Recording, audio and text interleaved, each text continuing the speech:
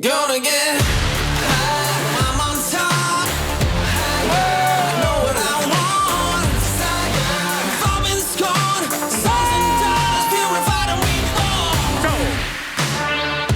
reborn. The city of Indianapolis has been alive with the sound of engines all week long, and today it is going to get even crazier because the stakes are even higher. Welcome everyone to Dana Mecum's 39th original Spring Classic, live here on ESPN Plus from the Indiana State Fairgrounds. I'm Shannon.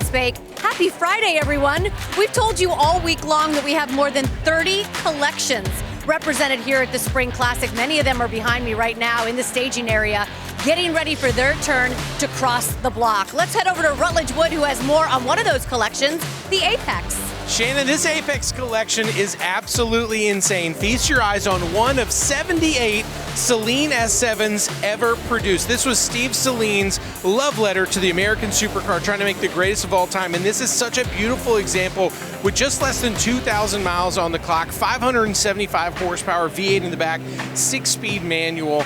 It is truly so rare and so collectible. What a gorgeous piece. Steve Matchett, you're right next door. What have you found? Oh, Rod, how about this? Another fantastic constructor, Ford, the 2006 Ford GT Heritage. This car is absolutely like brand new for saying it was made 20 years ago. The car was produced by Ford to celebrate 100 years anniversary of all things Ford. And of course, it is a homage to the great Ford GT40 battle at Le Mans, Ford versus Ferrari back in the late 1960s. This car has all the options on the car that you can possibly have. The lightweight rims, the painted calipers, the McIntosh sound system. It also has a racing stripe across the top, but of course that is somewhat superseded by the fact that it has the ultra-rare Heritage Gulf livery on the car. The guys and gals at Ford should be absolutely thrilled with what they produced with this particular car. Chris Jacobs, I know you found something exciting too. Tell us about that. All right, guys, I see your Apex collection, and I'll raise you the Peter Swainson collection. Now, it's mainly known for 71 B-bodies, but he does have a couple E-bodies sprinkled in there too, like this magnificent 1970 Challenger RT, one of only 82 to leave Hamtramck with the power sunroof option. Oh, what a beautiful color, light green metallic over green, the sure grip rear end, 4-speed manual transmission, but it's all about what's under the hood. That 440 V code has been massaged by Dave Dudek and stroked out to 505. What a power plant. What a car. Be still, my Mopar loving heart. Back to you, Shannon. I mean, if that doesn't get you excited for the day, I don't know what will. We have 6 hours of coverage, and the guys who are going to have the most fun today, Bill Stevens, Scott Hoke, because they have the best seat in the house. Hi, guys.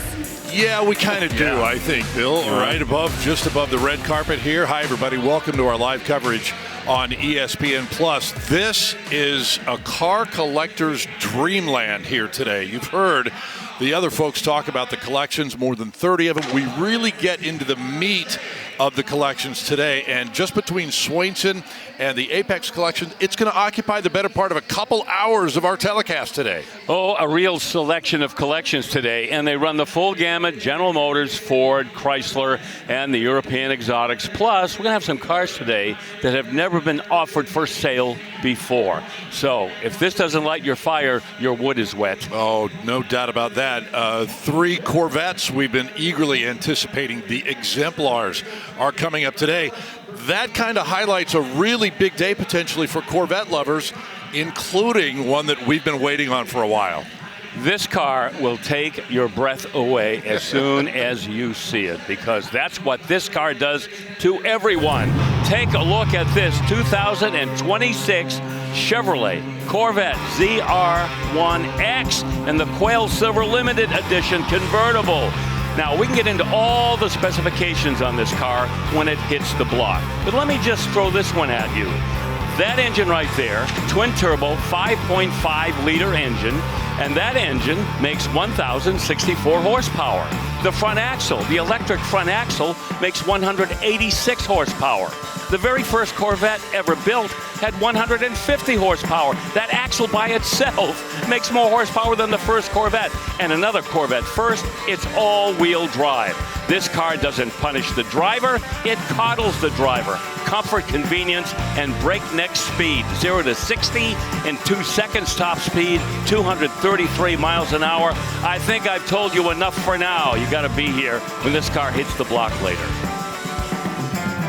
No doubt about that, Brother Bill. Hey, you know what? Speaking of Corvettes, how about we start this telecast today with a 2016 Z06, and just like that, it sells for $66,000. Ooh, this is a scary Z06, huh? And you know what? I wish we could say we planned this. It just happened to fall into place. It really did. Oh, and this one has a 7-speed manual, too, because in 2017, that was the last chance you get that 7-speed manual in a Corvette, and this is the Z06, a 650 horsepower LT4. And it has extras, magnetic selective ride control.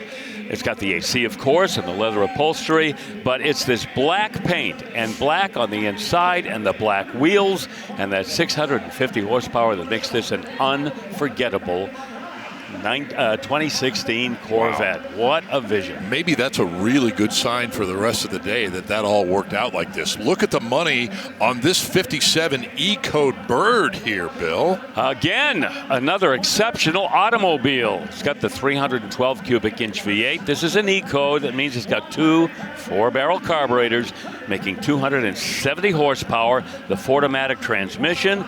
And 1957, as we always say, the last year for the 2-seater, the baby birds. And back in 1957, Ford wanted these cars pretty much to go out with a bang. You could get the F-Code supercharged cars as well. Yes, we do not see these trading at this level, but this one is certainly deserving. There are a couple of F-Codes, by the way, here this weekend. As you see this E-Code hammer for an even 100. Oh, wait a minute. They had the sold sign up there. I guess it did not sell, huh? Well, he hit the gavel. He did, and he hit it pretty hard. Let me take a look here real quick. No, that's a bid goes on car. Okay, fooled us. All right. We'll have to go to Dr. Reason Goodman, who is our official statistician. Remember him? No. From Password. Oh.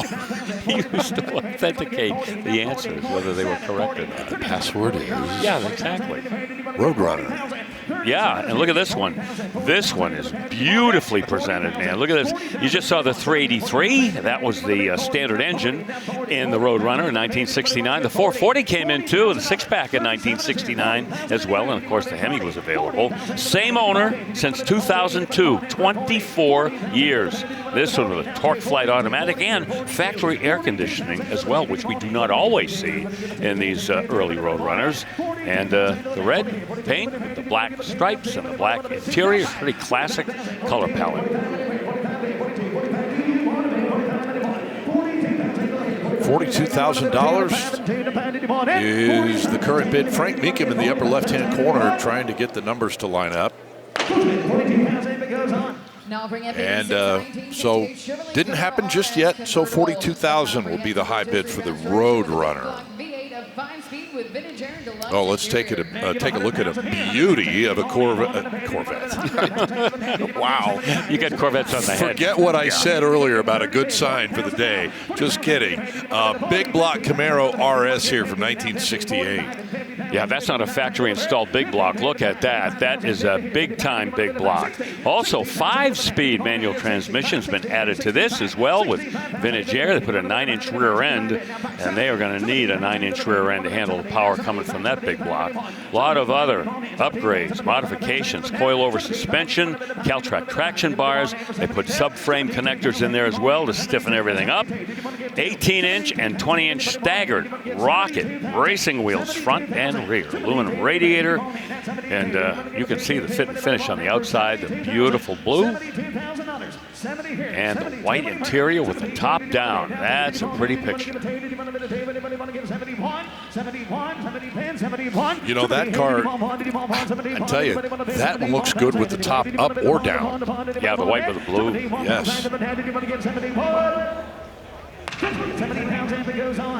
Now bring up 86.1, a 1977 Chevrolet. What do they do in the wheel department there? Those look like Rockets. maybe, yeah, but 18s and 22s? Yeah, they're staggered. Yes, that's a great look. Yeah.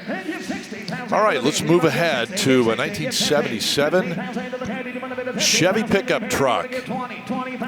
Yeah, just another one of the high-end custom pickups that we have seen and will continue to see here in Indianapolis. They started with a frame-off restoration, and then they added the 350 cube GM crate motor with 355 horsepower, 600 CFM Edelbrock carburetor up top, and, well, 700 R4 automatic transmission with overdrive has also been added, 12-volt rear end, 373 gears. And the list goes on.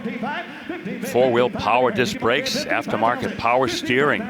This frame was disassembled during the restoration, completely blasted and powder coated. Coated underbody too. Wow. Lots of man hours into this build. Labor intensive. I actually have asking for 52 though. 52, did you want to give to? I would do 50. 47, now 50. Two-tone blue and black, by the way, which I think you can see in that shot right there. But again, this is one of those paint jobs where depending on the way the light hits it, you could mistake a dark blue or a dark purple as we've seen for black. But there you see the black over the blue. 47, 48,000. 47, 48, If you're wondering about the wheels, those are weld wheels, 22 inches. One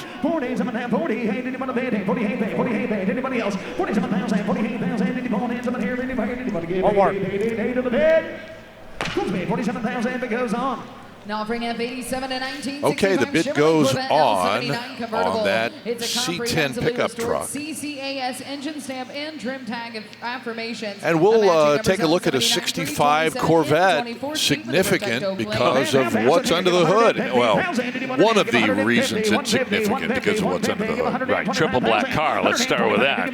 Black paint, black interior, black convertible top, and yes, the L79 at 327 with 350 horsepower. That was the preeminent 327 with hydraulic lifters back in the day.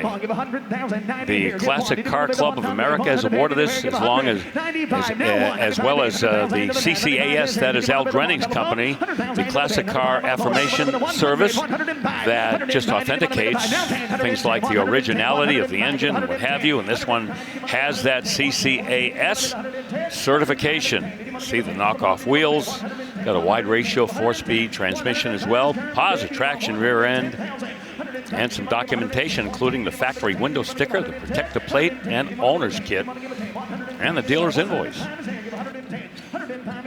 105,000 bid. Yeah, only an L79 in this kind of presentation would be going into six figures and kind of cozying up with big block money. Okay. How good is that black paint? Oh, it's beyond good. Oh, yeah. Dana Mecum wants me to Tuxedo tell you black. against Terry Michaelis. We got 105 on the floor. You want to be 107.5? You're sure? Okay. 105. Now 10. 107.5. Now 110. 107.5. Now 10. Now 12.5. 110 on the floor. 112.5. 112.5. Telephone. 115,000. We've mentioned his name before, but the gentleman in the ball cap bidding in the upper left-hand corner is one of the preeminent collectors of and experts of Corvettes in the country. That's Terry Michaelis. And he has been a long time Mecum customer. Yeah, and the consignor is a good friend of mine, Corvette Mike. Oh, yeah, right. Corvette Mike Vietro. Okay. And by the way, one other quick thing, Mr. Michaelis will be sending some of his Corvettes from his collection across the block here in Indianapolis. Yes, indeed. And they are primo. Got to be a nice sort of stamp of approval if these two gentlemen that the Corvette community knows so well, for one to sell and one to buy and have that same level of interest, that's got to be a good thing, Yeah, right? a little Sure synergy.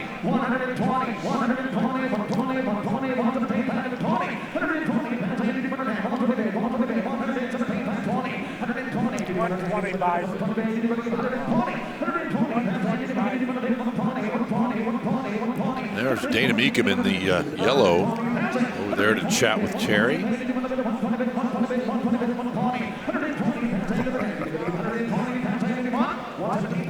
Well, Well, this is a fully restored 1965 small block Corvette. When we get to the exemplars, we're going to be seeing completely original, unrestored 1965 396 Corvettes. Yep. The exemplars. Wait till you see those. Yep. The Mystery V8, which later became known as the Mark IVs. Yeah, that had a racing background. That's the intention that Chevy had with that motor, and wound up in street Corvettes. Well, a lot of discussion going on here. 117.5 is where we'll leave that spectacular Corvette. Maybe something will happen. We'll keep you updated if it does.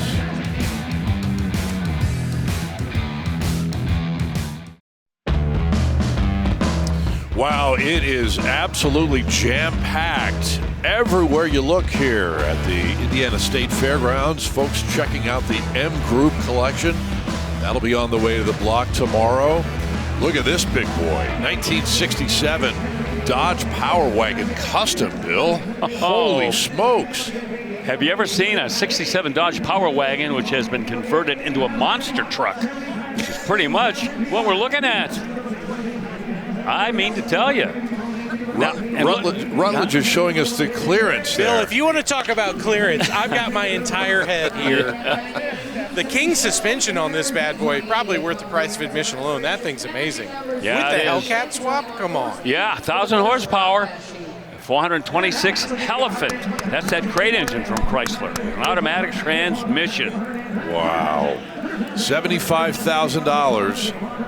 It goes to the bid goes on, maybe because people don't realize what it was. Yeah. Here in the meantime is Z28 from 1970. Oh, this is the way that I would want my 1970 Z28. First year for the Gen 2 Camaro, but the Z28 got some upgrades. Remember, the first gen Z28s had 302s, 290 horse. Now we're going to 350 cubic inches and 360 horsepower. And this one with a 4-speed, the M21, and the automatic first became available in the Z28 in 1970. But no, I want this one with the 373 positive traction rear end, power steering, and power front disc brakes. Bill, it seemed like that M21 was really the gearbox of choice in these Camaros for a long, long time. How long did they run that? That ran quite a while. The M21 and M22 with a close ratio. The M20 was the wide ratio. And even though they went out of production, they were being and still being used not only for street machines, but for race cars as well. So, sure. Yeah, long, very lustrous history for those gearboxes. Produced in Muncie, Indiana, which is, where's that, Scott? Yeah, it's about an hour and a half from here, right, roughly. So when you'd see someone say it's got a Muncie 4-speed, it was either the 20, the 21, or 22, because it was built there in Muncie. Yes. And then you have the Saginaw gearboxes, which were built in Michigan. Those are fun when your third gear on your 54 Chevy pickup wears out. You have to keep your arm through the steering wheel to try to mangle it to stay in third gear. I did that. Sounds to me like you've been through that. Enjoyed my Saginaw gearbox, indeed. Incidentally, that M21 was produced, I think, 66 to 74, but the roots go way back to the 30s. Yeah. And as you mentioned, it's been very popular outside of the, the OEM specific production dates, yes. Hey, you know what? Here is our first look at an Olds 442 W30 this week, Bill Stevens. Oh, and take a good look. This is the year to have if you want your W30 Oldsmobile. This was the preeminent 370 horsepower, 455 cubic inch big block. This one with the 4-speed as well. This has the high performance F code cylinder heads as well. The odometer reads around 26,000 miles. It's got the 391 rear end with the anti-spin, or for everyone not speaking Oldsmobile, that would be a positive traction rear end with the W27 differential cover. That is certainly a collectible piece on this car. Unbelievable to have all of this in this one 442. And Bill, we saw when the hood was up, those inner fender liners being that kind of almost a reddish orange. Was that on the 442 that they used that? That's one of the things that people use to identify the W30. It's got the plastic inner fender wells like that. Of course, they can be added. Yes, sure. And that's one of the things about the W30. That's super easy to do, so that's why documentation is so important on those. Absolutely. What'd you call it? Rorange? It's orange, like a combination of red and orange. Sometimes they might start out red, but the heat bakes them a little bit so they get a little closer to orange. Okay. So I call it rorange. Rorange. Did you come up with that word? No, I don't. I feel like I've been using that since I was a kid. Oh. Hey, we're going to sell this Olds. Yes, indeed. Great color, Sherwood green, dark green interior.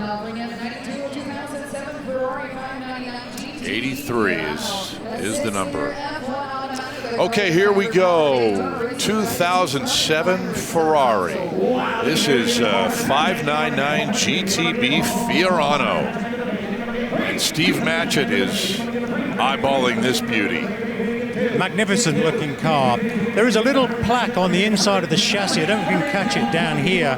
This little red badge just inside here to celebrate 60 years of Ferrari. So 2007 from 1947 to celebrate 60 years of the Ferrari factory opening in Maranello.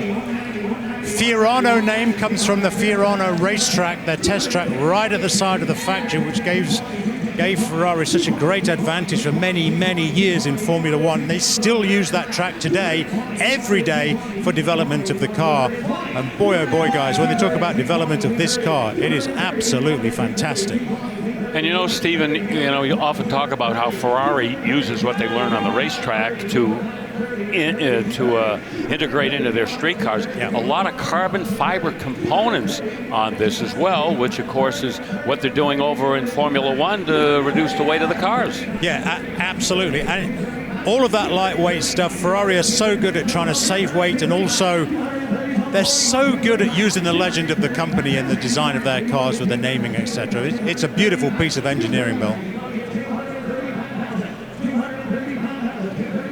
Yeah, I look at this car, Steve, and if I squint, I kind of see a 550 Maranello, you know, with that front engine, the short rear deck in the back, you know, similarity there. We are so blessed that the then president of Ferrari, Luca de Montezemolo, said to his engineers, whatever happened to those front engine cars we used to sell, like the Daytona? What happened to them? Well, we put the engine in the back. Well, put it back in the front. Right. Yeah, I actually do an impression of him. Of who? Luca? Why don't we put the engine back in the front of these cars? That's very good. It's very good. Yes. Yeah. Look at the board. And the reserve is off, 235. We were all just mesmerized by your impression there, Bill. Oh, I'm so glad, because most people aren't. We're not done. 240 is the bid. Look at that.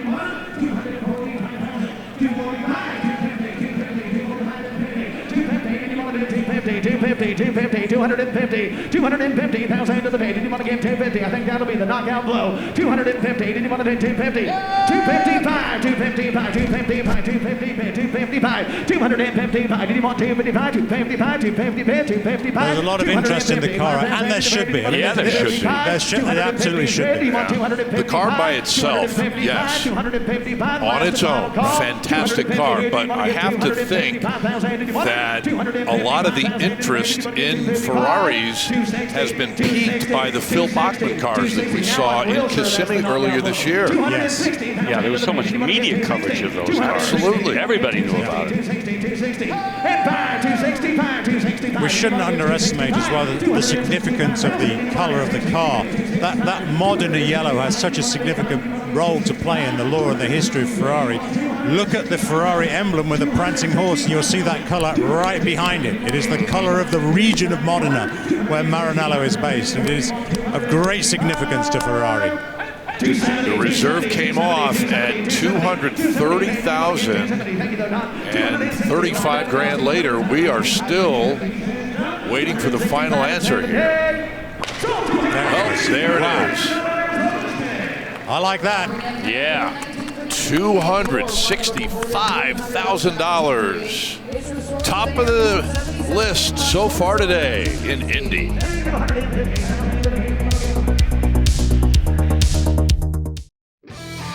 Welcome back to Dana Mecum's 39th Original Spring Classic. So every once in a while, I'll be walking around the staging area, and there's a car that just catches my eye because of the color, and this is one of them right here, the 1970 Ford Mustang Boss 429 fastback in this grabber green and white combination.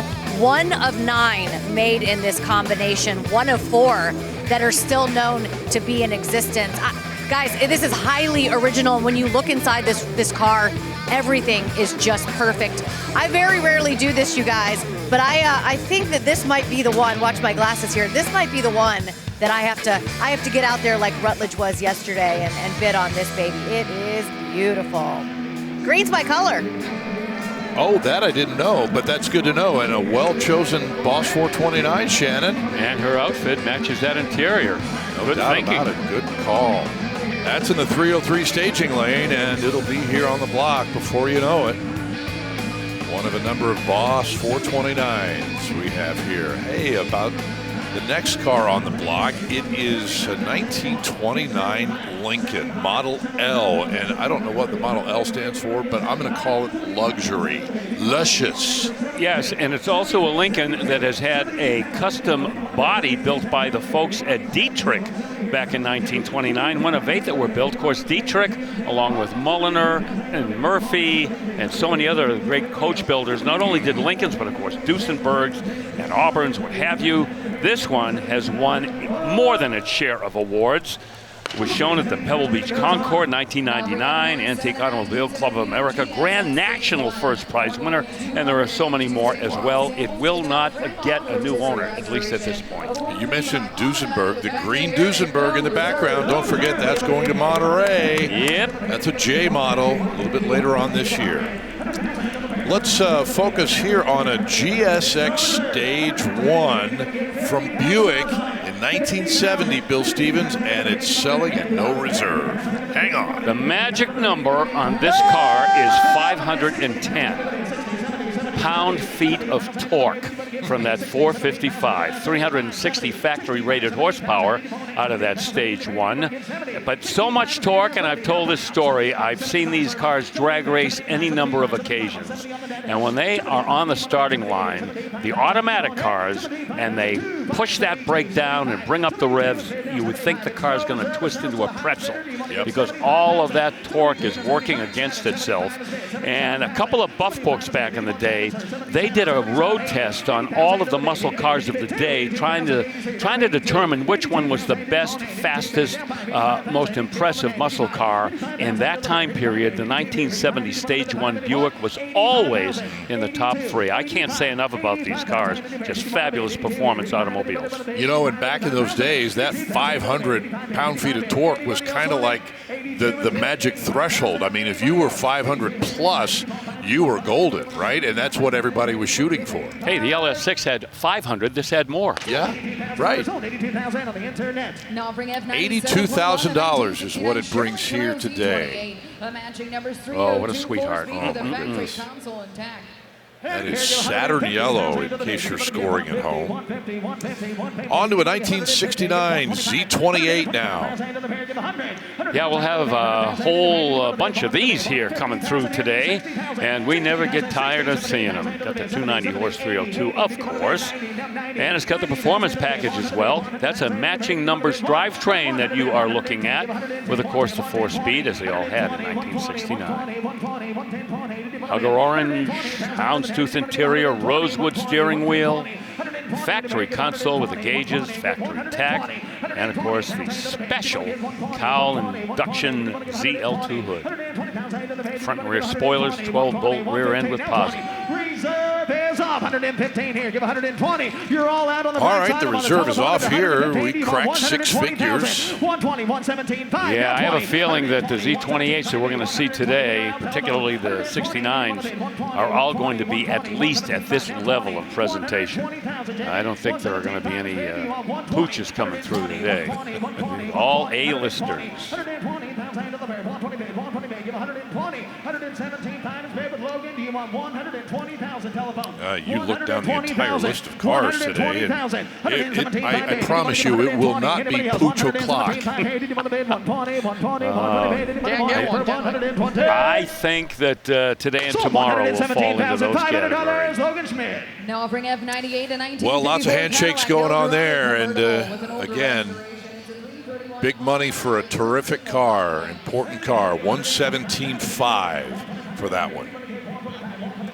We move to an Eldorado from Cadillac, an Eldorado convertible, 1954, and look at this. Oh boy, this is showtime. Take it back to 1953, the GM Autorama, Cadillac Eldorado, one of the 3 super cars that made their debut was the Cadillac Eldorado, Oldsmobile Fiesta, and of course the Buick Skylark. This is the 1954 Eldorado, which came along the following year and pretty much stayed according to the recipe. Aztec red paint, red and white interior, and that 331 cubic inch V8, which debuted in 1949 when that whole string of GM V8s, the overhead valve engines debuted, and they stayed with that engine right until 1955, the year after this car was built. Great V8 engine, this with the automatic, and lots of tasty comfort and convenience features. Wilfredo gave us a beautiful shot of that side cladding on the rear quarter panel there as he was going by, but also that parade boot, the hard shell there, painted to match, really does a lot for these. We've seen lots come through top up, top down, but that's one of those nice little touches on here that really puts this one over the top for me. Yeah, it does. It really adds a lot of smoothness to the overall appearance of the car, and we wouldn't be able to enjoy it if the top was up, so thank you, Mr. Consigner, for letting us see that parade boot where the homecoming queen and Miss Guacamole and all of those other great women in history that received all those accolades would ride in the parade. Hey, Bill, I'm noticing the sun visors. They're tinted. They're not solid. Was that an Eldorado thing? That was a Cadillac thing, yes. Which you really didn't find on any other of the lower market cars back in the day. That was considered a real luxury item on these. Appreciate it. Kind of remind me of those visors your friends and family would bring back from Las Vegas back in the day. Oh, yeah, sure. That transparent part of the visor in the front. Looked like you work at the bank part-time. Right? Yeah, they didn't do a lot for the sun, but they certainly tinted your face with a fun color. Yes. Okay, $93,000 of Eldorado goodness. Look at those wire wheels with the white walls. Love it. Okay, 1970 LT1 Corvette. That's desirable. Yeah, this would be the preferable C3 LT1 Corvette 1970. Had the most horsepower, 370. One of only 1,287 LT1 Corvettes that were built in 1970. Because, of course, a lot of the big block Corvettes were kind of stealing the thunder of these LT1s, but trust me when I tell you, these were true performance Corvettes. Once again, Al Grenning has given this engine its affirmation on the CCAS as the original close ratio, 4-speed Muncie manual transmission, and only one repaint on this car in the original Daytona yellow. Original owner hung onto this car until 2017. Wow. Yeah, you could tell. This car had a very sheltered life. Bill, that striping on the hood, was that something pretty typical to that era that people would use to kind of highlight what was going on? Because I don't know if that's a factory option or not. Yeah, that came with the LT1 and also the big block Corvettes, the 454s. You'd see that stripe as well. And again, that's something that people with lesser cars would get one of those hoods just to, kind of show off a little bit. Put out the vibe. That's it. That's right. About 61. You can't? Do you want me to ask him for more? The buyer? Well, I tell you what, that yellow with we barely got him in at that black interior, that's got a lot of vibe. We got Daytona yellow. We see it on the Camaros, Corvettes. Sure. Hey, reserve is up. I will open it back up. Reserve is up. 63-64. That car sells. 63-64,000. The reserve is off. A little unusual to have an LT1 with a performance vibe with a luggage rack on the back. True. Congratulations, my friend. Congratulations. All right, going up into the grandstand here at the State Fairgrounds Coliseum in Indianapolis to finalize that deal. 63 grand for the LT1. Here's a 1957 Ford, a custom 300. Yeah, and you know what? Looks original from here, but far from it. This has a 5-liter Coyote in it with an automatic transmission and a Ford 9-incher. Look at that, Nice. Ford 9-incher. And boy, that looks almost like it's factory installed. It just fits in there so perfectly. And that Coyote, that's not really that small of an engine. So the fact they got it in there and make it look that neat, very impressive. And they didn't stop there. Willwood 4-wheel disc brakes, Mustang 2 front suspension. This has got AC that's been added and a leather interior, but a very conservative wheel treatment. Painted steel wheels with those OEM center caps. So again, it maintains kind of an originality in terms of its eyeball, but boy, underneath there's a lot going on. All right, the high bid here at $70,000. We need to take a quick break. Just a heads up, we are 20 lots away from the Peter Swainson collection here in Indy. Stay with us.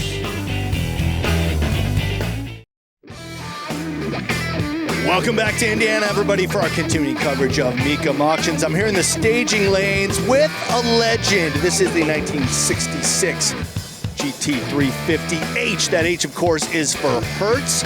Famously, Shelby made a deal with Hertz to sell them 1,001 of these to rent to their clients for $17 a day and 17 cents a mile. What a deal. You're looking at the high-performance K-Code 289 powering this beauty.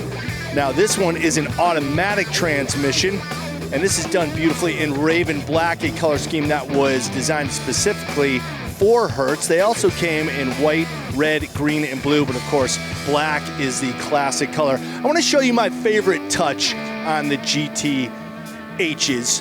There's a little sticker on the console there that says this car comes equipped with competition brakes. Heavier than normal brake pressure may be required, giving the driver of these cars a little warning as to the power under the hood and the stopping distance needed. Just a killer car, always gets great value. Can't wait to see this one come across. Guys, back to you. All right, CJ hanging out there in the 303 staging lane. Not the only rent-a-racer we have in Indy. We have a sapphire blue 66 car that's coming up. That is pretty cool. It is time for a 32 Highboy here on the block, Bill, and we're looking at 80 grand. The reserve, well, there is no reserve. Yeah, and another example of a modern build, which is done to replicate what would have been built 70 years ago. 259 miles on this hot rod since it was finished. Has a stroker in it, the 383, Chevy V8, Edelbrock parts. Some Holly parts as well, an induction system, Vertex Magneto. Boy, that takes you back. That was a popular upgrade back in that time period. And a Muncie 4-speed transmission. Cool. 85,000 bought it. Here's a 1933 Ford Model 40. Small block Chevy, an LS1 in there with a 4L60E automatic transmission. Good drivability there, reliability, and very low maintenance. So you can really enjoy this hot rod. Milano red and black interior. Extras include, but not are limited to, vintage air. Got a low car shifter in there. Oh, there you see the wheels, billet specialties.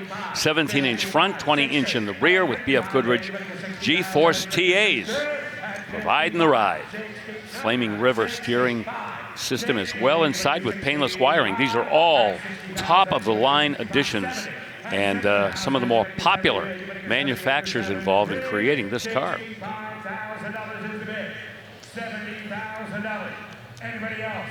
6570. Well, a couple of pretty good hot rods back to back here, Bill. Very nice. Yeah. 65 buys that one. 85 on the one before it. Real smoothie too, you know, keyless entry, not a lot of doodads on the bodywork. Sometimes we like doodads and sometimes we don't, huh? Sometimes we like to be doodadless. Yes. Hey, here's a 56 Bel Air selling at no reserve. Boy, another show-worthy car. We've had a bunch already and more coming, believe me. Professional frame-off restoration. Right there, that's a Chevy 400 horsepower crate motor. And you saw the highly detailed engine bay, too. Automatic transmission behind that V8 engine.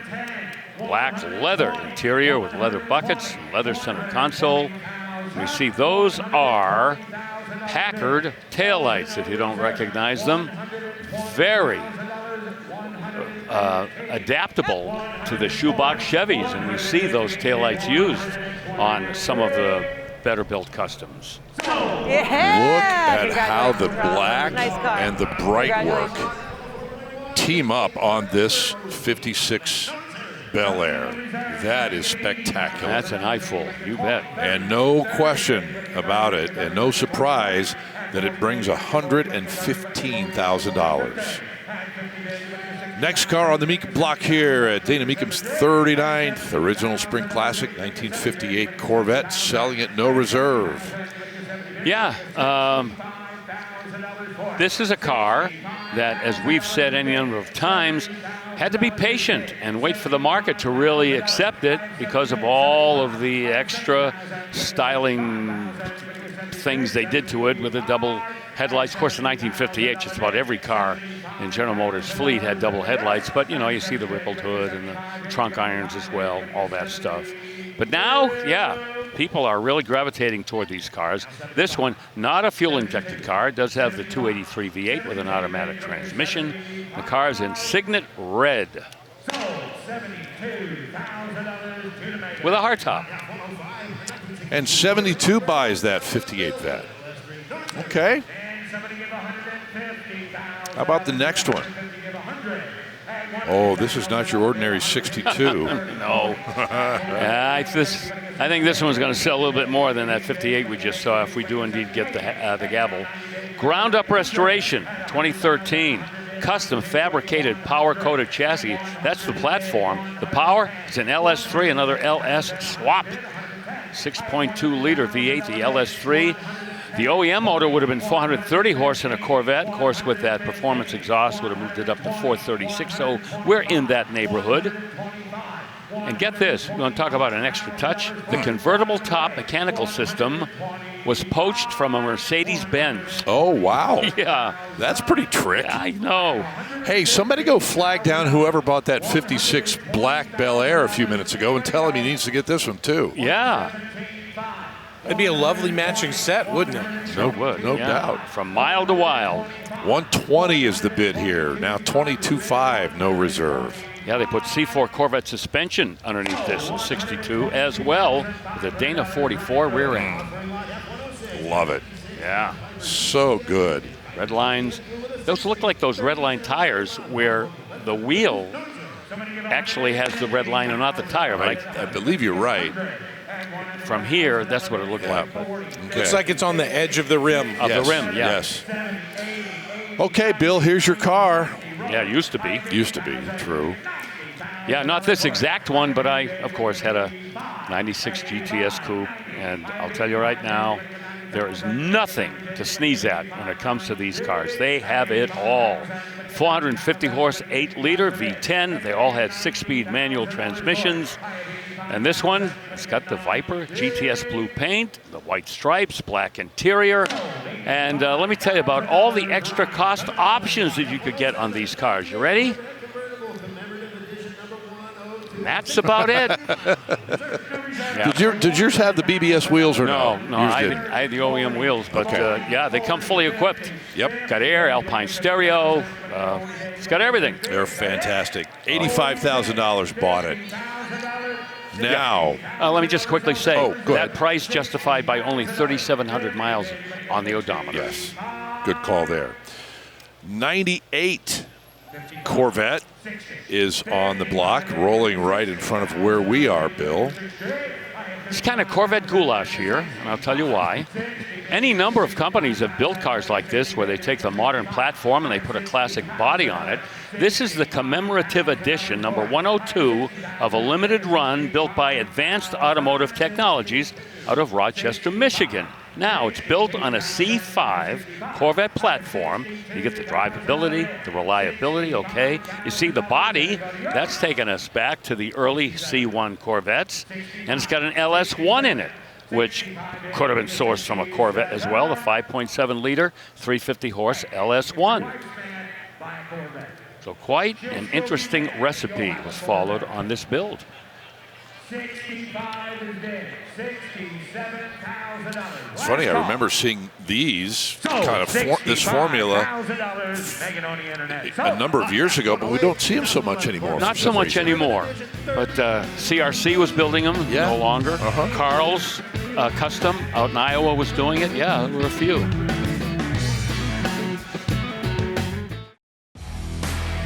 Welcome back, everybody. I am still hanging out here in staging. It's been a fantastic Friday, and we got so much more to come. I am here with today's MPD car. This is a 70 Chevelle LS6. Get the 454 view right there. Now, this is one of only 18 LS6s that are convertible, built with the automatic transmission, posi traction rear end, bucket seats, console, and the SS dash. So very rare indeed. And this car is so well done in astro blue exterior over a bright blue interior, white top. This thing is perfect, just amazing. And hey, you got a Chevelle in your garage? Well, let me suggest some reading material to you. Yes, there it is, the book. That is one of Bill Stevens' favorites, and he's going to tell you a little bit more about it. Oh, yes. Perfect for light summer reading. It's the NPD catalog. And a big shout out to COO Rick Schmidt and Marketing Director Colin Day. Probably see those guys at an upcoming Mecum auction, but they are hardcore car guys, and that's why those catalogs have everything everyone needs for their restoration. There are 12 of them, full color, model specific catalogs, and you can get them and find out more at nationalpartsdepot.com. Let's bring you back to the block here. And 2019 Challenger SRT Hellcat Red Eye at no reserve and $65K here, Brother Bill. With 10 miles on the odometer. Ooh. As they say on those game shows, it's a new car. Tell him what he's won, Johnny. Yeah, no. How special is this, huh? Of course, we know about the powertrain, 797 horsepower out of the supercharged 6.2 liter. And, yeah, even before I can just wax poetic, it sells. Yeah, and I'm guessing those guys have been keeping their eye, so to speak, on those cars for a while, and they finally got one. How about that? Yep, good for them. Yes. Here's a 2025 Mercedes-Benz G63 AMG. These are fun. We marvel at them. You know, we kind of scoff a little bit. Just a big box, a big ugly box. But these are valuable. They are collectible. They are so luxurious. I mean, this is the way that a billionaire would go out onto the Rubicon Trail. Exactly. Really. 577 horsepower, 4-liter bi-turbo V8 with a 9-speed automatic. Every luxury, convenience, and comfort feature you can imagine will go into this. This is the AMG level, by the way, and if you're wondering about the exterior finish, it's the Manufactor Night Black Magno. I think I was just speaking in tongues or something. Well, you almost went Arnold Schwarzenegger on us on that one. They're amazing, I have to admit. They are all of that.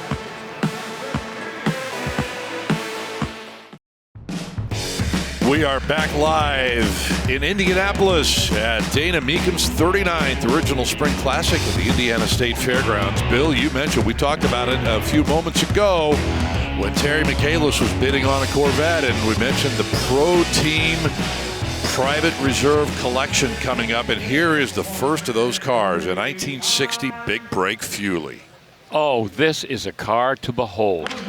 Now, it's a fuel-injected 1960 Corvette. That makes it special right away. I see now the bid goes on. But this is not only a Fuelie, but a big brake Fuelie with those racing brakes that came from the factory and triple black. All the things you'd want in a C1 Corvette, and it does not get to the reserve.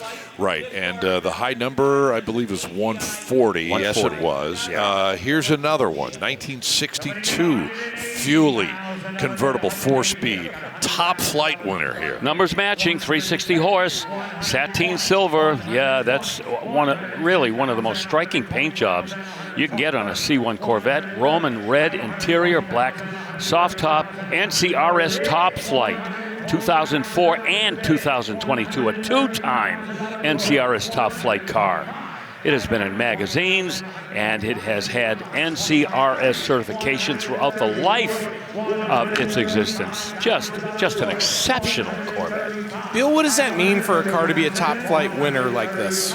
Well, you know, Rutledge, people think, well, you just get the top flight award and that's the end of it. It is a process. You got to take the car to a number of NCRS events and work your way up to the top flight level. It's almost a full-time job for some people. Amazing. It's like a master's for your car. It has to go through all these different steps. Exactly. 130,000 bid goes on. More from that collection a bit later, but right now we send it over to CJ, standing by with a very special guest. Yes, sir. Scott, one of the most highly anticipated collections to cross the block today is the Peter Swainson collection. I am with the man himself right now. We were speaking a little earlier. You said you were going through some emotions. How you feeling? The time is here. The first of your cars has reached the block. Well, they're leaving the nest, and that's always a sad day. But I'm sure they're going to go into great hands. I'm going to miss them. I've had them all, some of them well over 20 years, but you know what? I've had a lot of fun with them. Now it's time for somebody else to get the enjoyment out of them. I'm looking for your bidding tag. I don't. Oh, they know who I am. Okay, yeah. But yeah, they're great cars, and I've had so much fun with them. I got some at home I can still enjoy. So. Yeah, I was going to say, don't feel too bad for Peter. He's got plenty of cars left in his collection, but the ones going across the block today are stellar, and it's going to be a lot of fun seeing what they're going for. Yes, and it was a pleasure having you at my place earlier this spring. We had a lot of fun. It was great production we put together. Mecum, just an awesome group. Appreciate you, man. Good luck with the collection. Scott, back to you. Oh, thank you guys very much. On the block right now, $350,000 the bid. Why? It's an LS6 convertible, 1970 documented car, Bill Stevens. Well, you know, we've had LS6 coupes in the past, and we see what they sell for, and every now and then we'll say, you know, how much would these bid for if they were convertibles? Yeah. And now we can see $350,000 on the board. This is the automatic transmission. You could get the 4-speed, of course, and sometimes those cars trade for maybe a little bit more, but this is one of just 18 known LS6 convertibles built with an automatic transmission, a positive traction rear end, bucket seats, the console, and the SS dash. That's what you call speciality with a capital S, formerly in the very famous Otis Chandler collection. Oh, and you know, of course, if Otis had it, there's got to be something absolutely priceless about it, like this car right here. Body off restoration to factory specs, power steering and brakes, the cowl induction hood, and this color, the Astro blue with a bright blue interior, white stripes, white top. Oh, they do not get any better than this one. Hey, breaking news, the reserve is off on this car. 450 horsepower. This was the biggest dude on the boulevard back in 1970. And in fact, shortly thereafter, as horsepower began to decline in Motown, that 450 horsepower mark stood for quite a while. I'll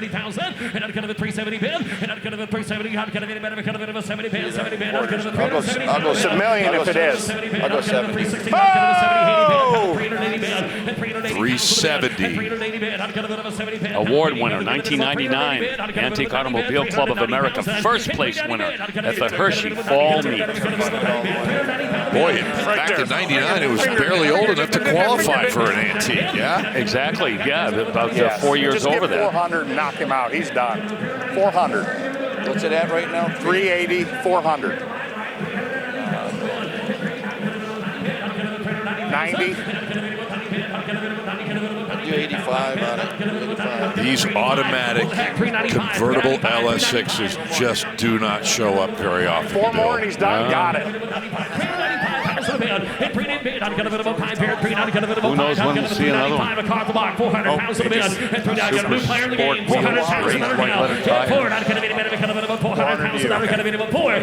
It might take 400,000 to buy this one. Yes, sir. Thank you, guys. You can't get that great of a car for that. The one we sold in Kissimmee was $750, and that's 10 times the car as we sold in Kissimmee.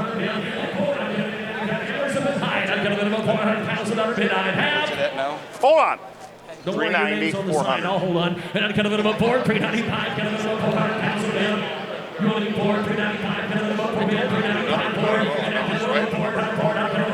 395. Well, if it wasn't Frank, I think we'd be good and gone.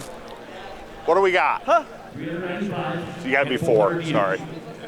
Yes. That'd be the next Yes. available slot. 400 Yes. pounds of numbers. Sold 395. Sold 395 pounds. All right, there you have it. 395.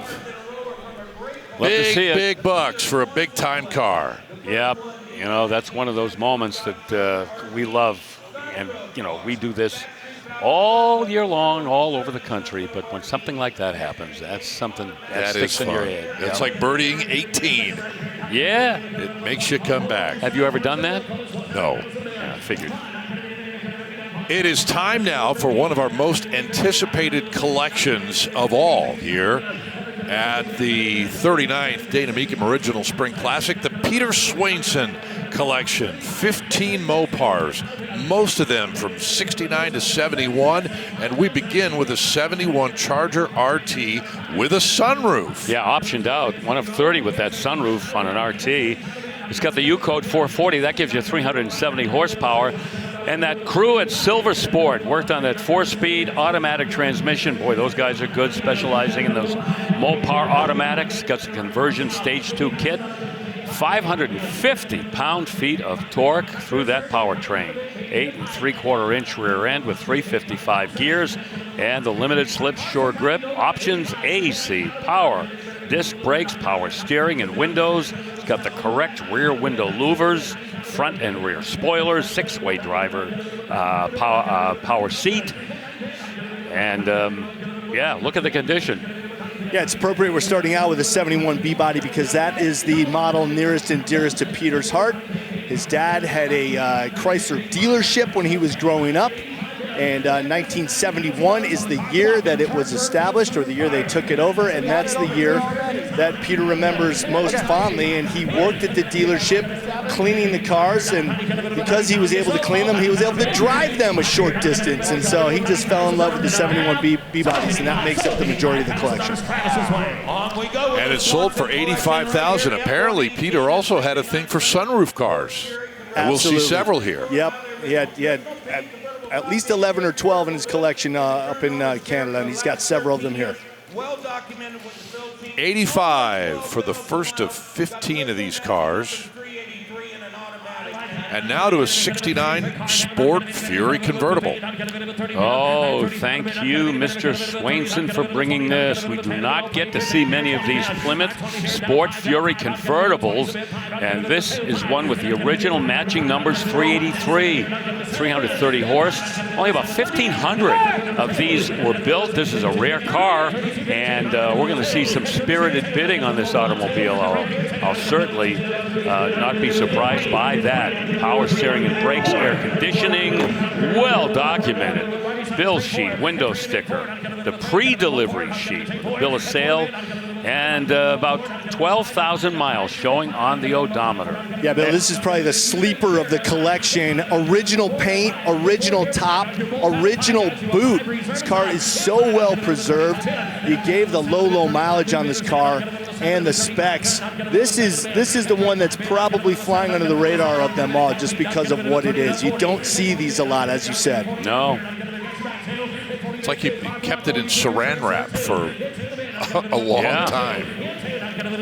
I can tell you this, his shop up in Calgary is absolutely immaculate. He's got the showroom section, and he's also got the shop section, and the shop section is just as clean as the showroom section. Yep, that says something. Reserves off here at 42, or now 43,000. Yeah, that 383, that was a workhorse for Chrysler. Remember back in '68, that was the engine that powered the Roadrunner. And here it is in the Sport Fury. Slightly less horsepower, 330 to 335 that the Roadrunner was rated with when it debuted in '68. Something pretty cool about these Sport Furies, they have the engine call out on the center hood emblem here. You can don't know if you can get here close enough, but it says 383 right here facing the driver. Just reminding him of the power plant he's got under the hood there. You want 50? I'm done. I got other ones. That hood is big enough. You've got to get binoculars to see it from the driver's seat. Yeah. I appreciate you, baby. These C-bodies are quite large. All right, 49,000 buys it. Time for a 71 GTX now. 500 horsepower 440. It's been massaged a little bit. That 440 4-barrel carburetor would have 375 horsepower. And a couple of interesting shops did some work on this car. Joey's place up in Edmonton, Alberta, Canada, very well-known shop.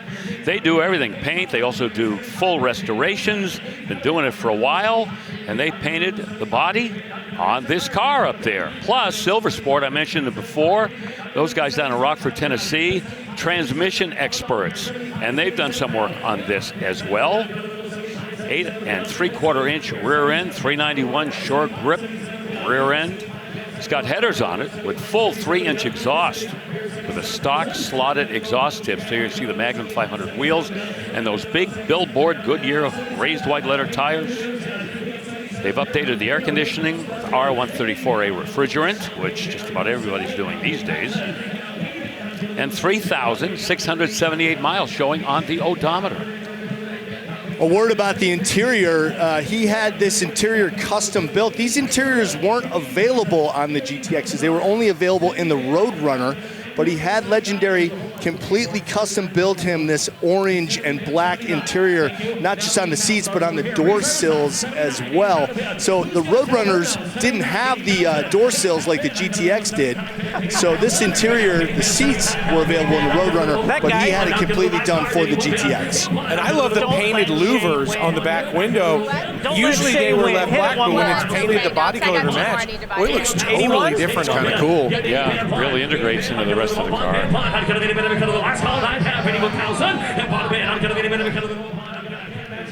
80,000 is the bid.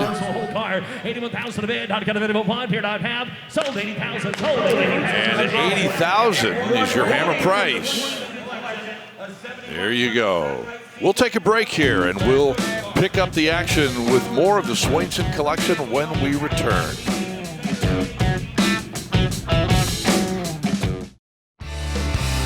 Oh, welcome back to Indy as we continue with the Peter Swainson collection. This is the car that among this group is a little outside the box, but look at the money that this 58 DeSoto is bringing, everyone. Oh, rarity is scarcity, as I like to say. Only 350 Adventure two-door hardtops were produced in 1958. This one, owned by Bob Schmidt, the former curator and restorer of the famous 57 Heaven Museum in Branson. Got the 361 Hemi, 345 horsepower, dual 4-barrel carburetors, and it sells for $100,000. Man, what a car that is. Oh, boy. Soda was flying high in 58. Glad that Peter Swainson brought it with him. Okay, 1971 Charger RT, another sunroof car. Ooh, take a peek at that. Custom build completed on a factory Charger RT by a fellow that I've known of for many years, Dave Dudek, one of the all-time great Chrysler restorers and a contemporary of Peter Swainson.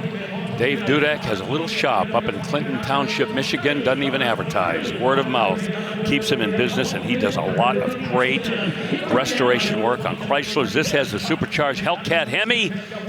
Also, lots of other things have been done. 5-speed manual transmission from Pass-On Performance, modern suspension. It's got AC in it with a full leather interior, 6-way bucket seats, the pistol grip shifter. This is a one of one, and yep, you see it right there. It's got a sunroof in it. 135 is bid. Yeah, and we're going to see some other cars from this collection that Dave Dudek has done his magic on as well.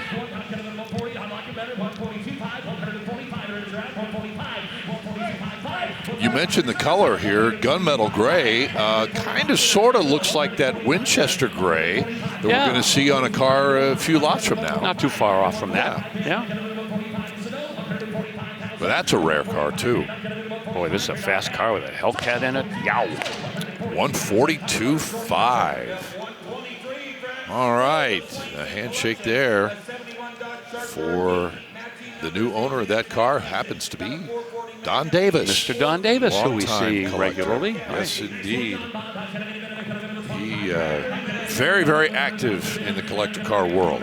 On now to a 1971 Charger RT again. Yep. Yeah, and this one, an original car rather than the hot rod that we just saw. Oh, but this one has good stuff. Got the 440, 370 horse Magnum V8, the U-Code engine, matching numbers as well.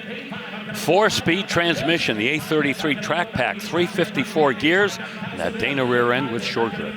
Power steering and brakes.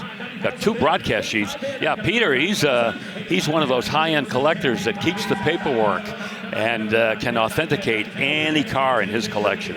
Oh, the amount of documentation with these cars was mind-boggling, Bill. I mean, it was just incredible. Every car in its trunk had full documentation. Every one of these is the real deal. Yeah. Yeah, this has the original window sticker, original bill of sale. Yeah, another great and rare option in this was the AM/FM radio with a console cassette player. And these don't roll through here very often. 97. I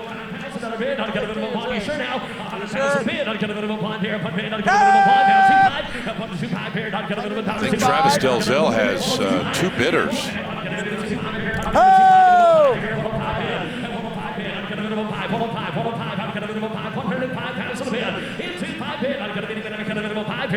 Big black, big got 102.5, 105 for you. 4-speed Mopar muscle car. I'm gonna have to write a song. That's a recipe, man. That is perfection. You got someone else trying to get on too.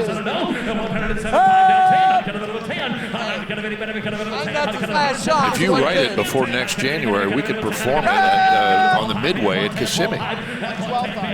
You know what? Don't volunteer me for anything, okay? Wait a minute. You just... I'll write the song. I didn't say I was going to sing it. Okay.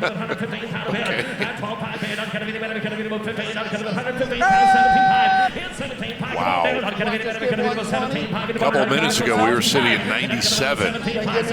Yeah. Oh!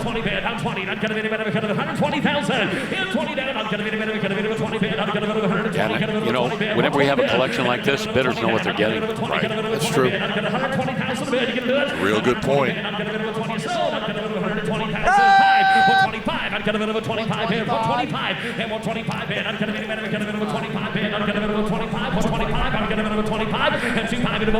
still don't think these look like Coke bottles. I'm sorry. When I went to this body thing, hey, that's that Coke bottle design. I've never had a Coke bottle.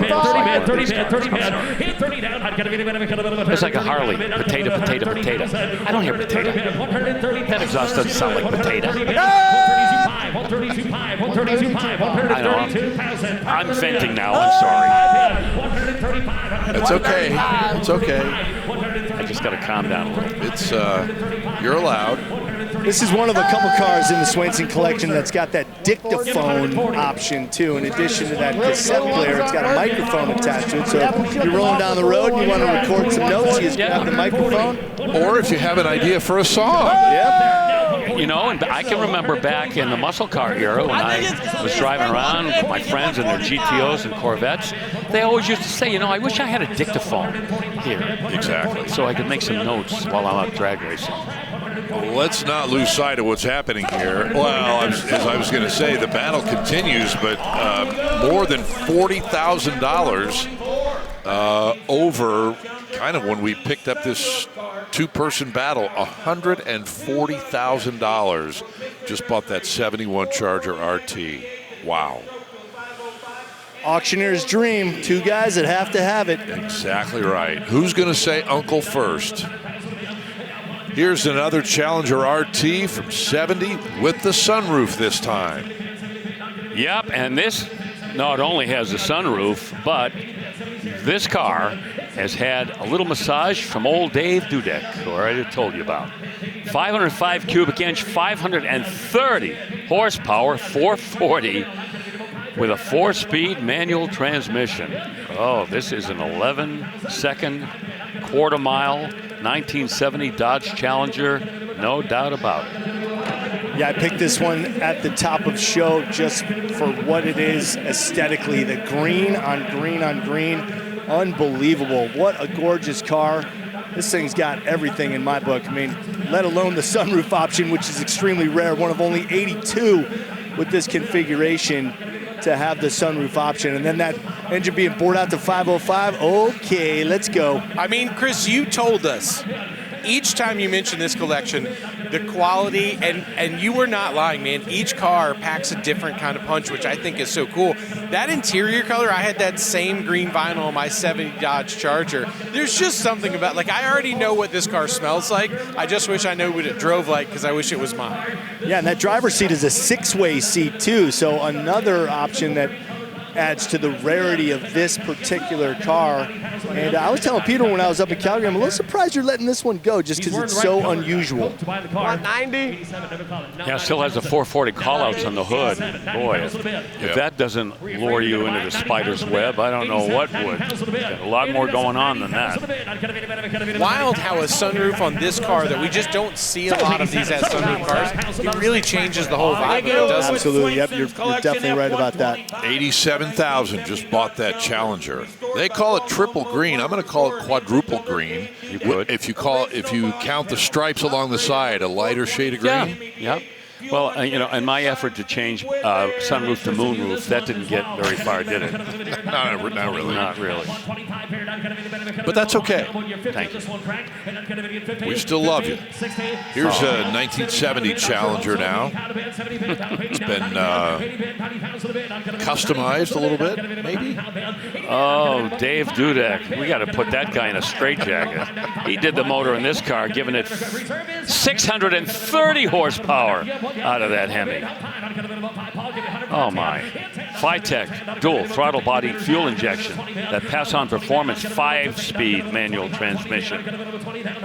You see the color here? That is black paint job. It's 10 miles deep.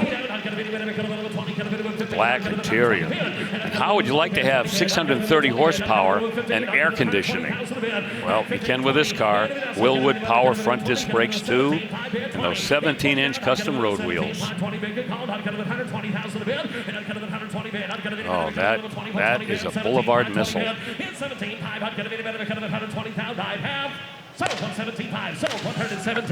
Okay, when all's said and done, the dust settles. 117,500 for the 9th of our 15 cars in this collection. Car number 10 might be a perfect 10. It's a 1971 Hemi GTX. Yeah, we're going to let Chris Jacobs go after this. Well, this is the cream of the crop of the Swainson collection that's here at Mecum. This is one of 11 71 Hemi GTXs that have the 4-speed. It's one of 4 that's got the super track pack Dana rear end. And it's one of 1 done in that unbelievable color of Winchester gray. Just a stunning automobile. And of all the cars in the collection, when I was up there, this is the one I kept coming back to. It pulls you in. Even if you didn't know exactly how rare it was based on the options, this car just is magnetic between the color, the body shape, and of course, that Hemi call out. And look at the numbers. Reserve is off, and it keeps going up. $350,000 now. And 96 air grabber hood. And Peter pointed out something very interesting to me, and as the car rolls by the jib cam, you'll be able to see this. There's a very subtle body stripe that goes up over the wheel arch, down by the rocker, and then up over the rear wheel arch.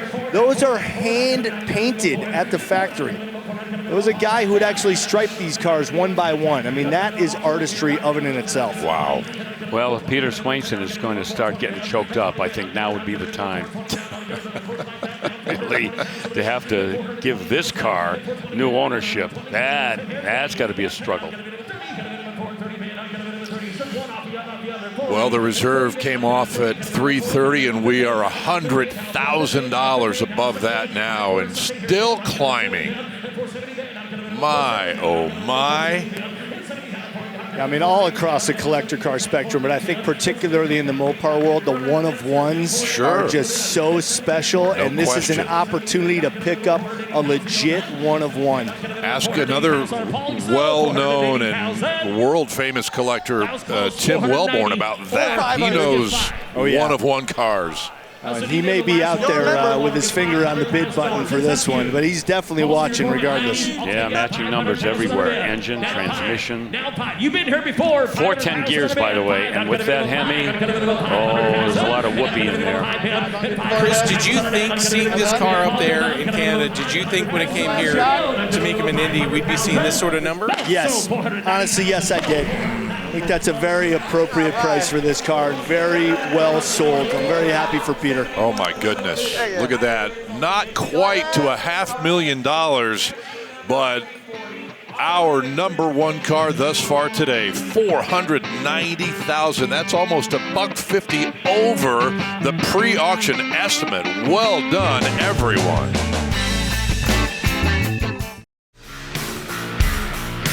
Welcome back to our live coverage from Indy here on this Friday during the lunch hour, and we are having a blast with the Peter Swainson collection.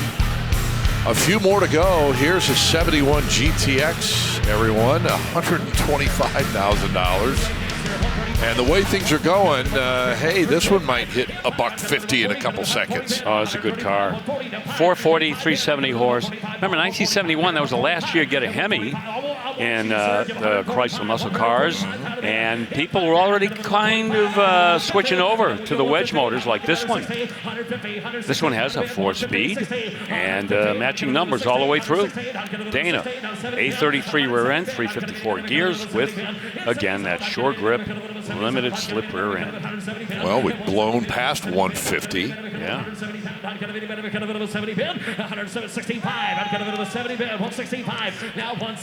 That gentleman with Paul Guck in the upper left-hand corner, he's been a player in several of these cars. He's taken at least one home. Boy, that's a rather unique stripe application, too. Kind of going north-south instead of east-west. What do you want to do? Last call. I guess depending on which direction your car's pointing. Well, I guess that. Yeah. There he is, and congrats once again. $170,000 for that 71 GTX. Couple more to go here, and we are far from. I wish we had more. Yeah. 71 Roadrunner this time. I think this is the first V-code car that we've seen in Peter's collection, the 6-barrel on that 440. 385 horsepower. The earlier versions had 390, but this is kind of like the beginning of the decline of the horsepower, but 385, trust me, that's plenty adequate. Matching numbers again. A33 track pack, Dana 354 with short grip. Burst, pistol grip shifter, and that air grabber hood. Rear window louvers. Here you see the deck spoiler. And we're well into six figures one more time. That's a rare one of only 137 V-code Roadrunners with the 4-speed manual. Also has that 833 track pack with the Dana rear end, sure grip. You're right, Chris. You know, there's an element of rarity on all of these cars in some way, you know?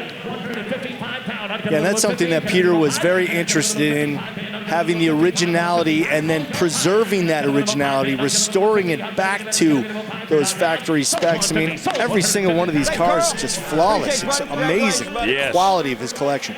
Of course, originality wasn't on his mind when he gave a couple of these cars to Dave Dudek. That's an exception that's perfectly acceptable. Yeah, I'm okay with that. $150,000 for that, the next to last car in this collection. And so we'll wrap up the 15 from Peter Swainson right here and right now with beauty, a 69 Charger RTSE. Little bit of history with this car, and I'll try to get through it as quickly as possible, but I I don't know, I kind of get a lump in my throat when I think about the engine in this car built by Dennis Maurer.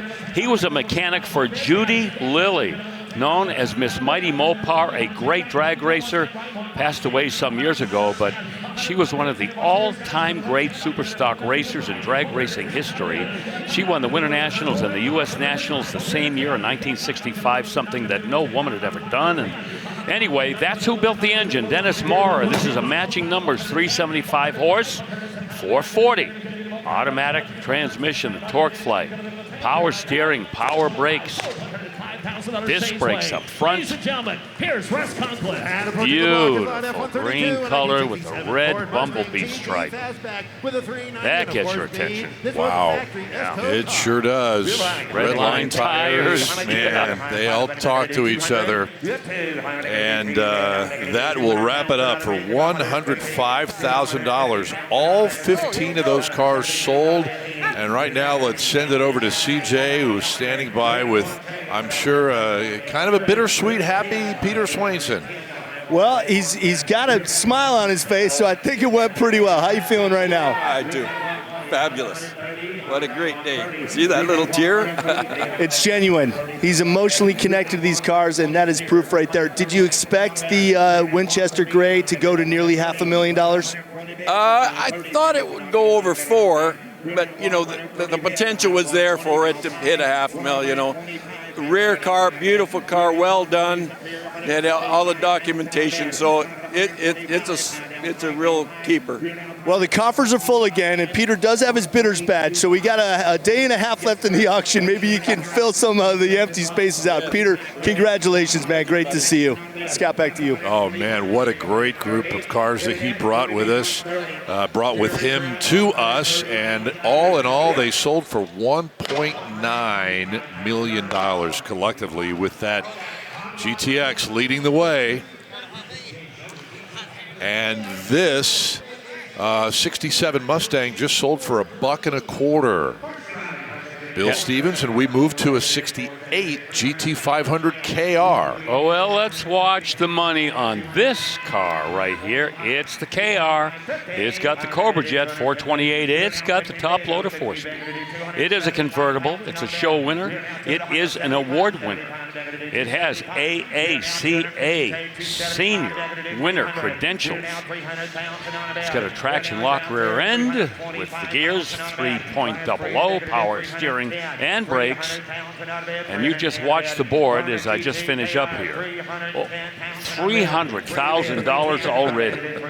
Tilt-away steering column. It's got the interior decor group. And it comes with a Marty report. And it's also in the Shelby American Registry.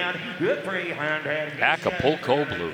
300 pounds and on a bed, 310 a bed. You're now 10, 10, 10 a bed, gonna do 3, 3, 10. Anybody else? 300 pounds and on a bed, gonna do 300. We are into I don't know, 8, 10 cars the next few minutes that will see some numbers flying for this building. We're in blue chip territory, people. 10 spoke Shelby wheels. Anybody else? Last call. 310, 320 pounds and not anybody else. Great color. Great car. Okay, 310 won't be enough here, so that is going to be a car that might draw a lot of interest at the bid goes on desk. And in the meantime, 1969 GT350 is coming up on the block. Odometer reached just over 9,000 miles. Rotisserie restoration. And when they did the restoration, all correct in NOS components. 351 in at 290 horsepower. Kind of, once again, the decline of horsepower in Shelby land after we saw all of those big block Cobras and what have you with 425 horsepower and up. Magic was beginning to fade for Carroll Shelby. 1970, the following year, he just went off and decided to let Ford and all the people there handle everything. This is a 4-speed car, 4-speed manual, power steering. Not a posi rear end. Standard rear axle has the 5-spoke, Magstar wheels, and some extra options as well. Reserve off, $170,000. Candy apple red. How about that? $170,000. The reserve came off, and that car has found a new owner. Wonder who it is. Yeah. All right, let's check in while we can for a moment with Shannon Spake. Scott, they say that diamonds are a girl's best friend, but I will take gold any day. This sunlit gold 1968 Shelby is beautiful. Take a look at that wider front grille, that open front grille, the color. You've got the Cobra emblem on the side. Take a look inside this black bucket seats, wood grain interior. Oh, it is so beautiful. I really love this roll bar. Take a look at this, a 68 convertible Shelby, and then when you take a look towards the back, you've got this ducktail spoiler. So pretty. We'll be going across the block in just a few. Okay, Shannon, thank you very much. Good eye on that one for sure. And back to the block we come with a 67 Mustang. Yeah, and again, one of the better ones that we have seen in a long time. It's got the S code, 320 horsepower, 390 cubic inch V8, with a 4-speed manual. Oh yeah, special order, 1966 Shelby Sapphire Blue. Oh, bring it on. Look at that. Yeah, Magnum 500 wheels. The reserve is off. We've got a 67 Ford Mustang Fastback trading in the $90,000 range. And just sold for $92,000. Wow. Style steel wheels there, raised white letter tires. That's pretty cool. Oh, the whole thing. That is really well bought when you think about it. All right, let's completely shift gears for one of our favorites. We all love when these Lamborghini Countach come across the block. The 25th anniversary here in 1989. Bill, you could be the wolf of your street with this Lamborghini Countach. It does look an awful lot like the one from the Wolf of Wall Street, but tell us about this amazing car, Bill. Well, this is the one to have. The anniversary cars are the ones that are very high on the collector's want list. Fuel-injected 5.2 liter V12, 455 horsepower, 5-speed manual gearbox. 658 of these 25th anniversary editions were built worldwide, and 187 produced with a fuel injection for the United States and Canadian markets. Now, Bill, I'm gonna take umbrage with that statement. I would say that the 74 Periscopios are probably the most desirable of all of the Countaches. Not as much horsepower as these cars here. All right. Well, we're gonna have to hear from the audience members through social media. I don't know. I do appreciate the 25th anniversary, but the early Periscopios, I mean, that original Welch design that Gandini came up with was just amazing. No accounting for taste. And lest anybody be confused, that's the 25th anniversary of Lamborghini, not the 25th anniversary of Countach. No, exactly. And Countach production was winding down. So this is one of those cars where, hey, get on board now with an anniversary car. Don't let it get away. A lot of bidding going on there at $480,000, but not enough bidding to transfer ownership today. So another terrific Mopar coming up here, guys. Hemi from 1968, a Hemi Charger RT. Look out. Wow. This has got a torque flight in it. Automatic transmission. Matching numbers drivetrain once again. That's what everybody looks for. Lots of extras. This has been optioned out. Got the AM radio with an 8-track player with a rear speaker. Burgundy metallic, the black bumblebee stripe.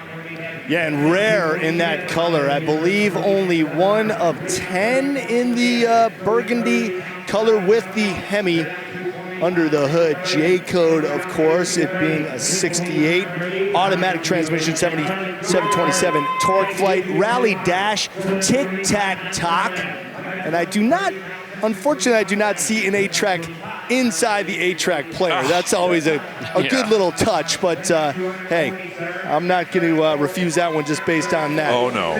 Color match wheels, frat zog poverty caps. Wow, love this car. Is that the same guy on that was buying them other ones? $240 is the bid. Looks like they also checked the option for rear window defrost, too, which makes it even more it's got rare. That day-night mirror. 245 might not get it 323 done. gears out back. Give me 250. And that short gripper around the 8 3/4 inch unit.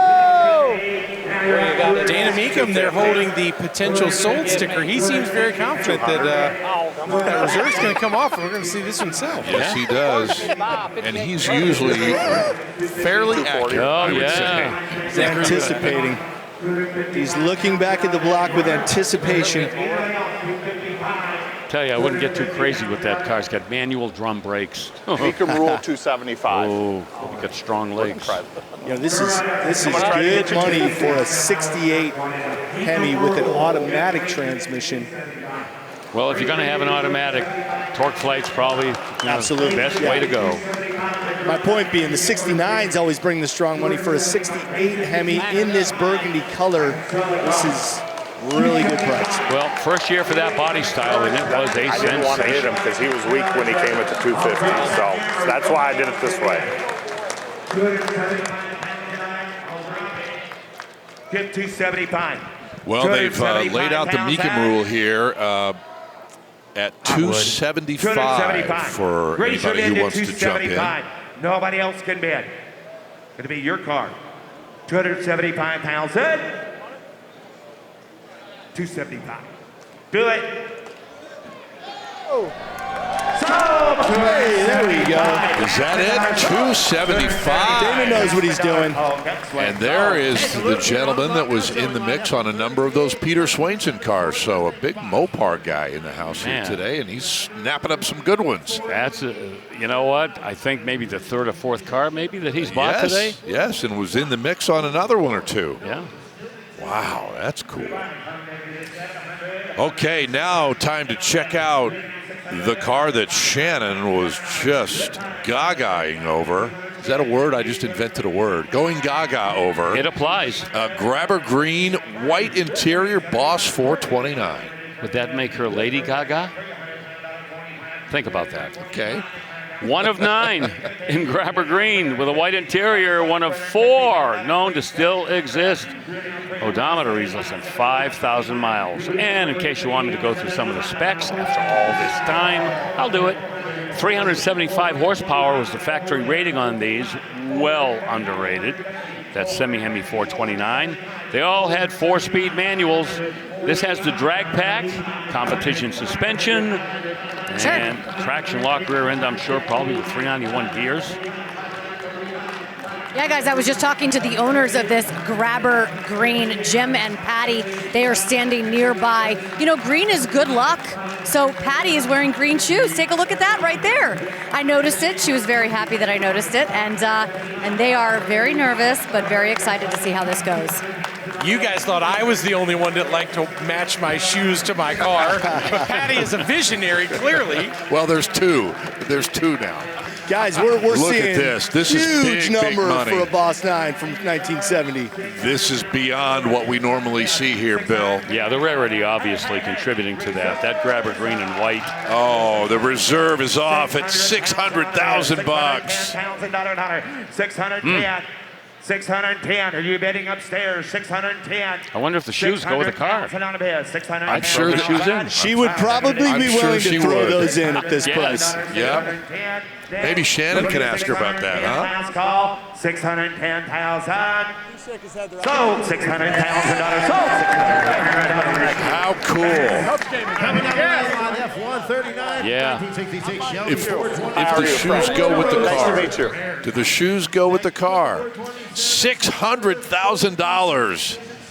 Well, my goodness. You know, Scott, when someone asks me, hey, Bill, what is a 70 Boss 429 worth?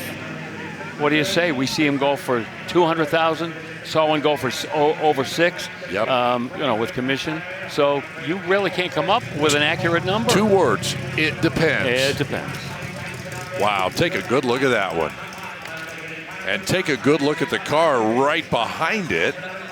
It's significant in and of itself. A 66 Shelby 427 Cobra, Bill. CSX 3272, which makes it kind of a mid-pack to late car. Does have competition history, though. Was raced in the Midwest. But, of course, the big story is the 427 side oiler V8. Depending on state of tune, you could get 500-plus horsepower out of those engines. 4-speed manual, of course. And it's got a lot of the competition features, although that is a street version dashboard of the car, which tells you that it was probably born as a street car and converted to race. It does have the rectangular taillights, the correct roll bar. Side exhaust, yep, looks like those have been chromed, which looks spectacular with that red paint. It's got the jack pads. You see those instead of bumpers?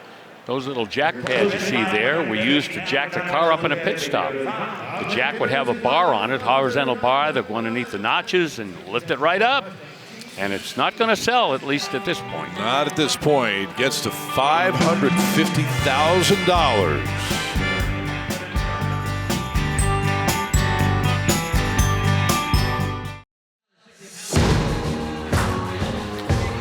Well, we are on the doorstep of one of the massive collections at this auction. We're talking about the Apex collection. We've been telling you about it for quite some time, and it is on the block. We cannot wait to showcase this group in its entirety. 63 cars that are coming to the block, and we will lead it off with a 2024 Cadillac CT5V Blackwing. Yow. You want to talk about a factory hot rod? Whoa! Yeah, these cars have 668 horsepower. And if that sounds familiar, yeah, that's kind of like a Corvette-based 6.2 liter LT4. 6-speed manual. You know, when was the last time you could say that you had a Cadillac track car? But that's what this would be. These black wings are evil, wicked, mean, and nasty. Guys, I had to get in and just drool at that manual transmission in there. That's just such a fun car. Oh. So much power. And in that color, even with the 2,000 miles, that's a car you can buy, spend a few years, have a little fun. You're not going to lose much money on that one. If you define fun as stepping on the throttle and losing your boxer shorts, even with the 2,000 right miles, there. that means someone else broke it in for you. Yeah, that's a positive. They're just warming it up. Yeah. No, those cars are a handful. Trust me. That one sold for $85,000. Here is the next one, a 65 Corvette convertible. 17 Corvettes, by the way, in this entire collection.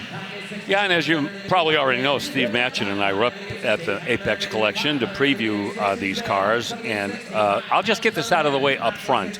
Cars are all flawless. We're talking about cars here that are close to 100 point. Yep. All of them. Here's a trophy blue 65 Corvette. This has got a small block in it, not the 396, with an updated Tremec 5-speed manual. So it's had some modifications. Does have a Corvette-issued teak steering wheel, though, which we like to see. Vintage air conditioning, yep, that's been added. It's got headrests in there. That was a desirable option in the mid-year Corvettes, but they didn't come along until 65. They've been retrofitted onto this one. Got a headrest 66, but here they are on a 65. If I didn't say that, I just did. Side exhaust, knockoff wheels. Postman at 65 pounds. You're fact-checking yourself. I know. Sometimes I wonder if I'm the only one who understands what I'm saying. There's a little synergy going on here. Yeah, I get it, man. Okay, bid goes on, $65,000. As we are just getting to the tip of the iceberg of this Apex collection. Here is a significant Corvette. It's a 60th anniversary. This goes back to 2013. It's a 427 collector edition. Yeah, these cars are cool. I will tell you, from the C6 generation, 505 horsepower, 427. Now, that's not the old school 427. You know, remember the L72 and the Mark IVs? No, this is based on the modern V8, the LS7. 6-speed manual. These engines have dry sump engine lubrication straight from racing. Carbon fiber package, ZR1 style rear spoiler. And the reserve is off. It's going to sell. We're at $80,000. How does someone keep from driving this car? It's amazing how low this mileage is for a 13-year-old car now. I don't know. Well, my especially with a manual transmission. Oh, hold me back. You know, my stock answer is, you know, maybe they have two. They drive one and they don't drive the other. But big collection. Yeah, right. Sold $85,000. Mitchell. Now bring up. I love the stripes going over the convertible top too. That's such a cool look. Yep, I agree. Everything about that's cool. $85,000 buys it. 2016 C7R edition is on the block, coming up in seconds. There it is. Yep. A lot of the cars from the Apex collection offer you some rarity. One of only 27 manual transmission C7R edition convertibles ever factory built, and one of only 13 in the yellow ever built with a manual transmission. Probably the rarest, most desirable C7R Corvette specification. Now this pays tribute to the famous C7R Corvette race cars that won the Le Mans 24 Hours. These were cars that won their class, and they were dominant.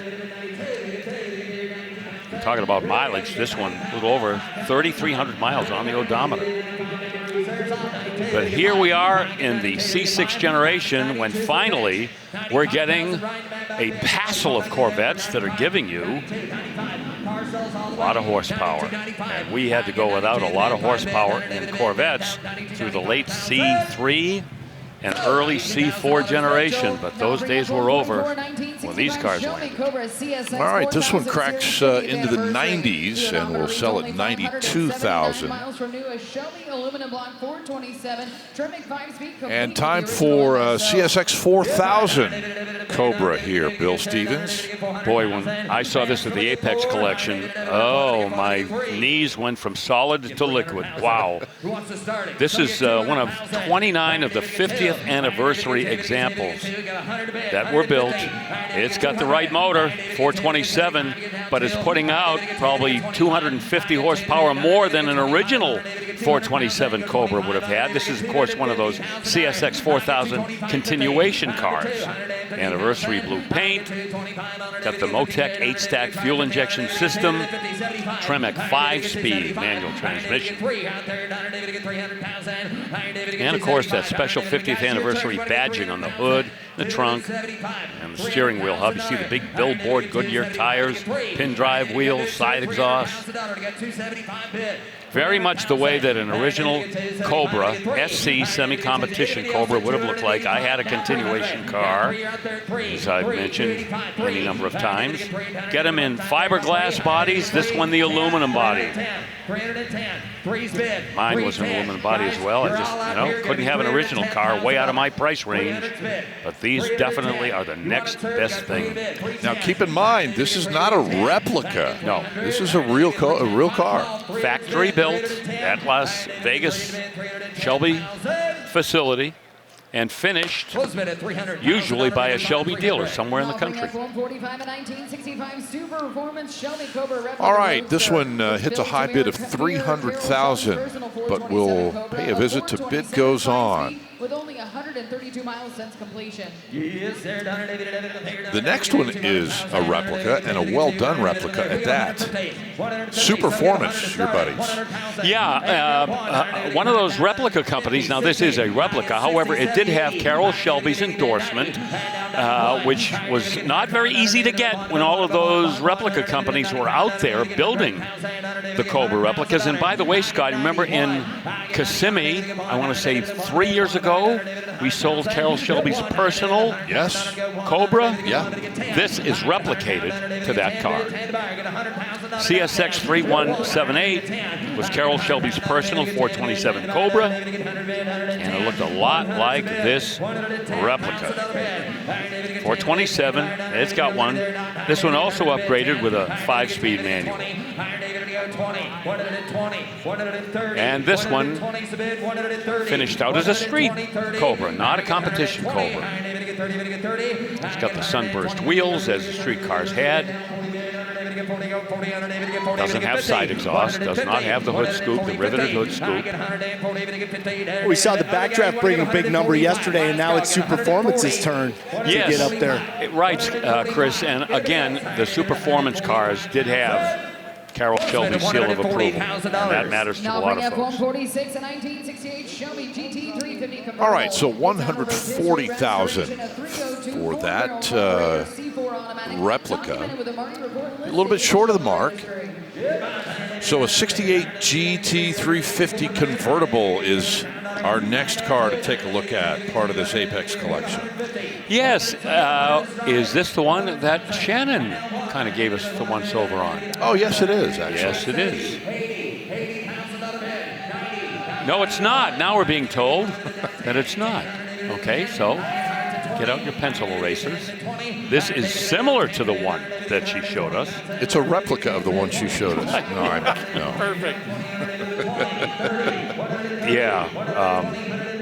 We're straight now. We got it. I think she showed us a GT 500 as well, and this is the GT 350. So here we go. We've got it all straightened out now. 302 in it, 4-barrel carburetor. 97 of them were painted in the factory sunlit gold. In 1968, that was a changeover year for the Shelbys. Now Ford was pretty much calling the shots when they were building the Shelby Mustangs. Automatic transmission, power steering, and power front disc brakes as well. And $120,000, sorry. Well, with that, we'll take a break here and continue. Plenty of cars still remaining in this Apex collection. And we'll resume our coverage in a moment. Well, coming up a little bit later today, we'll have an opportunity that we've never offered before. These are 3 1969 AMC AMXs in each one of the big bad colors. Big Bad Green, Big Bad Blue, Big Bad Orange, and they are selling together as one lot. And I know so many people dig those AMXs, and now you've got a chance to get all 3 at the same time, Bill. That is super cool. Yeah, it's always something when we get one AMX, you know. Yes. Those were formidable little muscle cars in their day, let me tell you. And you know what? It's funny because we always talk about those big bad colors. AMC and kind of Mopar were dueling it out in the color department, and it was cool to watch. Right. Here we go with a 57 T-Bird here, convertible. Yeah, not an E code, not an F code, but a pretty little Thunderbird as well. Beautiful. Star Mist Blue. Got the optional 312 Y block. Ford-O-Matic, automatic transmission. And it's in the Thunderbird registry. You see the wire wheels, white ball tires. Has the engine dress-up kit. You may have maybe figured that a T-Bird that looks this great is going to have that option. Town and country radio, power brakes, also has that very desirable power seat option as well. Reserves off 46, 47. Reserves off at $46,000. I got 46,000. David gets $7,000. I have. So $46,000. Well bought. $46,000 for a T-Bird like that.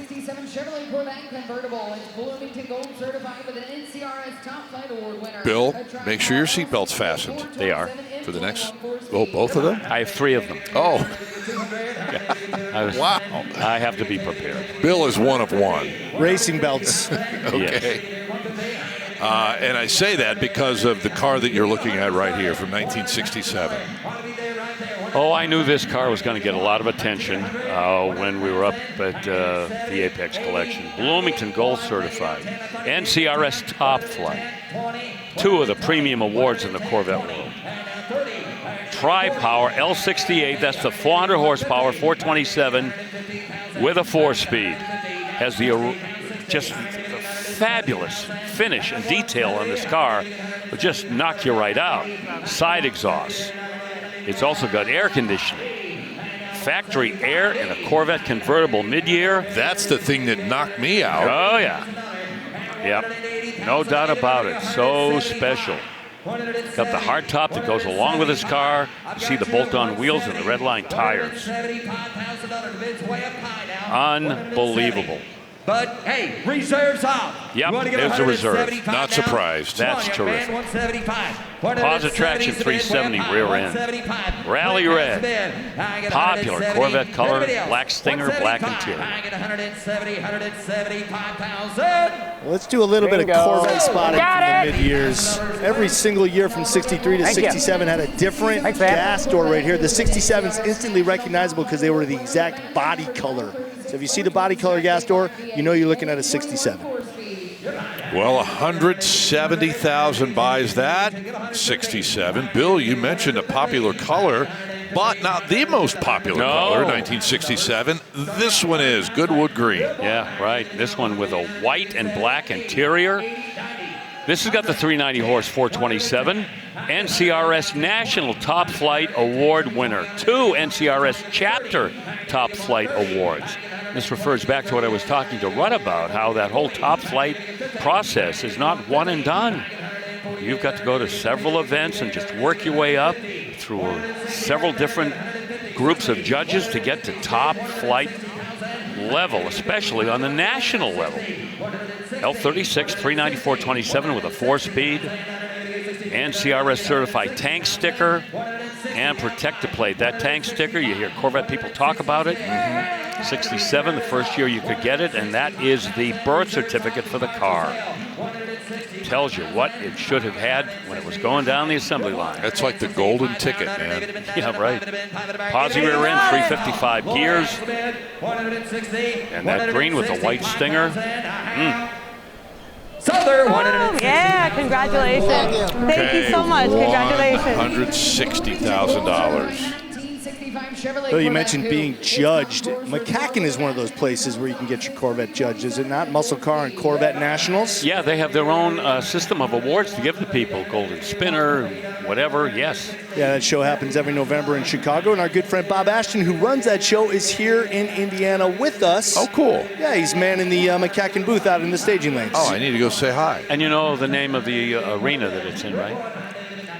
The Donald J. Stevenson? Yes, my Uncle Donald.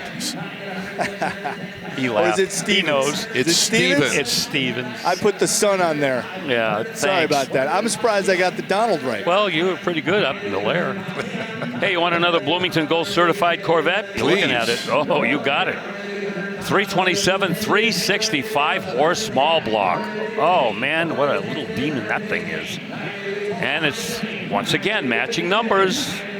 4-speed, manual transmission, Posi rear end, 336 gears, power steering and brakes. Even has a power antenna. That's an option. Telescopic steering column. That debuted in 65. It's got it. Tinted glass, knockoff wheels with bias ply white wall tires. Oh, boy. Talk about a car being under-tired back in the day. Those bias plies just didn't give you the grip that the radial tires would give years later. And Bill, you've been describing these cars. Scott's been describing them, been going over. You've mentioned the quality of the cars. And I've been watching the reaction from the audience and the bidders. Like, as soon as the Apex collection came on board, you know, we've talked about it when we've been up there, the condition of the cars, the low mileage of the cars, that everybody knows what to expect when they come across. Boom, it was almost like a light went on when the collector's like, keep your eye on every single one that's coming across the block. Oh, very perceptive. Yep, the hands go up, and you don't have to wait around to see who wants to buy them. People on the edge of their seat, to be sure. Yes, sir, Steve Matchett. $125,000 bought that last Corvette.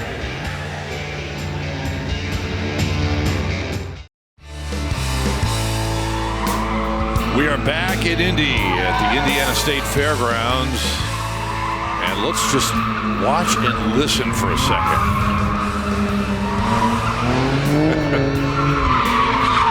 Oh, they are going through the tire bins out at the Dodge Thrill Ride. And I think each one of those cars goes through maybe 8, 10, a dozen sets of tires through the course of an event. But the Dodge Thrill Ride is one of the most popular things to do at any Mecum event, and it's totally free. And thanks to our friends at Dodge, man, the official motor vehicle manufacturer sponsor of Mecum Auctions, and it really is a thrill. All right, back to the auction block here on this fantastic Friday in Indy. A 1965 GT350 is on the block, Brother Bill. Another car we can't afford. Yes. Oh, boy, oh, boy, oh, boy. Let me start with this.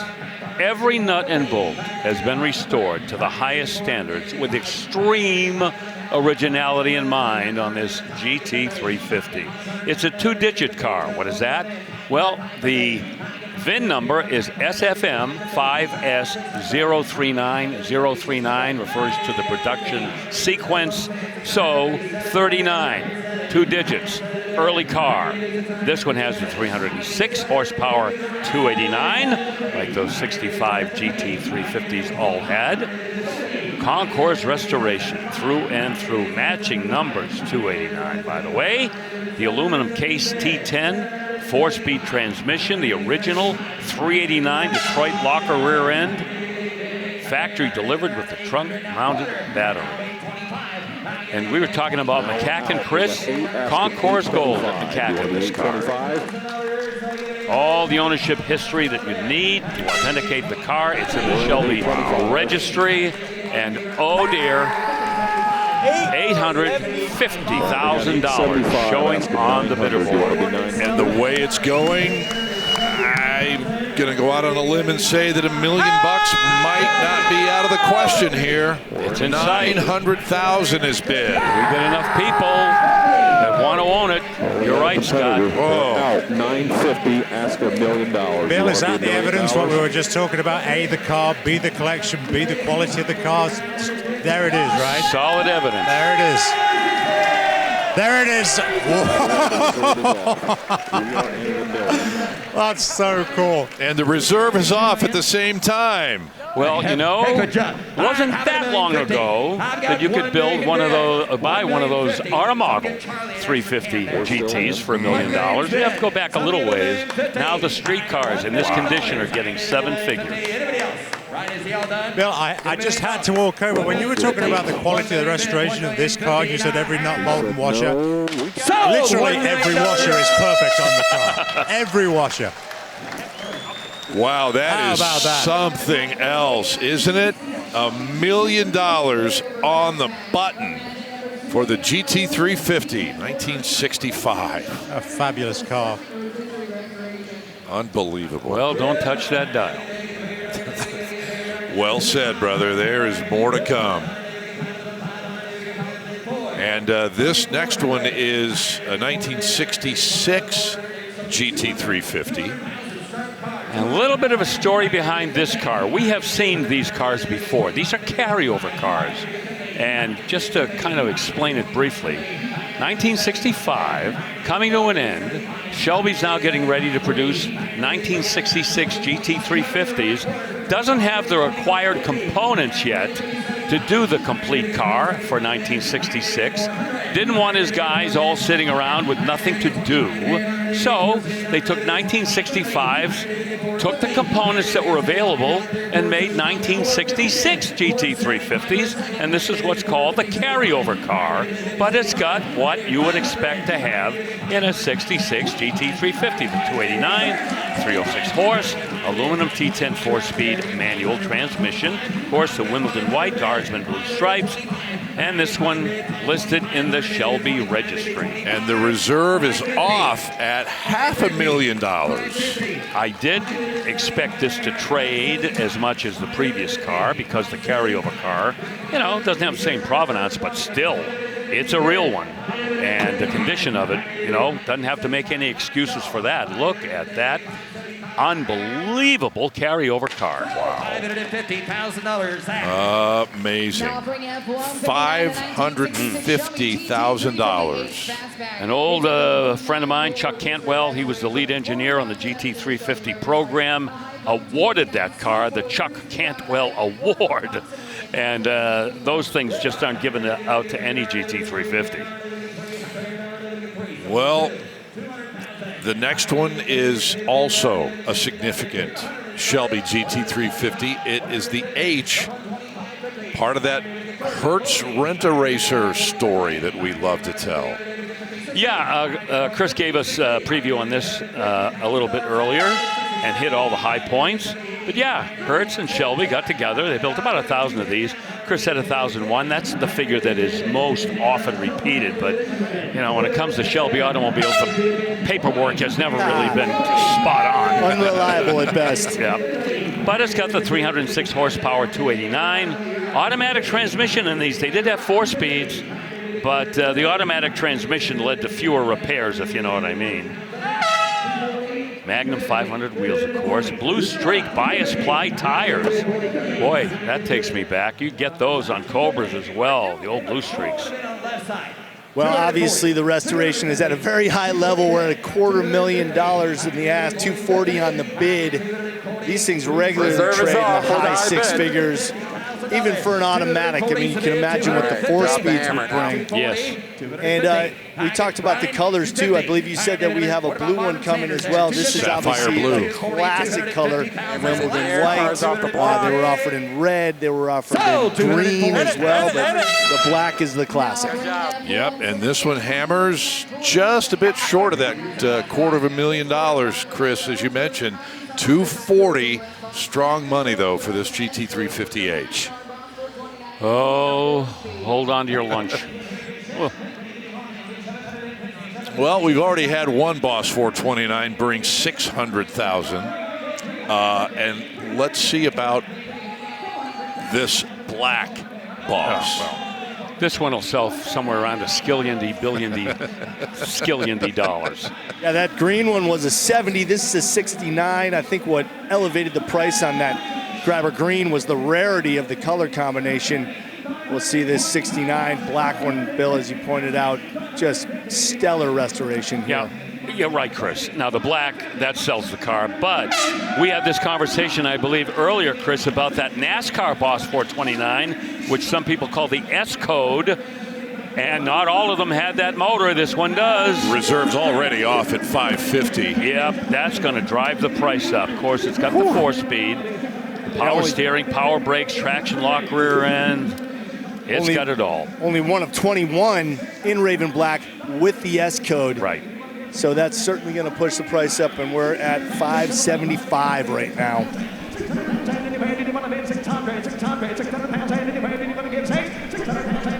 No expense spared when they did the rotisserie restoration. And you know what? If anybody restores one of these cars and they spare the expense, shame on them. You know, Chris, I saw your eyes light up as the car rolled.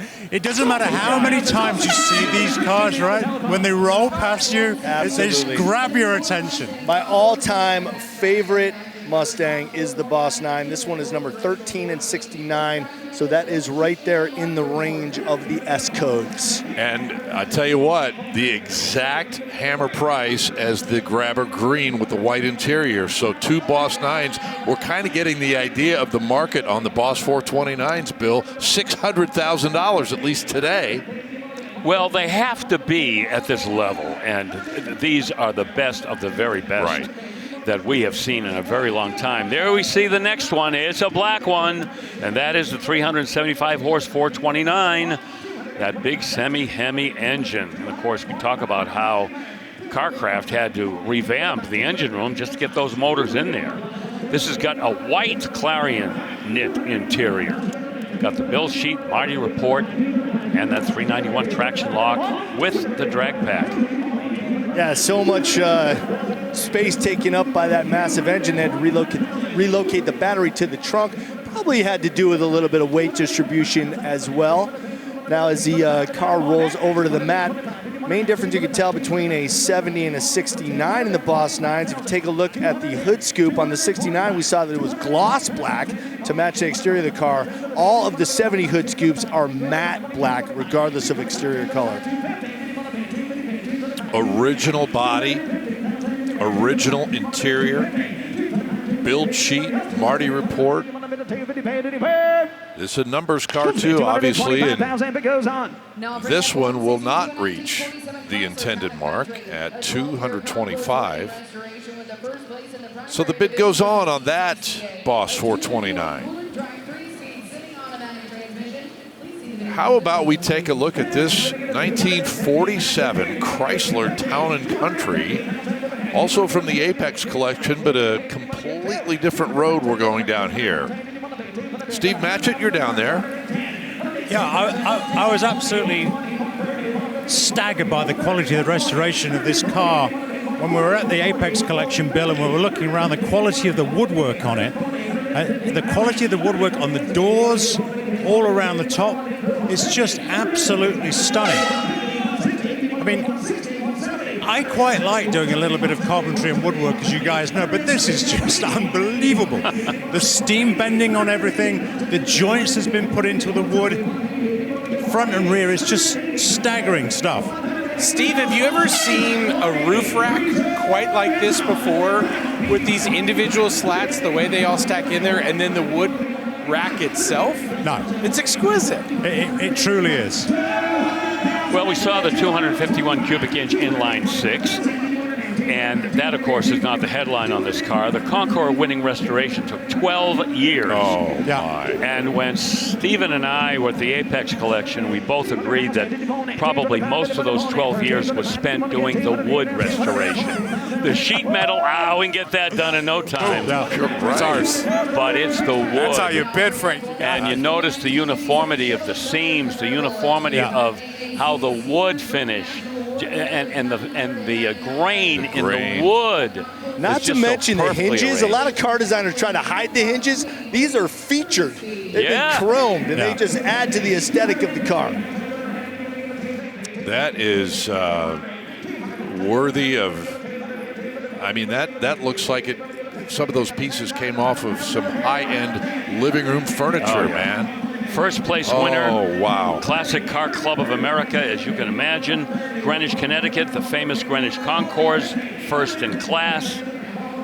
And no surprises at all. This is a 1947 car, too. After the war was over, World War II, people wanted fancy, cool cars, and Chrysler was ready to answer the call. Yep, and that sold for $200,000, by the way, if you missed it.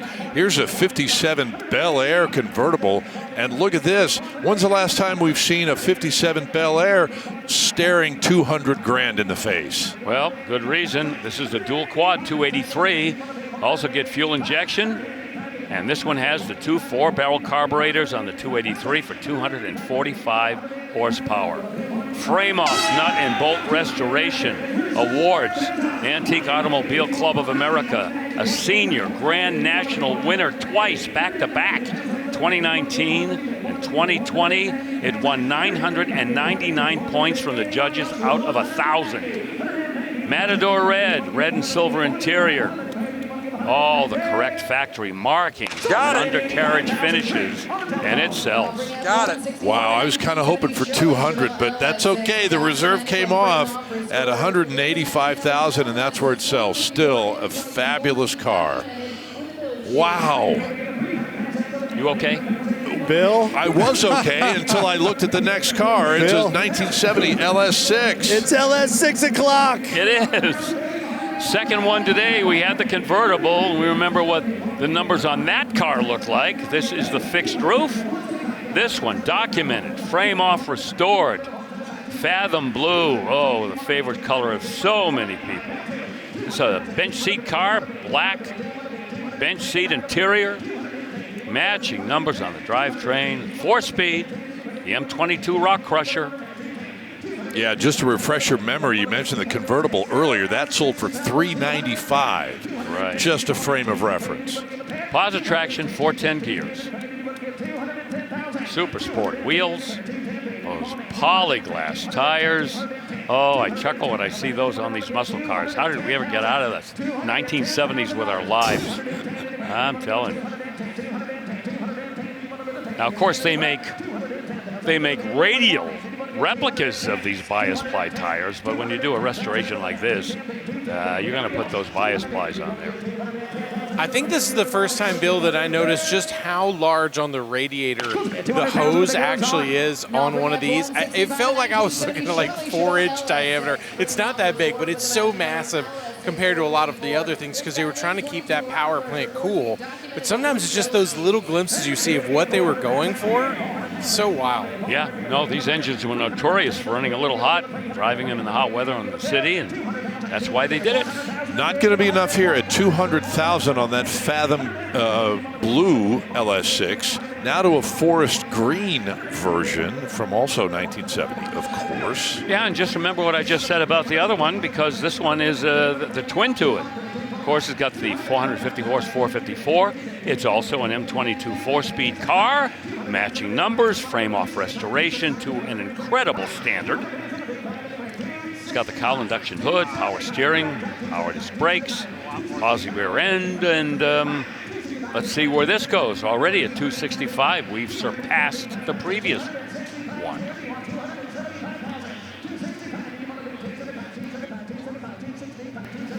Steve, what do you think about a car like this? There was a bit of a wandering eye there. I couldn't help but notice you're really enjoying this one. I'm attracted to the details of restorations. You know, obviously, when I was just looking around the car, you can see they'd gone to the trouble of putting all the correct assembly line chalk marks on the firewalls, and that, I mean, that's just next level. I love all of that. Here we go. Reserves off on this LS6 now. Yeah, the restoration shops that work on these cars, they have binders with pictures of original cars and all those inspection marks, where they go, what color the crayon should be, what kind of script it should be. Oh, they don't fool around. $265,000 buys that LS6 here at Indy at Dana Mecum's 39th Original Spring Classic. If you were thinking about going to get maybe a cup of coffee or a sandwich or something, forget about it, because the cars are so good. Case in point, right here, 911 Porsche by Singer, guys, from 1990. Unbelievable car, Chris. Oh my goodness, we just saw the long hood there, but that is to pay homage to the air-cooled generation of these cars. This is actually based on a 964, which is also an air-cooled Porsche. But I want to point out one thing right here. This striker plate right here, where the door closes, that is one thing that Singer could not replicate. They couldn't replicate that clicking sound when the door shut, so they always used the factory striker. That's one of the few things on this car that is factory. This is completely customized, completely bespoke. Essentially what Singer does is they take the 964 down to its shell, carbon fiber everything else. They hop up that 3.6-liter engine to 4.0, courtesy of Ed Pink. This thing is a monster, and Singer's been in business for over 20 years now. They're legendary. Yep, they are, and that $1.2 million bid is not surprising. Guys, it's about the details. As you take a look, whether it's the window trim, the mirrors, every little thing that they thought about, how can we recreate something that's already perfect in a lot of people's minds? I think that's what Singer absolutely did. They changed the way that people look at restorations, and how do we bring something that is more modern, both back and forward at the same time? Because this car has a visual backdate, Steve, to look more like the classic RSR race car, right? But they did it with a car that was newer and had a lot more technology, and somehow you find this just perfect combination of to what so many of us think, like, this is the ultimate car. This is absolutely, if you could tap into my dreams, you would make this car with only 381 miles on it, with over $300,000 worth of options. I don't know if I could have come up with a better car. How many 911 owners, or more recent 911 owners, would love to be able to do what these guys did with that long hood, and just to kind of pay homage to it, because it's such a cool piece on a 911. Yeah, absolutely. Rob Dickinson, the founder of Singer, actually named the company in homage to Norbert Singer, who was a legendary Porsche engineer, heavy-handed in the 917, of course.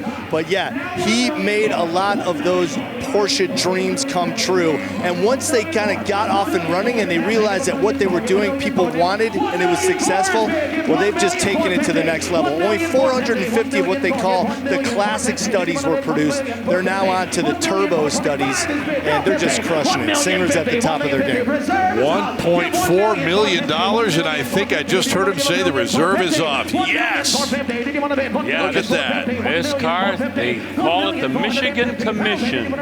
Resistance blue.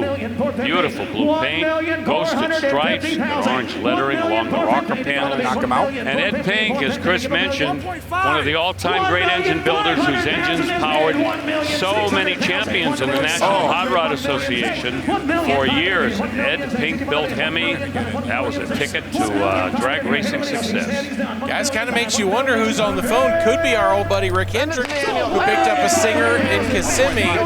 But wow, it sells. Wow is right. How about that?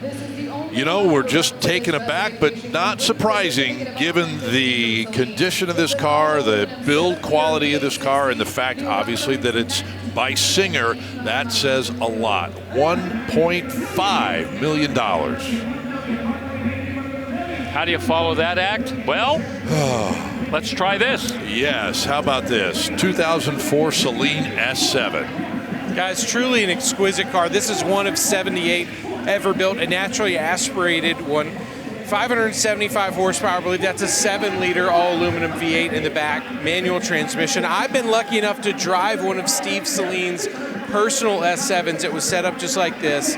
And I can tell you, trying to get that car as fast as I possibly could, on a closed course, of course, it is truly an exquisite automobile. Saline was trying to make what he thought could be the best American supercar of all time. The lines are undeniable, so collectible, being only one of 78 built, but truly a work of art.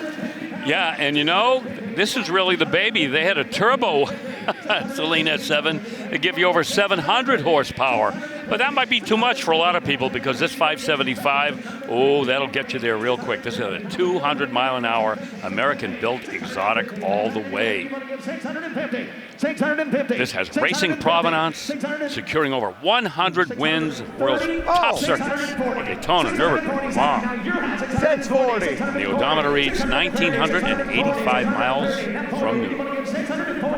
One of the real fun things about the car and the driving dynamics, I was telling Steve this morning that it's a car that you feel every single horsepower. They each seem usable. Sometimes you get cars that have too much, not enough. This one just really, the balance on it is incredible. So fun to drive. Outside of being as tall as I am and trying to climb in and out, it's a little awkward. Other than that, Steve, pretty amazing. What did people think when this car came out that you remember?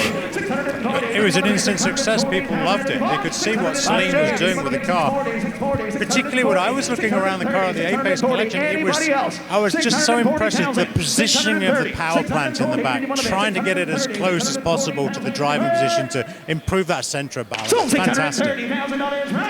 Wow. Big gap. $630,000. Just sold that Celine S7. And that is firmly in the number 3 spot overall today. So far. Yeah. When do you take a breath here? I don't know. I'm just thinking of what you said, Scott. If you're thinking of going for a sandwich, forget about it. Yes. I'll gladly go hungry on a day like today. Here is another 911. This is from 2022. It's a GT3 car. Oh, boy. Well, you know, sort of like what Singer does, Manthe Racing, they will take a 911 and they will trim it out and get it ready for long-distance endurance racing, if that's what you want to do. But this one right here, naturally aspirated 4-liter. Not a turbo car, but over 500 horsepower. And this one here, highly optioned. It's got the ceramic composite brakes. It's got the carbon fiber roof. Inside, Bose audio. It's got the Manthe performance kit that adds aerodynamic chassis brake, unstrung mass enhancements. Like I say, you know, we talk a lot about street cars that you could take to the racetrack. You're looking at one. In the Porsche world, the letters PTS, very important to people. High desirable, of course, stands for paint to sample. This one done in Viola metallic. Beautiful, beautiful, deep purple. You can see it there on the screen. Definitely looks like different colors and different lights, but up here on the mat, the purple is really popping. I like those rear aero discs built too, probably trying to move a little air somewhere. I'm not sure exactly where they're shifting it, either to the brakes Right. Maybe to an intake. It's moving some stuff around back there for sure at speed. Cool the brakes and also take a little turbulence away from the wheels, which helps high-speed handling. And this thing's racetrack ready, has a 23.7 gallon extended range fuel tank in it. You ain't walking home, boys. My goodness. Everybody's excited there. $320 for this car. We are well over $6 million for the entire Apex collection thus far. We need to take a break. Believe it or not, back in a moment.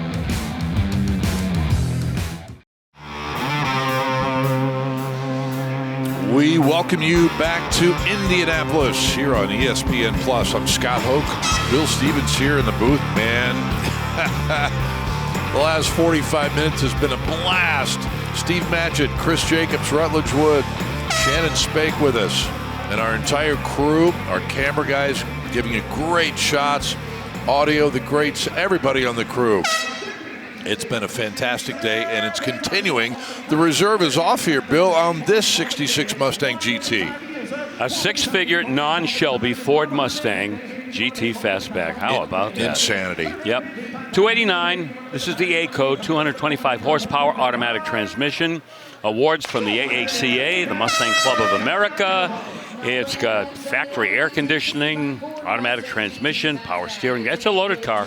Let's leave it at that. It is sold. Sold for $150. How about this one?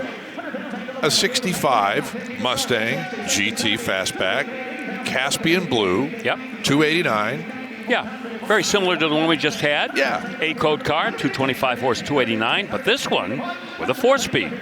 But this one also has factory air, optioned out with the GT equipment, got the rally pack gauges, style steel wheels, and double red line tires. That's a sweetie. And we're in the six figures on this car. That Caspian blue does no harm at all to the car, does it? It's just the most exquisite color. Yes, we commented about that when we were at the Apex Collection, Steve. It really sets the car off. And with the red line tires, those two red lines, and style steel wheels, it's all of a theme. Everything just works together. 132.5. Now 135, 132.5. I took it over here, Ryan. 132.5. Reserve is off. 132.5. Did you want to pay? 135.5. Did you want to give? 135. 132.5. Now 135. Did you say reserve? 135. Now 75. 137.5. 135. 137.5. 137.5. Reserve is off. It sells all the way. 137.5. 140. 140. 140. Did you want to 42.5? 142.5. Did you want to give? Strong money. Remember, not a Shelby.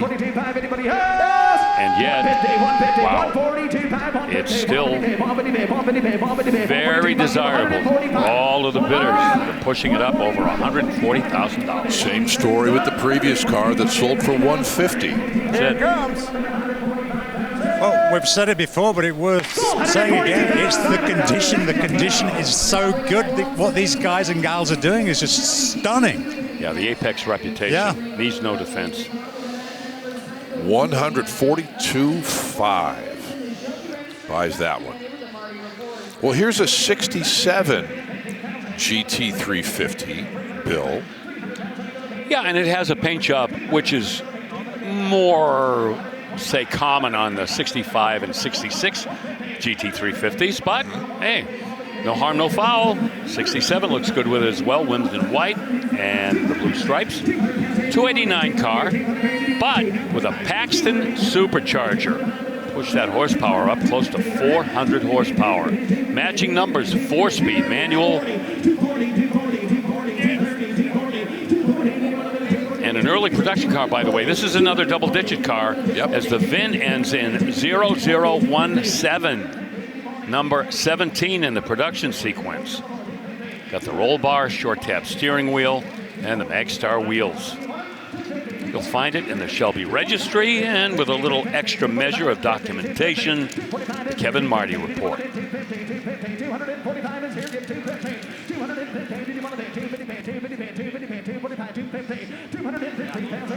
Now, one of the reasons that we know this is an early car, you see the scoop there on the rear pillar? It's got a little red light in there. Yep. The early cars had those before the government said, "Whoa, no, we don't want any red lights on anything." So they took those off in later cars. Also, that's when the inboard high beams were moved out to the outer stretches of the grille opening.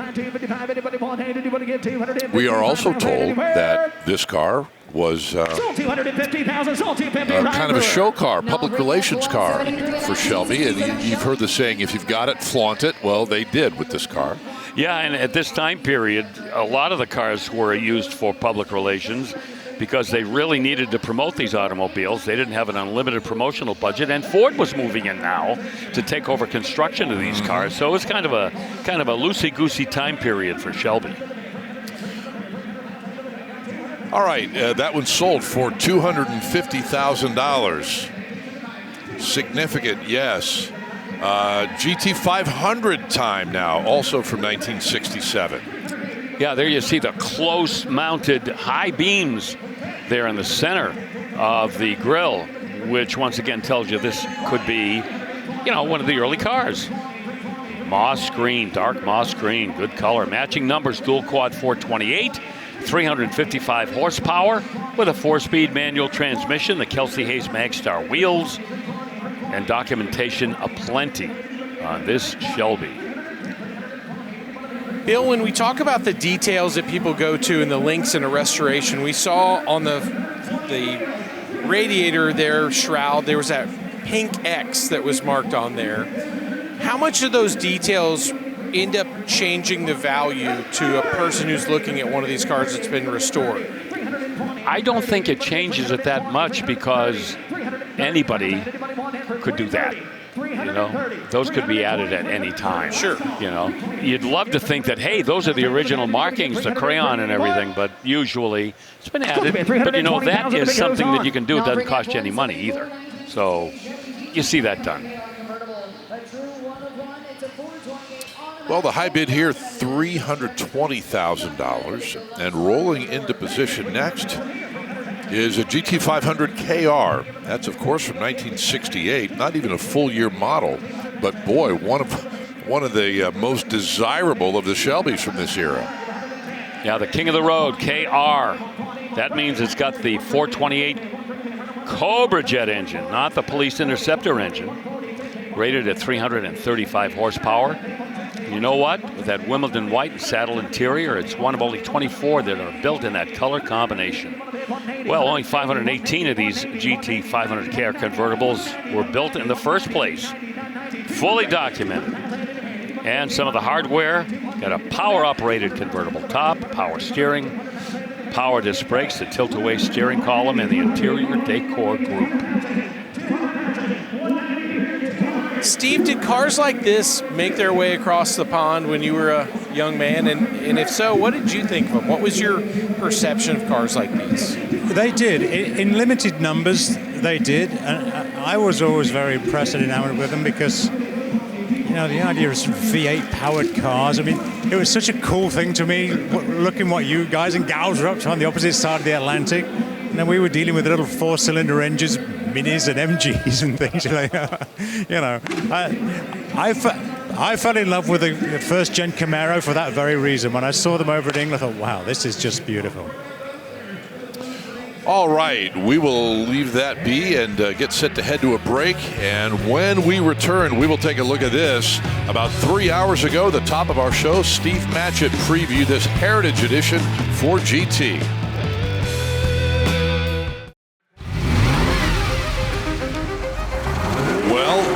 Coming up tomorrow, the M Group collection. We've been telling you about it, much like the Apex collection. This one is heading to the block. 41 cars, headline makers on their own. They span 9 different decades.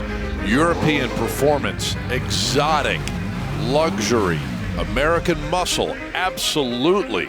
And we will showcase those 41 cars, part of our coverage tomorrow. And there they are, all on the black section of the carpeting in the next building. We'll have it for you at 11 o'clock Eastern, 8 a.m. Pacific tomorrow live here on ESPN Plus. Hope you can be here for that. The reserve is off now on a 2019 Corvette ZR1. Bill Stevens, it just sold for $150,000. Oh, big money, big car, adrenaline red on the inside. That's where I want to be, to match that torch red on the outside and that supercharged 6.2-liter, 755 horsepower engine with the 8-speed automatic. It's got the LT5. You know what I love about the LT5 in that car? What? The original ZR1 in 1990. What was the engine code? Oh, LT5. Yeah, very good. Good. Hey, it's synergy, right? It is. It's the circle of life, Simba. Here is another Z06 C7R. I think the second one we've had today. Is that right? Yes. From 2016. Yes. This pays tribute to the ultra-successful C7R Corvette race cars that won at the 24 Hours of Le Mans. 405 miles on the odometer, one of 570 coupes that were built, and one of only 234 in this configuration.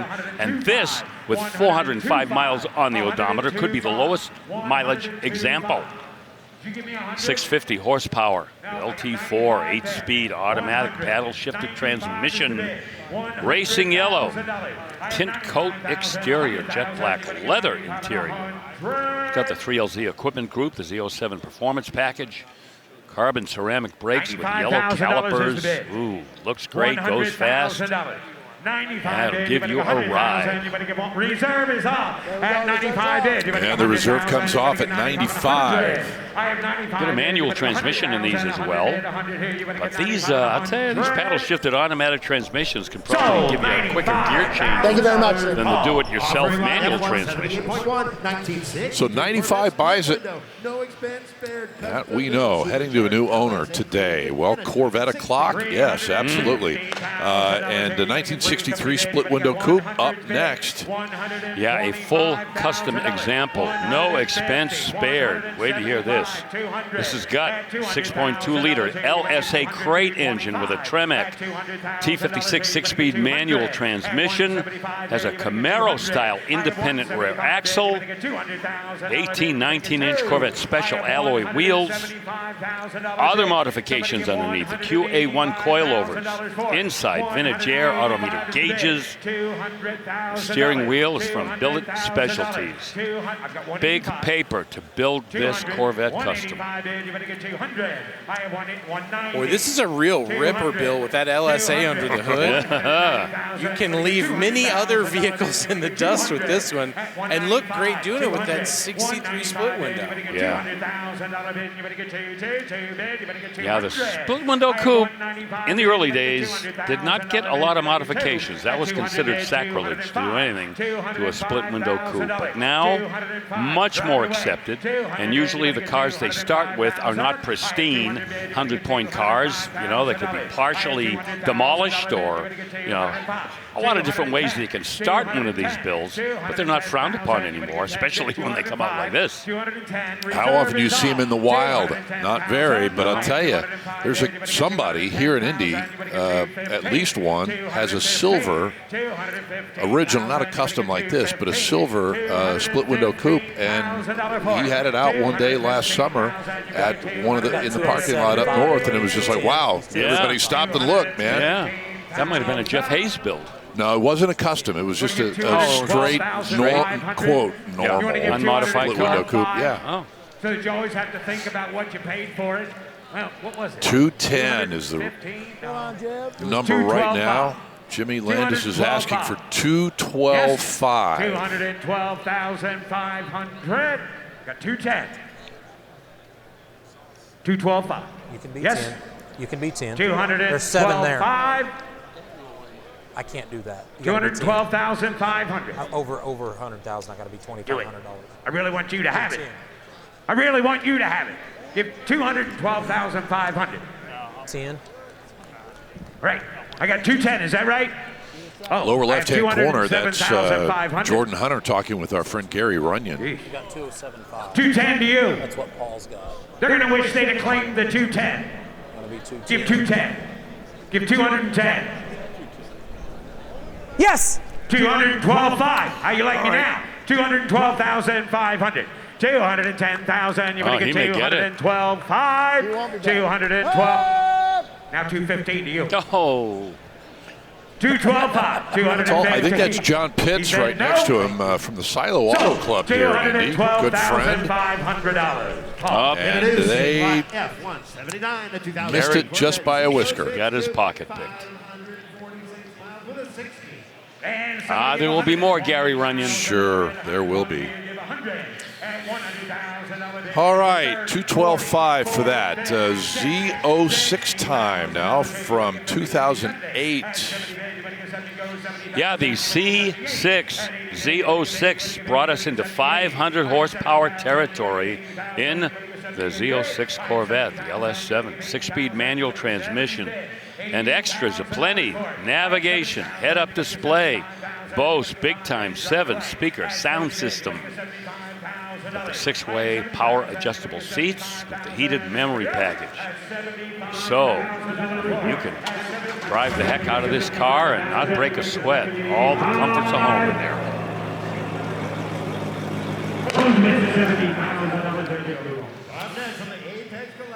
Wow, $70,000. You know, it just occurred to me, we are more than halfway through today's telecast, Brother Bill. Here until 5 o'clock. With Rutledge and Chris and Shannon, Steve, and you folks at home watching on ESPN Plus Live. Great to have you with us. I hope you've enjoyed the ride, and the ride is going to continue right now with a 2006 Ford GT, and not just any GT either. It's the Heritage Edition. Steve previewed this at the top of the show. Brother, take it away again. It is just a beautiful piece of equipment. We said that.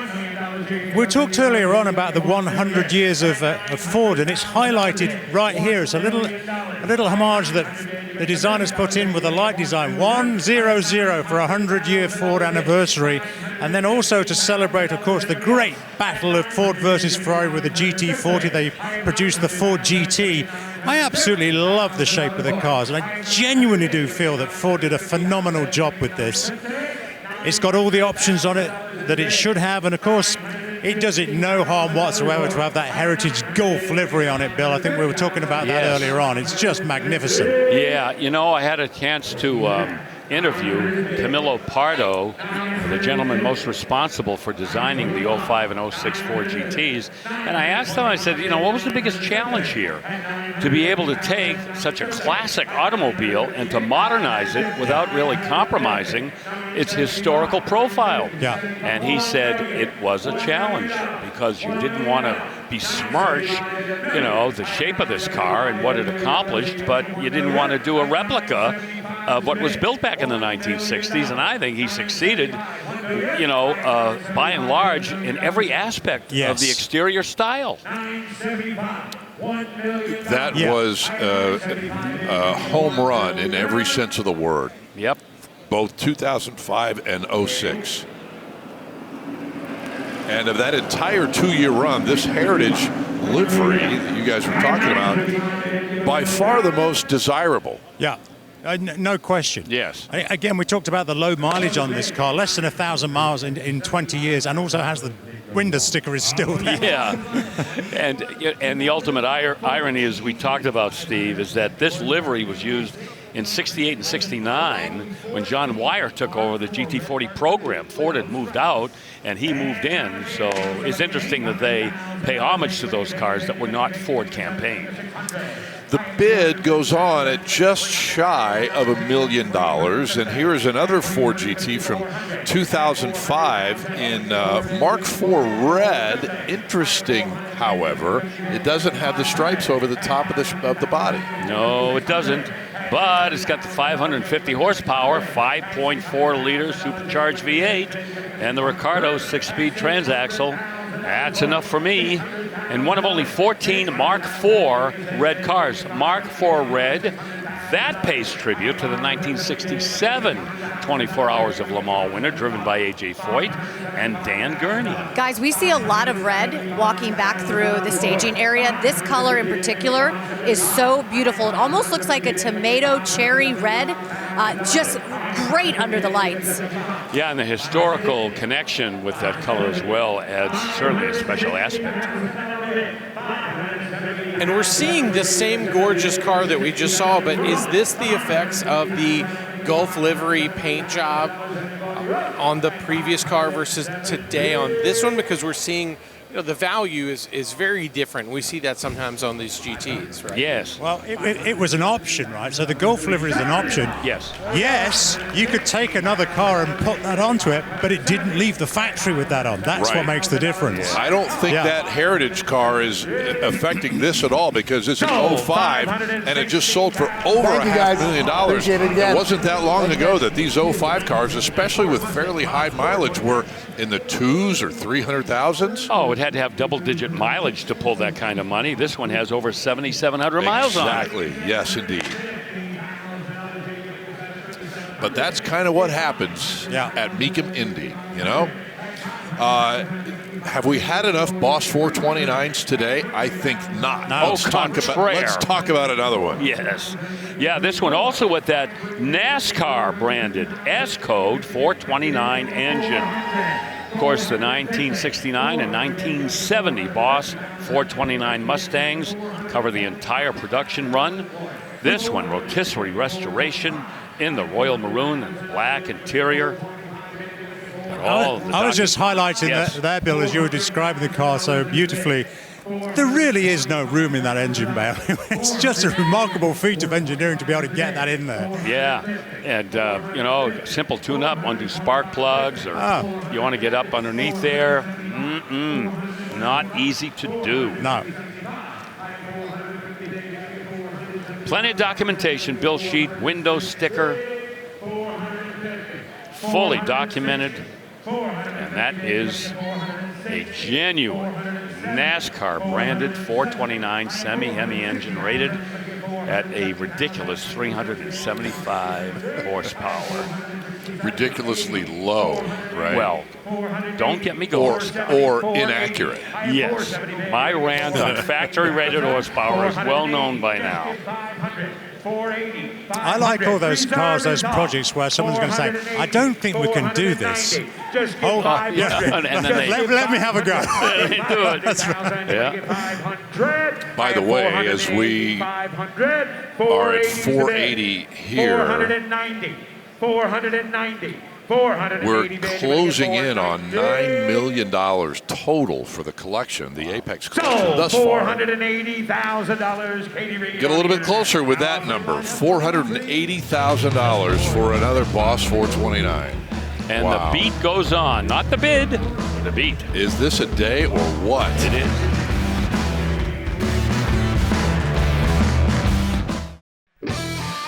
We are back in Indy. The Boss 429s have kind of stolen the headlines of late, but the Boss 302 here did not want to be left out, and I'm glad we're taking a look at it because it sold a few moments ago for $175,000.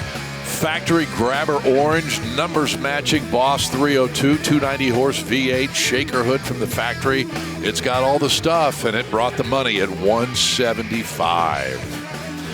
Another GT 500 KR, Bill Stevens, 1968 convertible.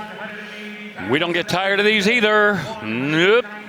R-code 428 Cobra jet, C6 automatic transmission, and the 350 traction lock rear axle. 581 GT 500 KR convertibles were built. Only 182 were painted in that classic Wimbledon white. Power steering, power front disc brakes, the GT equipment group as well. It's in the Shelby registry, and it is documented with a bill sheet and the Marty report.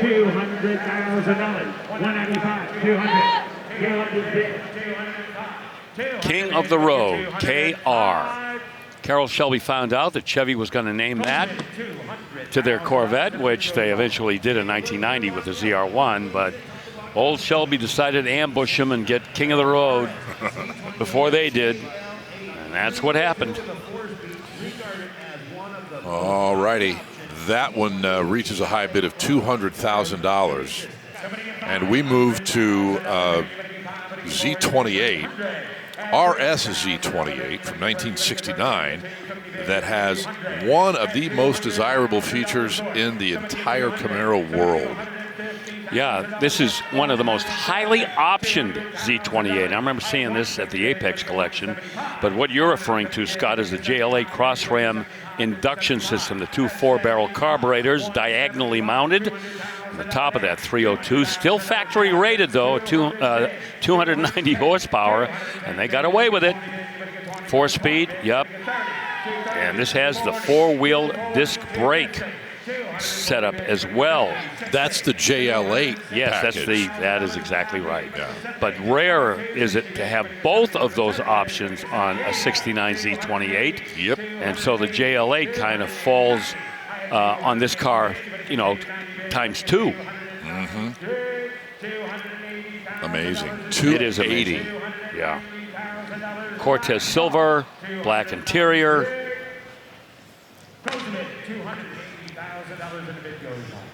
Well, the high bid at $280,000. If you can believe that. Yeah, that's short of the goal line. Short. Mm-hmm. Yeah, next up is another Z28, this one from 1969 as well. This one in Daytona yellow with a black houndstooth interior. Great combination.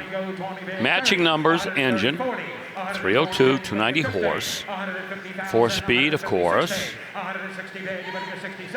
Outfitted with the JL8 rear disc brake rear end. And there you see the induction system on there. Boy, imagine having that cross-ram intake and the JL8 package on a 69 Z28. You are going to be the king of the cruise night. 373 posi rear end and the M21 4-speed as well. Well, $160,000. Going to be the high bid on that car. Time for a Trans Am, a Ram Air 4 Trans Am from 1970. As we continue with the Apex collection, we are, let's see, I think 7 cars away from wrapping it up, but don't worry, there are still some heavy hitters to come. That is putting it lightly. Hey, if you're going out shopping for a Pontiac Trans Am and you want the big Mazunga, this is the one you want. 1970 Ram Air 4. Yep, 370 factory-rated horsepower. This one featured on the cover of High Performance Pontiac magazine. One of 88, factory-built. The Ram Air 4 engine. One of only 64 that were built at the Norwood, Ohio assembly plant, by the way. One of only 29 with the M40 automatic transmission. So some rarities, obviously some special features on this, and we are at $200,000. $200,000. Oh, that's the high bid, $200,000. We're going to take a break. We will see an amazing Shelby 427 Cobra and much more when we return to Indy in just a moment.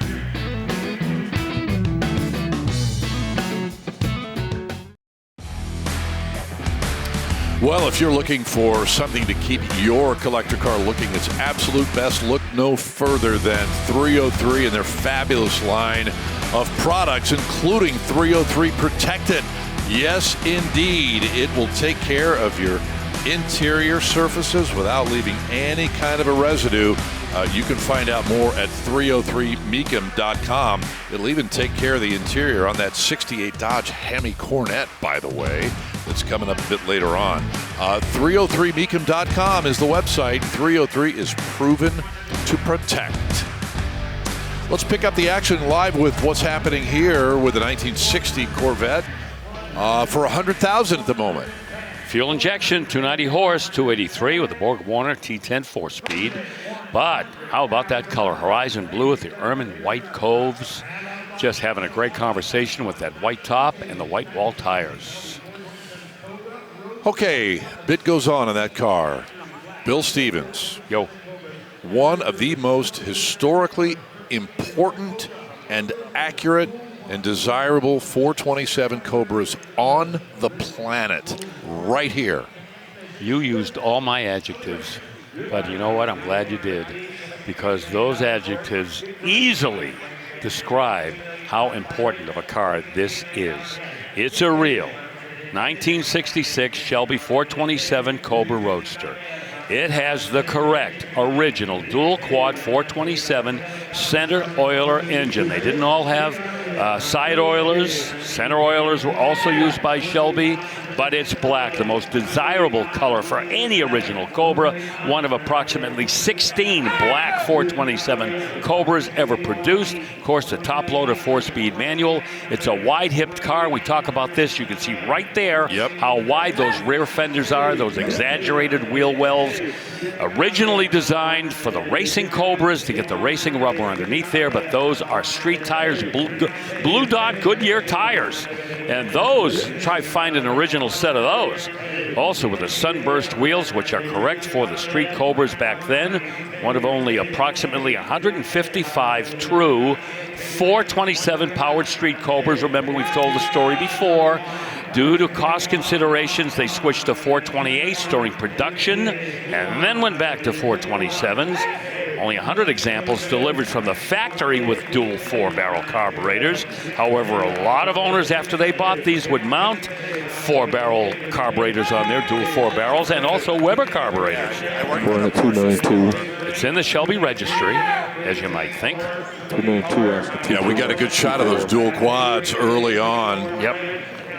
It's just astounding. Original body and chassis intact, which is astonishing. Yeah, it may be the absolute finest, most admirable, most sensational 427 Street Cobra that we have had the honor of having on the auction block. $2.3 million is the current bid, and they're asking for 2.4. True street car. No side exhaust, no hood scoop, no roll bar, no jack pads. Even has an ashtray in it, which you would only get in the street Cobras. Has the street dashboard with the glove compartment. The battery is not mounted behind the passenger seat as you would find on the semi-competition and competition Cobras. That would be pretty kooky to have the ashtray in the comp Cobras, huh? Yeah, I know. That just wouldn't belong. Yeah, who has time to smoke when you're wrestling a 427 Cobra around a racetrack? Wow. It's just astonishing to look at. Indescribable. And to think the history of that car. Yep. So many of these rebodied or damaged in some way, shape, or form.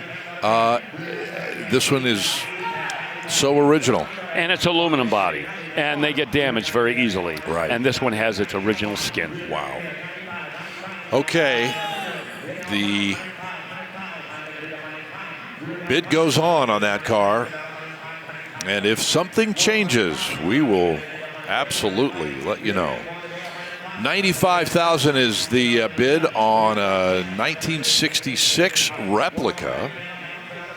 Yeah, it's an ERA car. I had one of these. I had ERA 308, which I bought way back in the late 1980s out of New Britain, Connecticut, and they do a fantastic Cobra replica. This one, incredibly accurate. British Racing Green. It's got the center oiler, 427 and the top loader 4-speed, and the dual quad intake with Holley carburetors. This one has the pin drive wheels, not the sunburst wheels, black interior. And you can look at it. You can see the body contours on this are dead on. Wheelbase is correct. Contours of the wheel wells are correct. the doors, everything. Windshield, the angle of the windshield. And when I bought my ERA Cobra, I actually got to see the original 427 Cobra that the body was molded from. So that helped to ensure the accuracy of the body as well. Yes. Oh! 115. I'm gonna disconnect. And just for reference, my ERA 427 replica, which I bought, I believe I ordered in 1989, had a 428 in it, and then I put a 427 in it, and I paid $39,000. And look where this one is trading today. Wow. 115, 17, 500. Anybody else? All good. So Are you hoping to make yourself feel a little better? I don't know why I said that. Just reference. Yeah, That's okay. I know. I'll leave that out next time. Well, $115,000 bought that replica here today. Oh, here is a hot number. 2020 is the year. GT500 from Shelby is the car. And we're going to open the bidding at $90,000. Killer car. Oh, my. 760 horsepower. 5.2 liter. Hand-built, supercharged Predator. Wow. Tremec, 7-speed dual-clutch automatic transmission. Yeah, your 3-pedal standard transmission. Manually shifted. Not available. This was the way you had to go. Ford Performance Blue with black stripes. This has the carbon fiber track package, that $18,500 option. Magna Ride damping system, dual zone electronic climate control. Bang & Olufsen sound system, 12 speakers.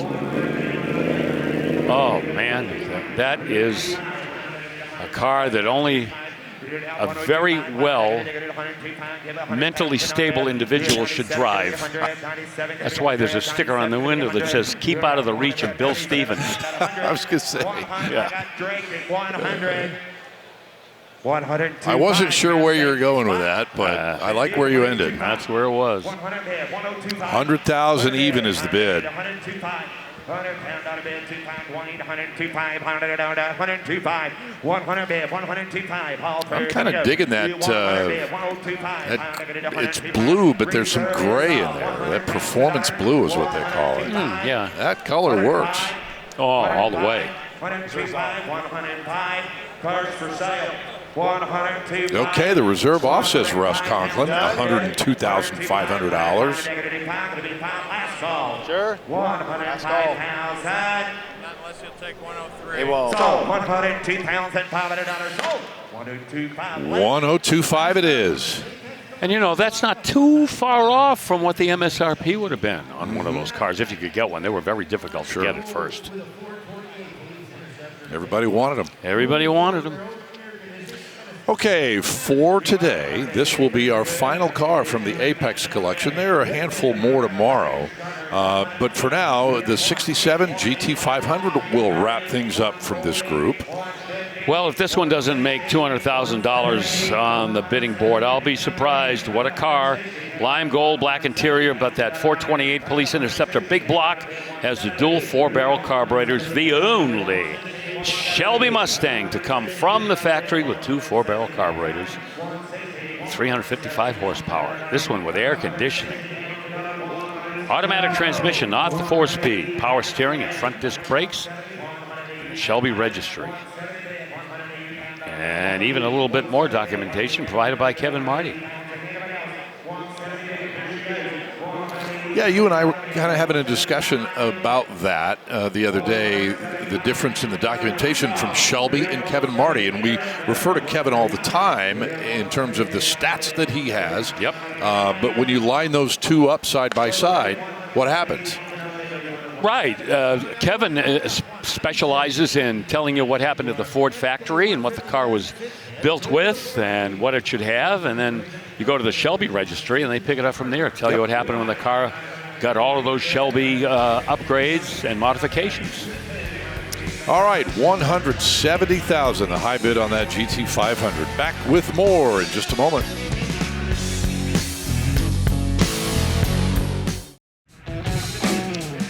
Welcome back. Scott Hoke, Bill Stevens here in the booth. Chris Jacobs, Steve Matchett, Rutledge Wood, Shannon Spake with us.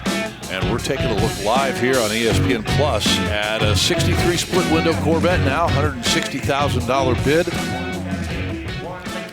This looks pretty true to form, Bill. It is, Scott Hoke, and I must tell you that I would expect it maybe to sell. We are in the neighborhood of what I think is market correct for this car because it is not a fuel-injected car. It's got the 327 300-horse engine that was one up from the base with a 4-speed, but it has that optional Sebring Silver, $81 extra when you bought this car new with with a tuxedo black interior. Body on restored. Recent engine build, too, completed a couple of years ago. Al Grenning CCAS, affirmed the engine block, stamp pad, engine stamp. 336 rear end. One of the options we'd like to see, that Wonder Bar radio. Hey, the reserve's off, so you were right. Yep. In the neighborhood, and right there we are. There we are. 167.5. Reserve is off, so we have it right now. Oh, the appeal of these cars has continued for all these years and has no sign of going away. Right. That is pretty much just like the car I mentioned in the last segment about seeing out in the parking lot. Very similar. Yeah, straight original car. Exactly. All right, here is one that we do not see, and I'm trying to think if we've, how often we've seen a Ferrari 250 GT. Is it Elena, Steve Matchett? Well, it's very interesting you say that, Scott, because I just had a brief chat with Dana there. I said, how many of these do you see? Well, I've seen a couple. But yes, not often. Not often. It's got that famous 250 Colombo engine, twin-cam Colombo engine on 3 downdrafter Webers that we're familiar with that, but you may not be overly familiar with the layout of the bodywork made by a relatively small bodywork company back in the 1950s, Eleanor, which is where we get the name from. I really like the bodywork's great. It's known as the high roof version over what was happening at the time as well, so they raised the roof a little bit. I like the badging on the rear of the car, which is really a great consideration to it. Ferrari 250 Gran Turismo. Isn't that cool?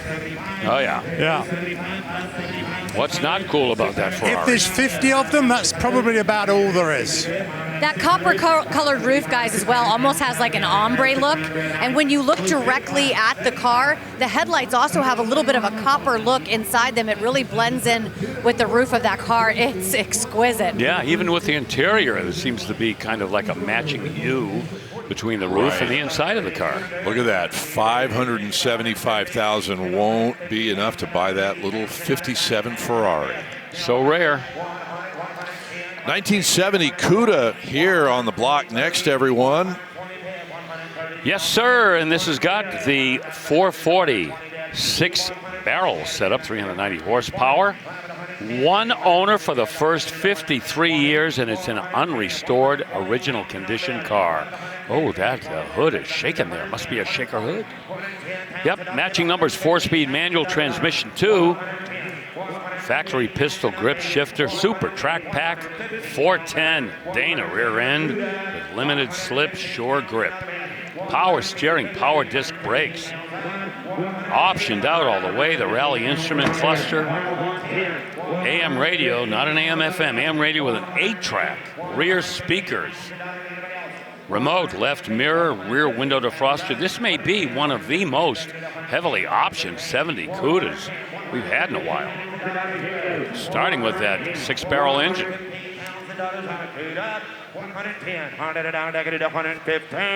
Ivy green, green interior, and you see the Argent shaker hood. I can't tell if there's a tape in that 8-track player or not. I know. I'd love to know if there is one. You know, isn't that so silly, though? Of all the cool things on this car, these cars, anytime there's an 8-track player, it's like that's the first thing we look at and see what's in there. And depending on the year of the car, we think about what the music was like that year. And sure. Think, oh, man, there's some great tunes out there. Absolutely. And it kind of sometimes gives you a little glimpse into what the owner was thinking back in the day. No tape? Okay, Wilfredo said no tape in the player. All right, we can move on. Hey, it's Hemi time. Challenger RT 1970, and already at $1. I'm even hesitant to quote the number because it's going to change as soon as I do. 175. Oh boy, these people, they are not waiting their turn when they see a car they want. There you go. Here's the 425 horsepower 426 Hemi, this with a 727 torque light. Look at all the paperwork on the window. That's the bill sheet that we just saw, the broadcast sheet, as it's called in Mopar land. 355 rear end, the 8 3/4 inch posit traction. Not posit traction in a Chrysler product, but we'll go with it anyway. Original interior trim and all the glass, rally wheels, and the correct F60 polyglass tires. Highly documented, as we mentioned. Hemi orange, the black RT stripes. And that's leather on the inside. When you took a look at that interior, you should know black leather. 245 pounds in dollars. Anybody else? Well, still following what's happening here at $220,000. We're going to take a break here as the bid goes on this car. And Bill, when we come back, 3 of the most amazing Corvettes you will ever see. The exemplars. The 1965 big blocks, all original. 3 of them. You won't believe your eyes when we come back.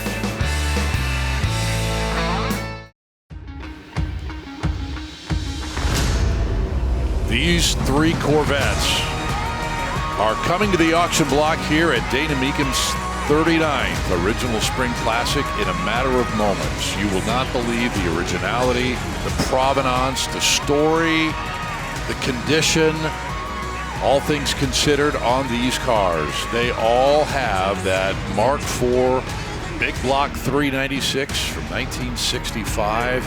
And they are astounding, Bill Stevens. We'll see them momentarily, but first, another incredible, and how interesting is this, that this car precedes those 3 Corvettes. This is that Z16 Chevelle from 1965. Oh yeah, ultra rare. 201 of these were built with the 396, as we'll see in the exemplar Corvettes in just a little while. 375 horsepower, that'd be the L78, but in 1965, there was a hydraulic lifter 396, 375 horse engine. This one, 4-speed manual transmission, and all of them, 201, were built very similarly and were offered in just 3 colors, and a lot of high rollers wound up with these cars too. Chevy kind of handed them out to people that were in the public eye to kind of promote these cars. And this was the gateway into the 1966 SS 396. Chevy was just kind of teasing everybody with 201 of these, planning to come out with that SS 396 in 66, which became, wow, just a monstrously successful muscle car for Chevrolet. See, it's got the mag-style wheel covers, gold striped tires, and of course the crocus yellow paint, black interior. And yes, they are valuable. This one showing 19 miles on the odometer. 225. He's asking you for 225. Back in the day when the development was underway, they called it the mystery motor. Give me 220. Yes, because it was. It was because it was Chevy's racing division that was perfecting that motor in their skunk works. And that engine had some technological breakthroughs on it. It was called the porcupine engine. Because if you took off the valve cover, you could see that the stems from the valves kind of were canted and tilted and kind of remind people of porcupine quills. So that's how that name came about. 225 pounds in dollars. Anybody else? 222.5. How about that? But you know how I rant about horsepower. That same engine in the Corvette in 65 was rated at 425 horsepower. Yes. And then suddenly, miraculously, it's 375 when it winds up in the Chevelle. Right. Yeah. And I was going to, when we get to the exemplar Corvettes here in a second, we were going to have that discussion. So that's good to point out right away. So 222.5 buys that legendary Z16 Chevelle. Before we get to the Corvettes, here is a significant GT500 from 1967. Yes, it is the dual quad 428 Police Interceptor V8 engine, 355 horsepower with, 4-speed manual. One of 31 Shelby Mustangs in Acapulco blue for 1967 with a black interior. 10-spoke Shelby aluminum wheels. What a great look they have. Power steering, front disc brakes. Sold new at Stark Hickey Ford in Royal Oak, Michigan. How about that? Royal Oak, Michigan, home of the Royal Bobcat Pontiacs, and right down the street was Stark Hickey Ford, who actually sponsored a bunch of drag racing cars back during that time period. 260 pounds and not under 260 beds. 250. 280 pound on a bed. 280. Negative 80 going to be 80. Negative 280 pounds and not a bed. 290 pounds and not under. Okay, look at those high beams, Scott. What does that tell us? Early production. You got it. 67. They were called the inboards, if you will. Yeah. It kind of makes you cross-eyed when you look at them. Me, anyway. Yep. Yeah, they had to move them out when the government stepped in. 310, sir, out here. 310 pounds and on a bed. 10, negative 10, 15 a bed. You're now 15 pound out of 320 pounds, and thank you. 320 pounds and on a bed. Yeah, Bill, you mentioned the inboard headlights being too close together, too. I recall there was some sort of similar issue with the Tucker 1 headlight. Was there an issue with that single headlight in the middle? The articulating headlight. Oh, yeah. The government was stepped in for that one as well, right? Good point, Chris, because I'll tell you, the government was after Preston Tucker about everything back then. So the headlight was least of his trouble, but you're right. That was one thing that they objected to. 330 reserve is off here on the GT500. Wowzers. That's a car that we previewed for you yesterday, and boy, did it bring the money. $330,000. Not a big surprise. Okay, the first of the 3 Corvette exemplars is on the block. 1965, with that big block you and I were just talking about, Bill. One of the crazy things about these 3 cars, they had never been publicly seen for like 60 years. That is correct. Yep, Rick Barrick, the owner, who we got to spend some time with when we shot the preview on these cars, is a 396, 425 horse, 1965 Corvette expert. Let me tell you, in fact, he helped to write the guidebook for the NCRS when they judged these 396, 65 Corvettes. He knows them inside and out. This one is called the Stud. And he tells the story about it. It's called the Stud when he was talking to somebody on the phone about buying this car. And the comment was, oh, that car's a stud. And the name stuck. It did. There it is. There is Rick. And there is Rick. And I have to tell you something. Right now, his heart's going pitter-patter, pitter-patter. You know, he's owned these cars for a while. Yep. He's more than an owner. He is kind of almost like been the custodian, the bodyguard for these cars. No question. The personal butler. Yep, you said it. I tell you what, you see the bidding here at 180. I got to know, you know Rick real well. I got to know him very well at the McCacken show last year. I gave this car the inaugural JK Award, the John Cramen Award, just because of the originality, and it represents so much of what JK was all about and would have loved in these cars, and it just sold for $190,000. And back last November at McCacken, Rick was saying, he was like, I'm never going to sell these cars. Oh, of course, yeah. But things change. Time always comes when maybe it is time for you and the cars to part ways. But the Stud, you notice some of the distress on the paint. This was a car that has its own unique set of options and accessories that sets it apart from the other 2. That's got a little ding on the front, and Rick said, I'm not fixing that, no way. It tells a story. I would love to know what caused those issues in the car. Exactly. It's just so cool to see it in its original form. Okay. We're getting a jib shot of it right there. Thank you. Yep. This is the second of the 3 exemplars. 1965. Also no reserve, same motor. This one is called the Steward.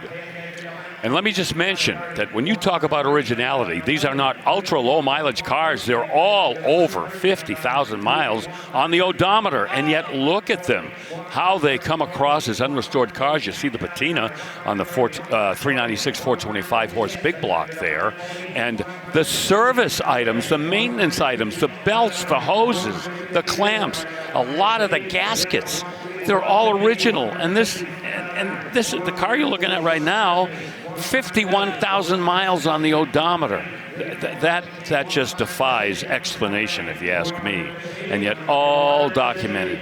The paperwork that Rick has on these cars it could fill the Smithsonian. There is not enough space in the trunk to carry all the binders that he has. Right.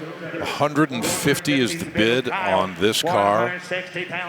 One of the previous owners of this car was an electronic genius. He invented the head-up display that's used in commercial and military aircraft, and drove this car for years. And look at the condition of it.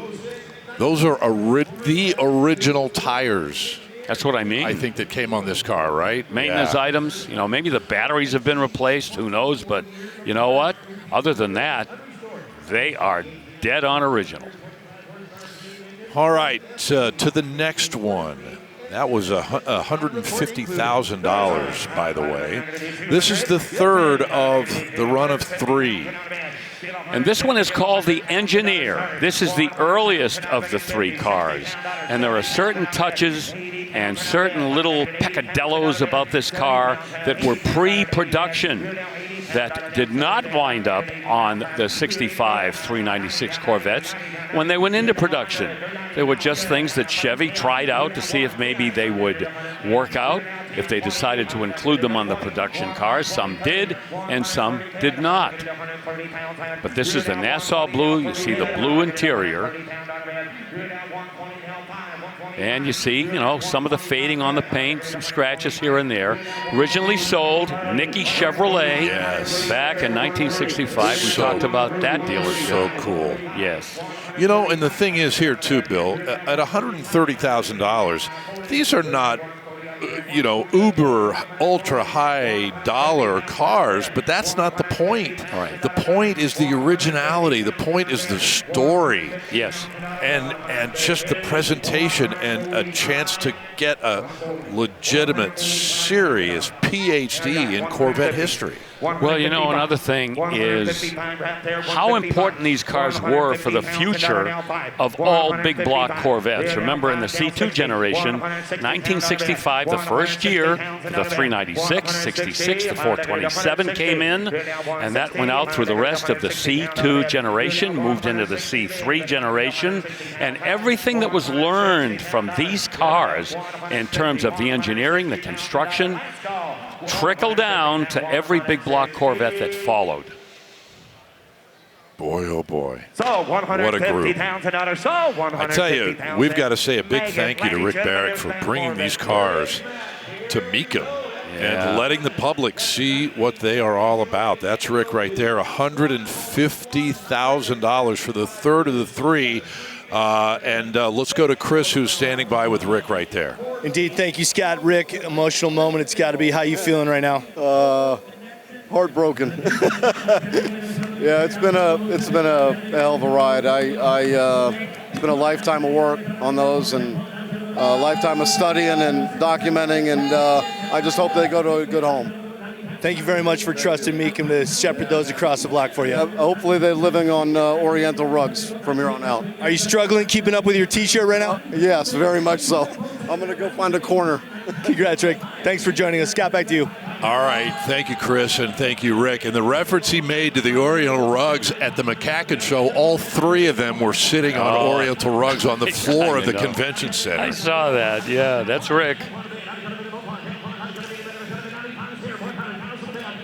And he's just coming by the booth here for a quick handshake.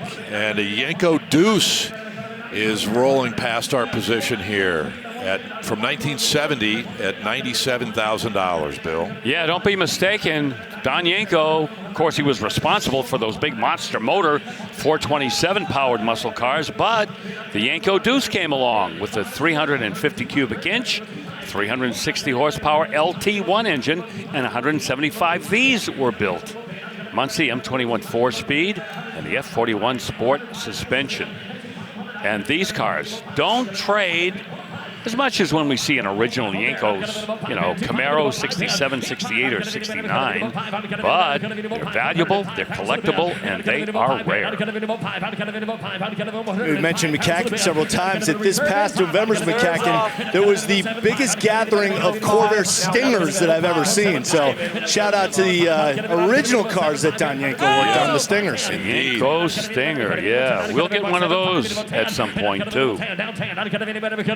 110, 110, I'd get a minute, I'd get a minute of 10 here, I'd get a minute of 10, 100, I'd get a minute 15, 110, 115 down, in 15 down, I'd get a minute, I'd get a minute of 115,000 a bid, I'd get a 12 5, 15 bid, and I'd get a minute of 15, 112 high bid, Reserve is off here, 112.5. I'd get a minute of 15, I'd get a minute of 15 bid, and 15, 15, 15, I'd get a think about it, 115 Hopefully folks bid, are hearing us mention the McCacken show. I mean, Mecum is like the title sponsor, very involved, but if you've never been to the McCacken show, the weekend before Thanksgiving, every year up in Chicago, go. It's fantastic. The barn find area by itself is super cool.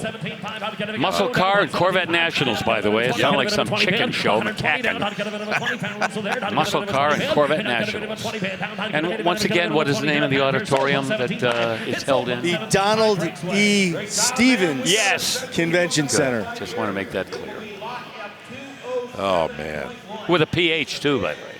It is, I think. Yes. It is, yeah. 117.5 for that Yanko Deuce. Okay, this is quite a pair. Now, certainly the Corvette exemplars were three of some of the most incredible Corvettes we've ever seen, but this is the Big Bad AMX Trio, and from 1969, all of them, they are selling together as one lot. And they are presented in left to right, as you see Big Bad Orange, Big Bad Green in the middle, and Big Bad Blue on the right.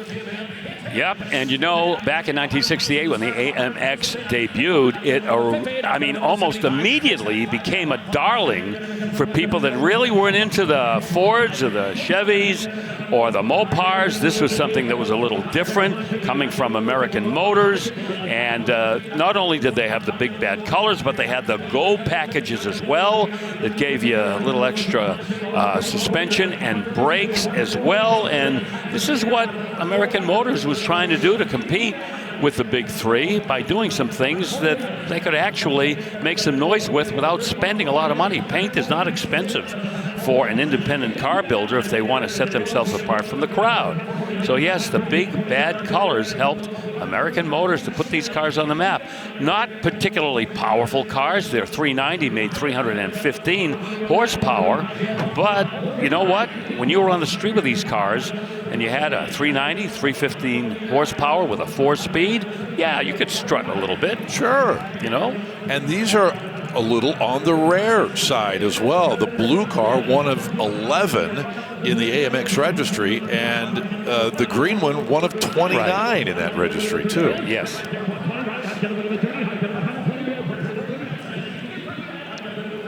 Yeah, Scott, you made mention earlier when you were previewing this small collection how similar they were to the high-impact cars of the Mopar cars. I can see the B5 Blue, the Sassy Grass, and the Go Mango back there on the orange one.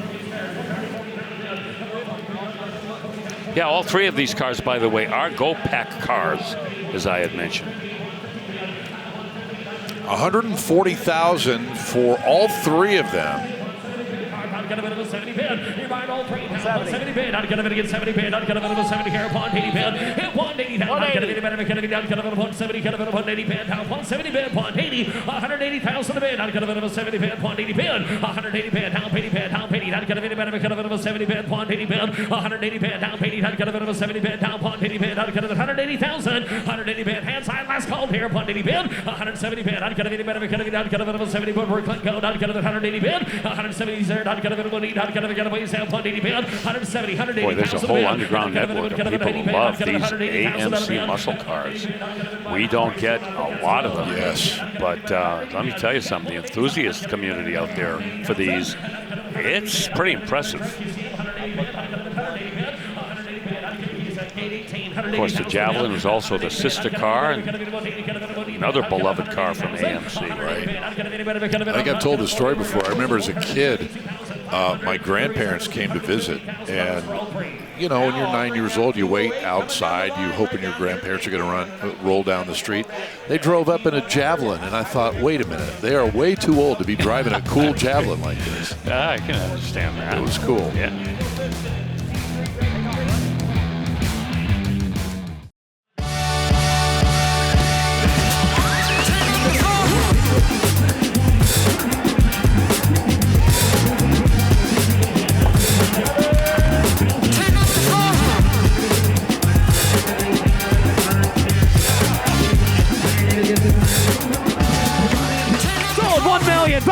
Oh, what a day it has been today. And it's just Friday at Dana Mecum's 39th Original Spring Classic. Thanks so much for being a part of this day today as we roll on live on ESPN Plus. And we do so with 1919 Kissel Model 645 Speedster. Well now, anybody know what the Kissel is? I don't see any hands going up. This may be the first one we've had. I believe it is. Yeah. I have no idea. What is it? Well, a fella by the name of Kissel decided to build an automobile. He was from Wisconsin, and he was one of the many independent builders back in the day whose dream was to build their own car. And so these were not around very long. You know, a lot of these early automobile builders came from building wagons, horse-drawn wagons, and decided, oh, no, I'm going to build cars because they're going to be the next big thing. But anyway, this Kissel right here, manufactured prior to the adoption of the Gold Bug moniker, which was one of the more famous Kissel automobiles. This is an award winner, Heritage Award winner at the Concours d'Elegance in Hershey, featured at the Amelia Island Concours, about 7-8 years ago. It's a 284 cubic inch inline six, very primitive automobile.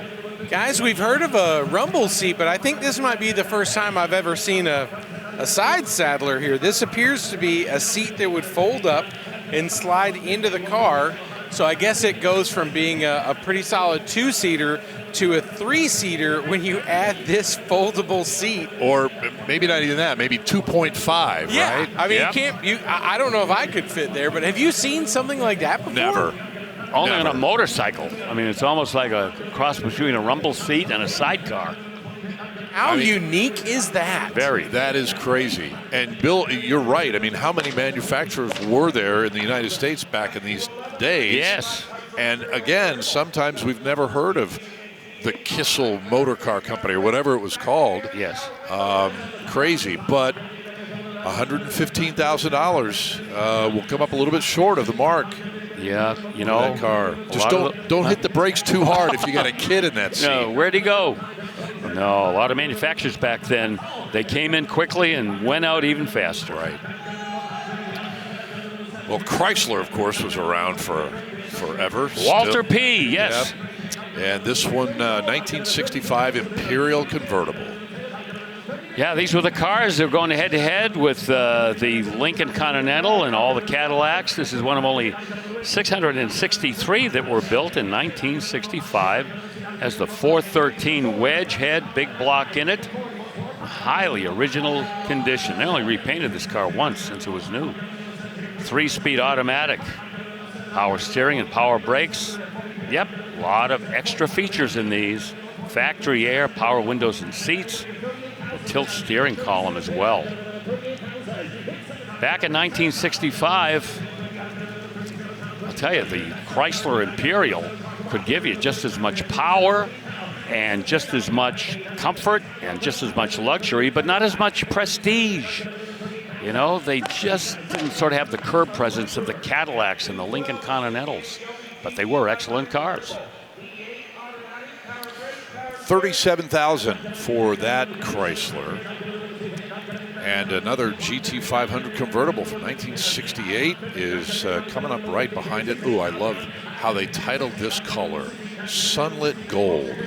Yes, indeed. Maybe this is the one that Shannon gave us a little preview of earlier today. Right. There you see the 428 underneath there. This one with automatic transmission. Yeah, that's sunlit gold. You're right, Scott. What a color. Very striking. Black interior. Shelby 10-spoke aluminum wheels with Goodyear raised white letter tires. There you see the wheel treatment, and this is not a KR, just a GT500, so it's not going to bid as high as a KR, and we may sell it here. We're kind of again on the oh yeah, right there. Reserve off. It's about right. Not a 4-speed car, not a KR, but a very well presented 428 Police Interceptor GT500. Where did the idea of the horizontal taillights and changing that rear sail panel come from in the design process of those cars? Straight from the Thunderbird. Thunderbird, man. He just thought this would be a cool way to delineate this Mustang from another. Also, it can be done cheaply because those are off-the-shelf parts. Sure. What a cool thing, but like again, what a visionary he was to say, just gonna make a little tweak, something different that lets people know this is not everything else like it's on the street, right? Yep. Yeah, no, that was the whole thought process. But you know, whenever you talk about the first generation of the Shelby Mustangs from 65 on, money always played into it.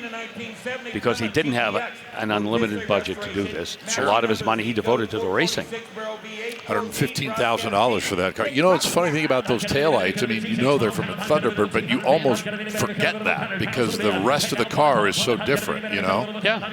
In very few cars could you swap something like that and have it make sense, but it was wild how tough it made these look to change that vibe like that. Yep.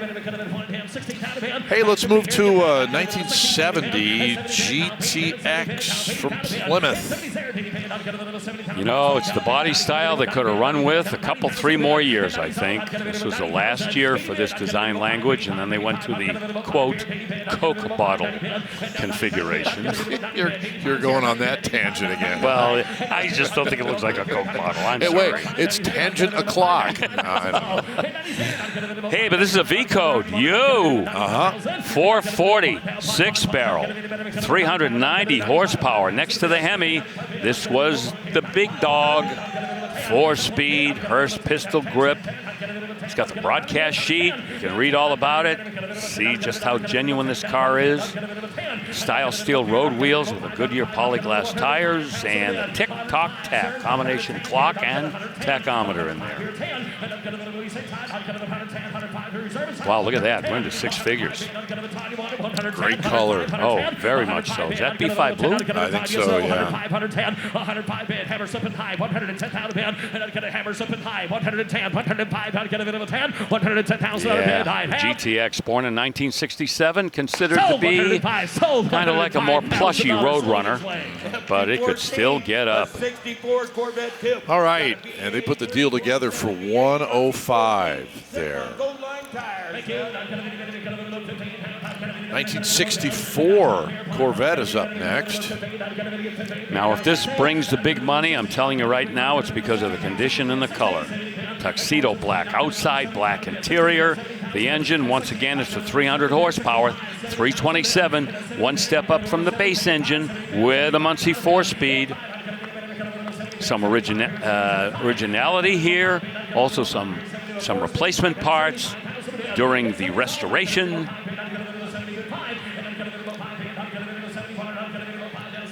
Correct hubcaps, 15-inch gold line tires. Now, I believe the gold line tires became an option the following year, I think.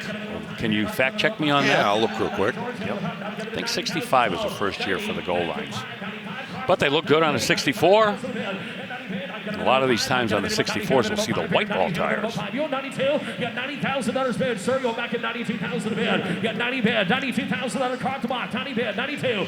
Yeah, you're right. 65 gold walls. Yep. They'll run you $50.05. Yeah, I know. Isn't that crazy? Yeah. There were some cars, not so much the Corvette, but I can remember that air conditioning would have been cheaper than full wheel covers or something. Right. You know, just didn't make sense. Goofy cockamamie type things. Right. The high bid on this Corvette from '64 reaches $90,000. And the next car on the block, a 1957 dual Ghia convertible. Wait till you see the bidding on this car. Yeah. Virgil Exner, who you hear us talk about all the time, was the head designer at Chrysler, and he had a fascination with European cars.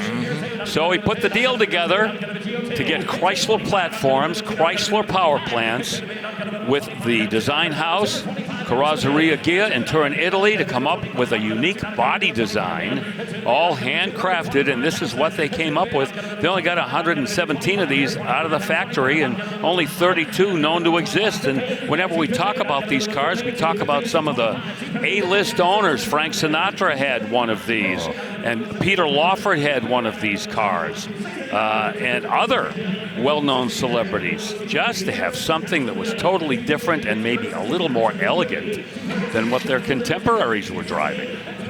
So style forward too. When we saw underneath the hood, the firewall and the inner fenders were almost like a seafoam color. Yes. Then there was two other colors underneath the hood. You just look at the design, to your point, just everything was so striking about it. Even down to those wheels that you will not find on any other car. Nope. I mean, what do you call? I mean, those are like almost, they're knockoff. They look like knockoffs. Yeah, I think they look like real. Dog dish combo. Yeah. They have kind of like a wire motif. That too. Very small spokes. We'll say that maybe. And you're right. They are unique. Very. And it came up short at $270,000. Yeah, I got some work to do on that one. Wow. On the bidding, not on the car. The car is beautiful. Yeah, the car's good. Yeah, just put your clarify. tools away. Yes. 1956 Chevy Bel Air next. Yeah, we haven't had a shoebox Chevy in a while. It's nice to see again. Look at how clean that engine room is, huh? And what they've actually done, as we take a look at that, is they've moved all of the wiring and the harnesses and the master cylinder and all of the gobbledygook underneath there, and they've hidden it, which is a real sanitary look. That was a 425-horse crate motor, by the way, at 350. The Hawley Street Avenger carburetor. The Chevy Performance intake's got MSD ignition. As we look at the rest of the car, the interior all restitched, beautifully done, in the ultra leather soft surfaces. I did it steering column with a custom steering wheel, power seats, Dakota, digital gauges, and vintage air rather. And nothing has been overlooked. Beautiful, no expense spared, nut and bolt build. Going to take six figures, I'm guessing, to buy that one. Easily, yeah. Nobody's going to give that car away. And pretty sure you could say the same thing about the next car. It is a 1958 beauty. We've had a couple of these so far, Scott. Here we go again. 283, fuel injected, 290 horse. And that would have been the bigger fuel injected engine in 1958. You actually get a hydraulic lifter, a lower horsepower fuel injected car. Yeah, that was the 250 horse. Yeah, I would try to talk you out of that, by the way. get the 290. Of course you would. Come on. And of course, tuxedo black. What a foundational color for Corvettes for so many years. One of 1,007 produced with that engine, by the way, and it's matching numbers. You know, the funny thing is, as you even talk about that, the two Fuelie cars, they were both the same cost. If you wanted to order your car, didn't matter. Right. Both cost you $484. Yeah, because it really, didn't cost the factory any more money to just put this one on instead of that one. Okay, he wants this one. Okay, that's fine. So yeah, that's why they basically did that. Probably not going to happen today, though. No. You want something different? Okay, going to cost you a little more. Cha-ching. Yep. 370 posi 2 on this car, by the way, and it's not going to sell at this moment. 170,000 is the high bid. How many times have you heard us extol the virtues of Copo material on a car? Well, here is a 1969 Copo Camaro. And how many times have we described it as an unrestored barn find? Almost never. Never. No. Most of them have been found, and if they have been, they're probably either restored or in the process of same. So, I'm going to tell you all about the Copo Camaro, Central Office Production Order Camaro. This was the brainchild, believe it or not, of Don Yanko, who was building his own 427 powered Camaros and went to Chevy and said, you make life easier for me if I don't have to do the engine swap down at my shop in Pennsylvania. So, going through the Copo program, which already existed, they found out that, we can put the 427s in there according to the Copo rule book. And that's what happened. 425 horsepower L72 427. This one with an automatic transmission, the Turbo 400, and also get a 4-speed. Vinyl top, that was added on by the dealer when the car was brand new. Wow. Yeah. 150,000. The bid goes on that Copo Camaro. Boy, that was a very clean barn. That car was found I was going to say, right. Wow. Hermetically sealed barn. No spider webs or sawdust or anything like that. Right. Okay. We're going to get back to the cars here in a second. First, time for our Stay-Built Performance Tip. And for this installment on this Friday, we'll check in with Chris Jacobs. Yeah, Scott, you're getting a look at a bottle of the Stable Fast Fix on the fan of this Camaro, and as I'm setting up to do this bit, the owner comes up to me and he says, hey, that's the good stuff. In fact, I've got it in this car right now. I said, no kidding. He goes, yep, it works like a charm. And what does it do? Well, it helps fix a rough running engine, eliminates water, and cleans out your fuel system. And so that was some real-time feedback from the consignor of this gorgeous 1967 Camaro RSSS. Wow, is this a good-looking one? Granada gold exterior over black. You got the 396 under the hood, backed up by a manual 4-speed transmission. And check out the gauge console of the 67. Wow, so cool, man. This is a very well-optioned car and a very, very high-level restoration. And the coolest part about it, it's got Stay-Built Fast Fix in it. Scott? Say that 3 times fast. Back to you. I was going to say, take a swig of that and see how that helps. No, hey, it happens, man. No problem, and it does work. It is the real deal, and you can find out more at staybuiltmecum.com. That is our Stay-Built Performance Tip. Thank you, CJ. The reserve is off here, Bill, on a 1970 Z28, RS Z28, in fact, and it just hammered for $67,000. Oh, my, unrestored, unmolested, highly original condition. The 360 horse, 350 LT1 engine, 4-speed manual transmission, citrus green, sandalwood interior. Oh, what a sight. And look at this next one. This is a Corvette Custom 1966, channeling maybe a little bit of original Grand Sport vibe. Not an accurate representation in any way, no. Right? Yeah, the hood, probably the most aggressive attempt to replicate the original Grand Sport. That's the 6.2 liter Chevy V8, the LT1, 6-speed manual transmission. And, a little bit of flavor from the original Grand Sport, but, it also has a little bit of flavor for the 1996 Grand Sport, Scott, with the blue paint and the white stripes and the red pinstripe. Very true. So kind of the best of both worlds. Won't sell though, not at least right now. Not at 140,000. Nope. Okay, we need to take a break, and we are going to return in just a moment to Indy. A very special car coming up. Don't go away.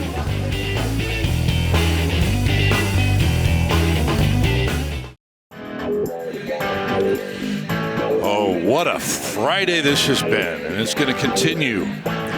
We are here for another 90 minutes or so at the Dana Mecum 39th Original Spring Classic here on ESPN Plus. Glad you're with us as we see a 1967 Corvette crossing at $100,000 right now, Bill. Yeah, I knew this would get into six figures. It certainly is deserving. 327, the L79, 350 horsepower V8 with a close ratio 4-speed. 370 positive traction rear end with factory air conditioning. Yeah, air conditioning and a mid-year coupe. It's the way, I'll tell you, it's the way I would like to go. I actually had one with a big block, and I just loved having that AC in the summer. All right, very special Corvette coming up. Here it is, and you may recognize this car. It is a very well-known Corvette. It's a 2014 Sam Aero. Let's check in with, can we listen to the PA real quick here? Incredible steps forward. You've heard about Neuralink. We're establishing facilities to help disabled veterans and other people alike. We have one right here in Indianapolis, up in Carmel, and now it's thousands of lives. So I have been able to, survive and excel in 26 years because of this type of rehabilitation. And 100% of the proceeds from this car will go to help people that can't afford to be there. So I appreciate anything you give. We only have an appraisal of $25,000 on this car, so anything over that is tax deductible. But talk to your accountant first. Ladies and gentlemen, that is Sam Schmidt, the former IndyCar driver and owner, who was involved in a crash at Disney World in testing back in 2000 that left him a quadriplegic. And this Corvette, Bill and everybody, is the first semi-autonomous mobility or SAM car that was modified to be driven by somebody dealing with paralysis. And it's interesting that the guys at Aero Electronics designed all the software and the controls, and they didn't even have a car yet. So they found the Corvette, and they didn't even have a driver. But for a SAM car, how about Sam Schmidt? And when they were presented with that opportunity, they didn't even know who Sam was, but that was literally a perfect match. And there you see some of those electronics. He got that car up to 107 miles an hour, believe it or not, back in 2014 at Indy at the Speedway. Yeah, Scott, you're talking about the story, and you think about how karma sometimes just takes control and makes all the pieces fit. But this car is so remarkable, not so much because of the drivetrain. It's got the 6.2-liter, 455 horsepower in it. That would have been the standard engine for all of the C7 Corvettes. That's not what we're here to celebrate, but it's what he was able to do with this automobile. Here's a car that's capable of incredible speeds, and a man like Sam Schmidt can drive it with this technology just through the movement of his head and his eyes. Exactly. There are infrared cameras that track his head motions. There's a bite plate for the brakes. See those two little round discs above the side windows there? Those were sensors, and I mentioned this the other day, to keep the car off the wall. But Sam said, hey, look, you got to disable those, man. I'm a race car driver. I'm going to take it out as far as I can to the wall. And so it just sold, I think, for $35,000. And was it 35 or was it 50? I saw 50. Oh, I missed that. 35. Was it 35? Was okay. It? Oh, they were asking 50 maybe, and hammered it at 35? Now I'm seeing 45. Anyway, whatever it was over the appraisal amount that Sam mentioned. So that is so cool. That car, by the way, was on display at the National Corvette Museum from 2019 through 2021. And Sam has a brand new book out, co-written with Don Yeager, by the way. It's called No Finish Line, just kind of accentuating the success he has had in life since what some people might call a tragic accident. Oh, boy, he is a superhero. Yes, he is. Well done, Sam, and thank you for everybody for bringing that car here to Indy. Here's another Corvette from 1964, another convertible selling at no reserve. Performance-wise, a landmark for the Corvette. 1964 is that 327 fuel-injected small block, went from 360 horse to 375. And of course, the following year, 1965, we had to bid it farewell when the 396 came in, and we covered that story today. It has the wide ratio M24 speed manual, 370 positive traction rear end. When I say 370, that's not a code, that's the ratio, 3.70. Power brakes. This has metallic linings, so those brakes are set up for racing, but you should always remember that metallic brake linings in a Corvette, or any car for that matter, they need to be hot. You got to heat them up for them to really work. That's why when we saw that 350H Shelby Mustang earlier, we saw the sticker that said, warning, this car has metallic brakes in it. Yeah, you just can't get in and stomp on the brake pedal. You got to heat them up a little bit. This has the knockoff wheels, auxiliary hardtop as well that is in place, and it is bidding at $72,000 with no reserve. Original body, paint, chassis, and drivetrain. Let's not overlook that. I want my next rental car. I want my next rental car to have like warning signs all over it, say, "Be afraid of this car." Okay, let's make some phone calls. I think those are all in the upgrade area, which I don't frequent. Right. All right, $77,000 for that Corvette. We haven't had a pickup truck in a while, and that's okay because it's been all about some amazing muscle and performance cars. C10 here from 1967. A lot of work here. Whoa, a lot of work. Frame off, custom build, LS swap to 5.3. They put an aluminum intake manifold on it, stainless steel headers, the 4L60 automatic transmission. Look inside. You see the reds, soft finish on the bench seat there. Yep, and that is a restitched interior, all custom. Vintage air conditioning. Tilt steering column, custom steering wheel, digital gauge package. Look at those wheels. Chrome, US mags, 20-inch with Toyo tires. The coilovers underneath, four-wheel power disc brakes, power steering with a quick ratio steering box, 12-bolt positive traction rear end. Reserves off. Oh, boy. 63. Ryan, 63, 62, 63. Iron David again, 33. That got your attention? Oh, man, that's a money build. I've got 62 in the front row. That guy that says he owns your truck right now, 63. Oh, boy, somebody got it now. is 4. going to score. 64. Now 5. Now 65. Plus. 65. Yes or no? 65. 66. 66. Iron David been down 5 times. 6 here. Donner David again. Pine to Bear. Donner David again. 66. Last chance I have. $65,000 bitch. Now I'll bring Ev to 24.1. That's short bed, short money. Huh? I would have guessed another $20,000. Wow. All right, $65,000. Who knows what the next car will sell for? I'm talking about the car that Rutledge Wood is going to preview for us. It is the Aston Martin Valhalla. And Rut, I'll let you take it from there, brother. Scott, the thing is just truly remarkable in person to see a car that can make 1,300 pounds of downforce on its own. The 2026 Aston Martin Valhalla, that incredible paint color you see, that's actually called Andromeda Red. That's a $108,000 option. This car's loaded over $360,000 worth of options on it. It's a 4-liter twin-turbo 3-electric motor hybrid that puts out 1,064 horsepower. Unbelievable. 217-mile-an-hour top speed, carbon fiber everywhere you can look, and it crosses the block tomorrow, guys. It has never been available to the public to purchase one of these before. This is going to be truly unbelievable. Yep, and we can't wait to watch history unfold on the auction block tomorrow in Indy. Rutledge, thank you, brother. We'll be running out of superlatives. I have to bring my Webster's dictionary. You will need it.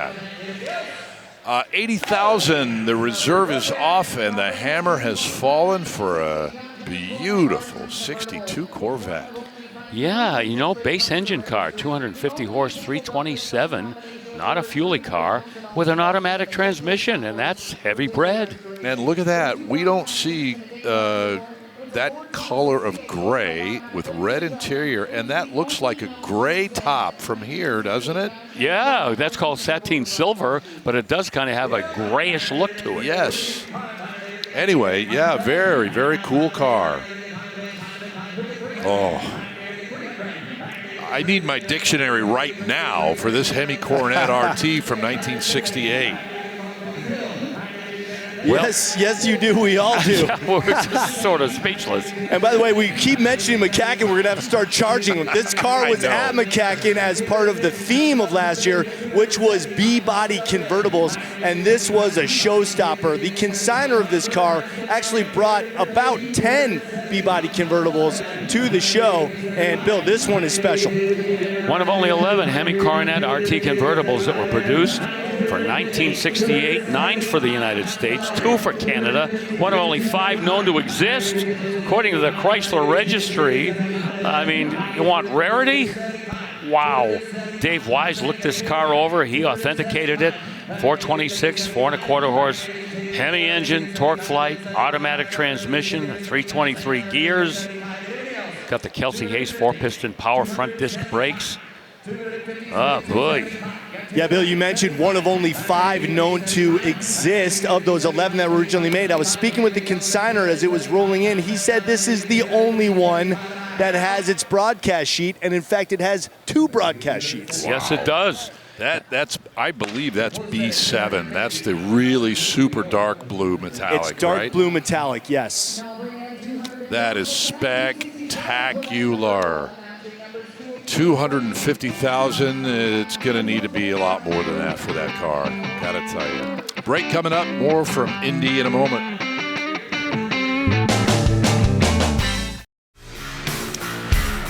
Welcome back to Indianapolis and the Indiana State Fairgrounds here. Live coverage on ESPN Plus. Just a little bit more than an hour to go. Bill, I'm looking at the top 10 here.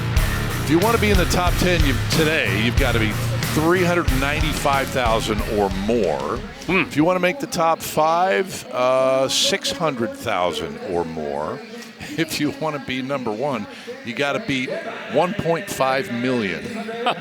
Okay? Cash is king, isn't it? That's right. I remember what the professor used to say. Oh, you'd like to go fast, huh? Well, speed costs money. How fast do you would you like to go? Right? Yeah, so true.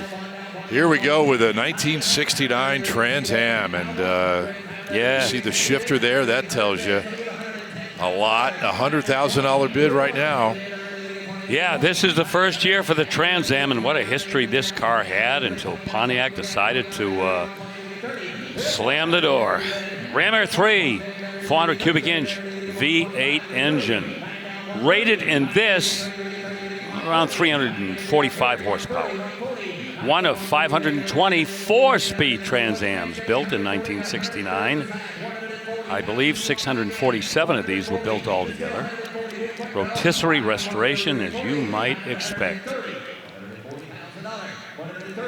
Wow, $130,000, and still got some room to go here before we get the gavel. All cameo white with the Tyrol blue stripes. And we're going to sit on that number until the bid goes on, boys. Get to work.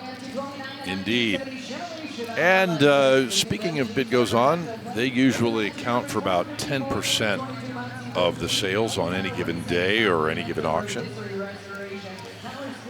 And up next, we get to feast our eyes on yet another Chevelle LS6 from 1970. I told you there's going to be more than a few here, and I think this is already 3 or 4 today. Oh, and each one more sensational than the one before it. Look at this.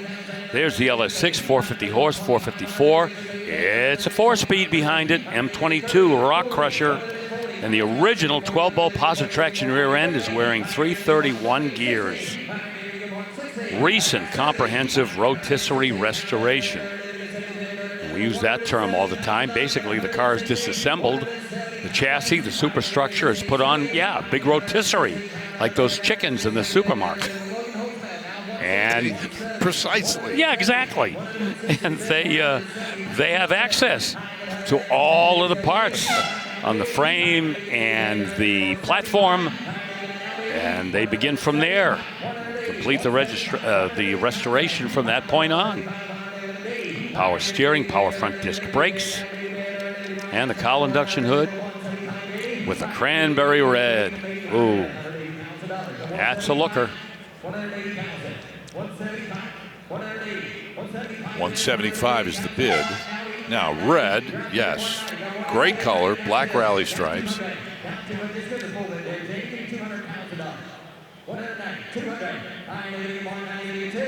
I wonder if I'm just sitting here watching this thinking, man, there's got to be a 2 at the front of that number. Yeah.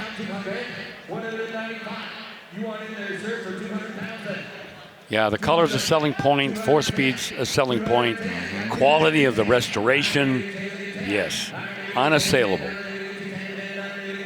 2 build sheets and the protector plate as well.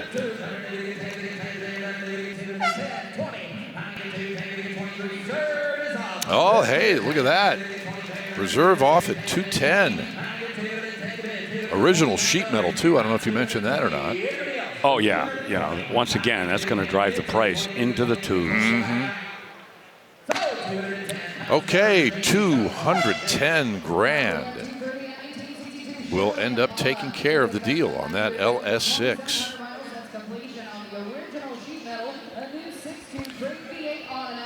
1962 Impala. Bill, that has been puffed out just a little bit. Oh, man. And the puffing never stops. The list of modifications is long and lustrous. We'll begin with the engine. Wow, 6.2 liter, 525, excuse me, 525 horsepower crate, 4L70E automatic transmission, 9 years to build. Original sheet metal. Dakota gauges inside with the vintage air power windows. High-end sound.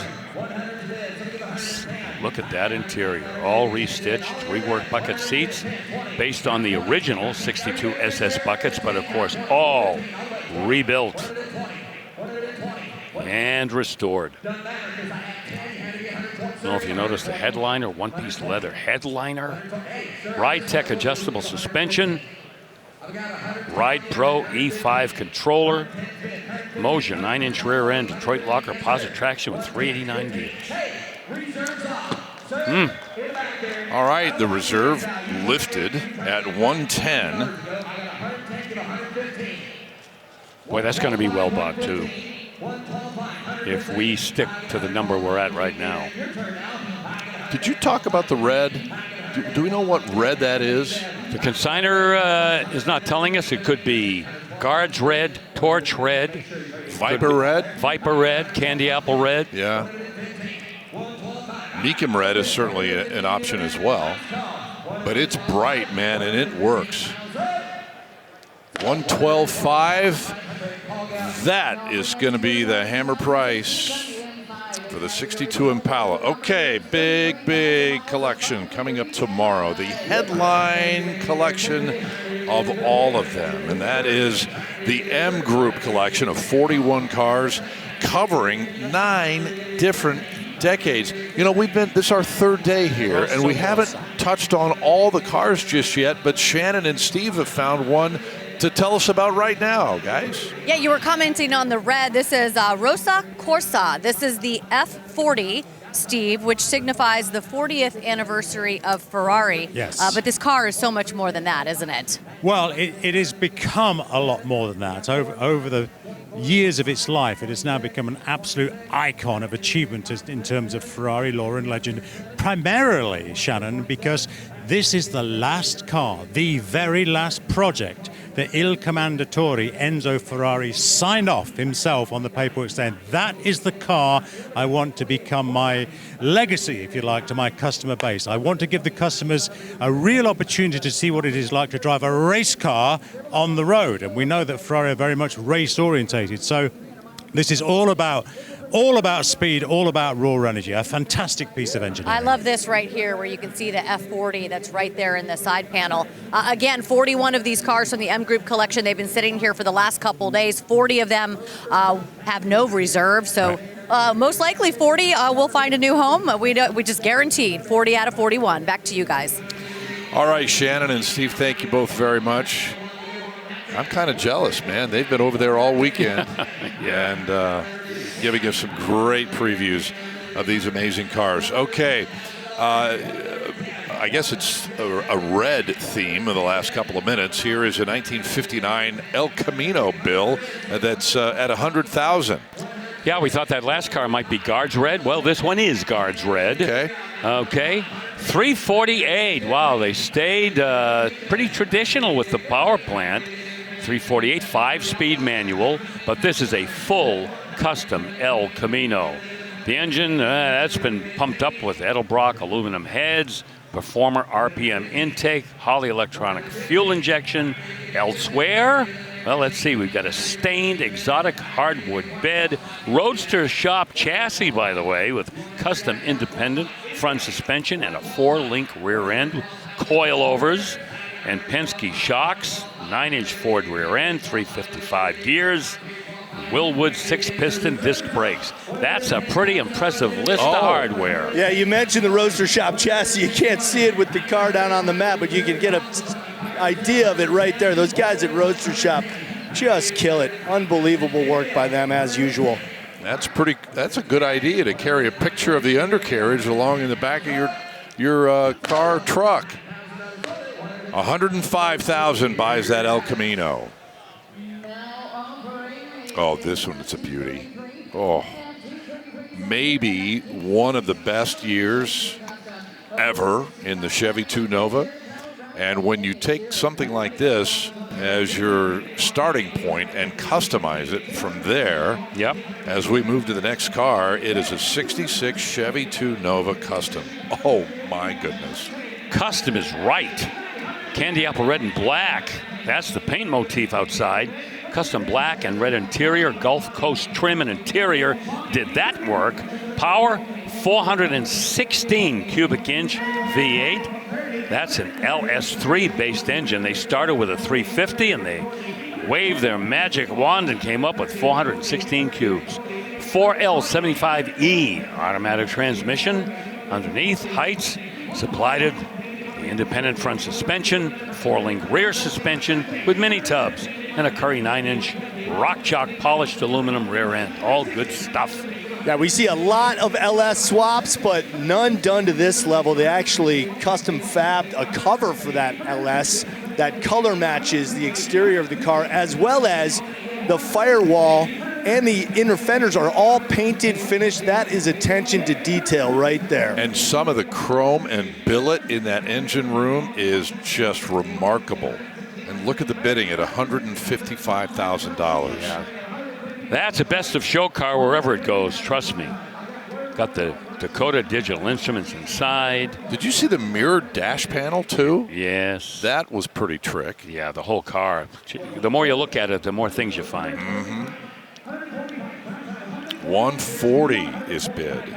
Hey, if it helps, Travis, the reserve is off. 140 is bid, 145. Okay, the magic words, the reserve is off. There's another look at that dash. Thank you, Willie. 140, if it stays there, this is another fantastic buy. I feel is a little under the money. This was a big money build. Bill, any indication on the consignment sheet as to what the SC would be in Nova SC, the painted graphic on the quarter there? Supercar, perhaps? Supercar. Maybe they're taking a page out of Yanko's nomenclature. Yep. Who knows? That'd be my guess. Yeah.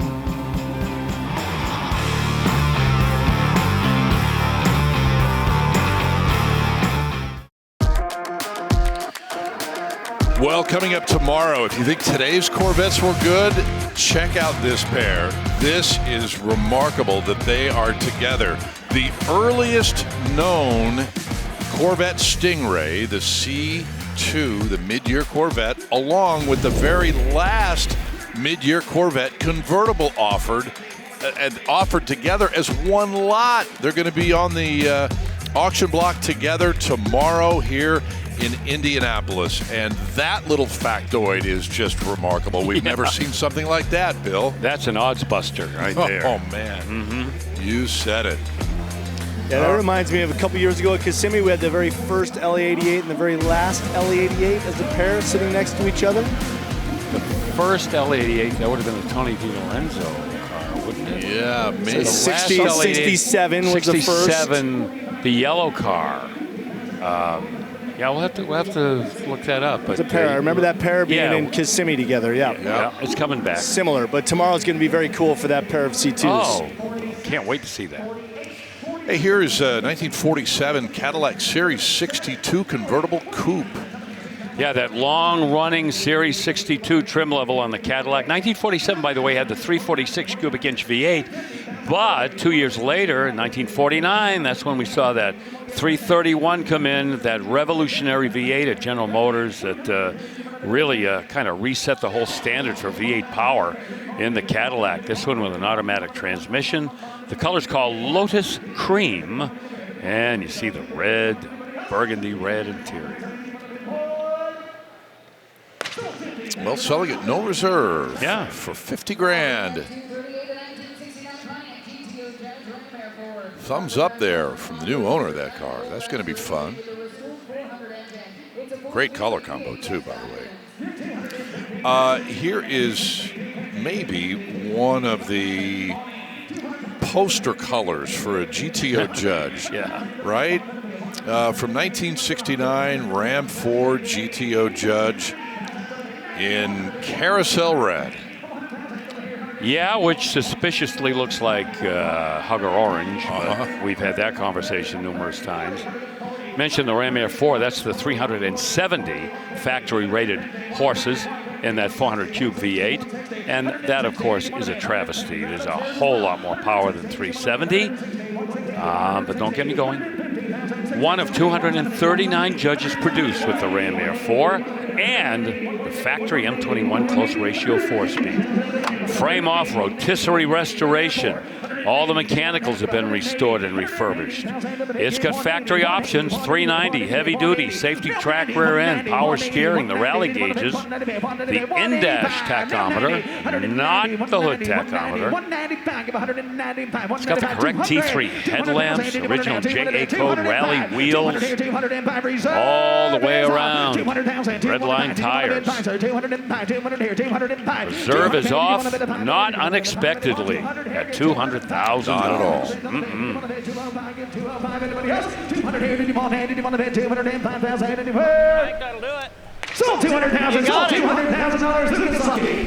And there it is. That's a cool car. 200 on the button. Oh, man. Somebody shake his hand for me. Good work. Yes, indeed. What a car that is. Hey, you know, this event here at Indy, our 5th on the Mecum calendar so far this year. Plenty more coming up, including a trip to Monterey, California later. Rutledge Wood now with some of the cars that we will have in Monterey, right? Yeah, that's right, Scott. So excited, looking forward to that. Take a look at this beautiful 2025 Brabus Porsche Turbo S 900 Rocket R. 202 miles on this, loaded with carbon fiber. This is one of only 28 that was produced, and number 4 in the U.S. It's got the twin turbo, 3.8 liter, 900 horsepower, flat 6. Amazing car. And you know what would go great with this hardtop? How about a convertible? Just look, right next door is another Brabus 2025 Turbo S. This is the 900R Masterpiece Cabriolet. This is one of only 2 in the U.S., and it's only got 100 miles on it, and this was built by Brabus of Germany. In Germany, my friend was actually there when this car was being assembled. He just sent me a picture of it. What's up, Jeff Whaley? So, yeah, beautiful cars. It's going to be rolling into Mecum, Monterey, August 13th through the 15th. Beautiful cars, Scott, that people can and check out here in Indy this weekend. You know, Rutledge, thank you for showing us that. I was at that group of cars the other day, and I got to be honest with you, man, as much as I love those Porsche 911s, the Brabus, that white interior with the white wheels, that's going to take a little bit of time, right? I'm not really on board with it quite yet, but I think I could get used to it. Well, yeah, you better put the biohazard suit on before you get into that car, I too. know. Want to keep that thing clean and pristine. Oh, man. But, you know, here's the thing. Those are all perfect for Monterey. That is the great thing about it. 1967 GTX is up for bid in $57,000 territory here. Yeah, we're at $57,000, and we're going to have to pump that up a little bit, I think, to sell this car. But you know what? This is a 440, 375 horse V8 engine. This would have been the standard engine in the 67 Plymouth GTX. But the thing I love the most about that engine, it was built by one of my teenage idols. When I was a teenager, Dandy Dick Landy. He built that engine, the great drag racer who I got to meet many times and just loved listening to his stories. And yes, the late Dick Landy built that engine. That is super cool, man. Hey, listen, before we get to the next car, Cub reporter Jacobs has something on those L88s that we were talking about. Yeah, those two cars, the very first L88 and the very last 88, were offered as one lot at Kissimmee Mecum. I believe it was either 2 or 3 years ago. So that was a pair of Corvettes that will rival the ones that will be going across the block as a pair tomorrow. Right. Okay, very good. Thank you. Good work, sir. Take a peek in that engine room. That's a 57 Bel Air Custom we are looking at. The bidding quite quickly to $150,000 and $160,000. Man, the full customs that we have had here today. This is like the ISCA Grand National Car Show. Good Lord. Art Morrison chassis underneath. We see that happening more and more. It's got a Gen 5 LT1 and a 4L60E automatic transmission. Man, modifications and fabrications all up and down this 57. Underneath, power rack and pinion steering with a Ford 9-inch rear end out back and coilovers. The 4-bar rear suspension, front and rear sway bars. Tubular control arms. You know, you might even call this a Pro Touring 57 Chevy convertible. You know, and it's funny, you wouldn't really be far off. It's no, I don't certainly think so. in the running. Totally modified interior, customized. It's got the high-tech platform underneath and plenty of horsepower. Yeah, where this one would be the Pro Touring, the previous off-the-charts Bel Air, 57 Bel Air that we saw go for about, what was it, 180, 185 on this level. That one was more in the resto category. This is definitely in the modified category. Right, and this would be a show winner wherever you take it. I mean to tell you. 192.5, and right there, that couple will take that one home. Pretty cool. Yeah, and you know we say this every now and then, almost too nice to drive.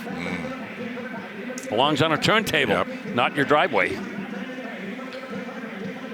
63 Corvette next. Yep. Another frame-off restored Corvette.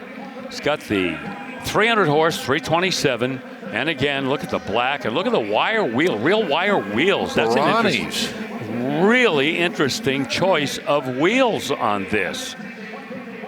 When this car was new, the dealer installed AC into it.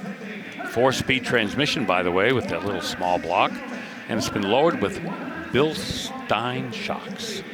Hey, you don't see those wheels. I think it might even be the first time we've seen wire wheels, especially on a 63. This is that's a wild look. Really gives it a European flair. Exactly, and I was going to say, when's the last time you see a split window coupe and the first thing you notice about it is the wheels?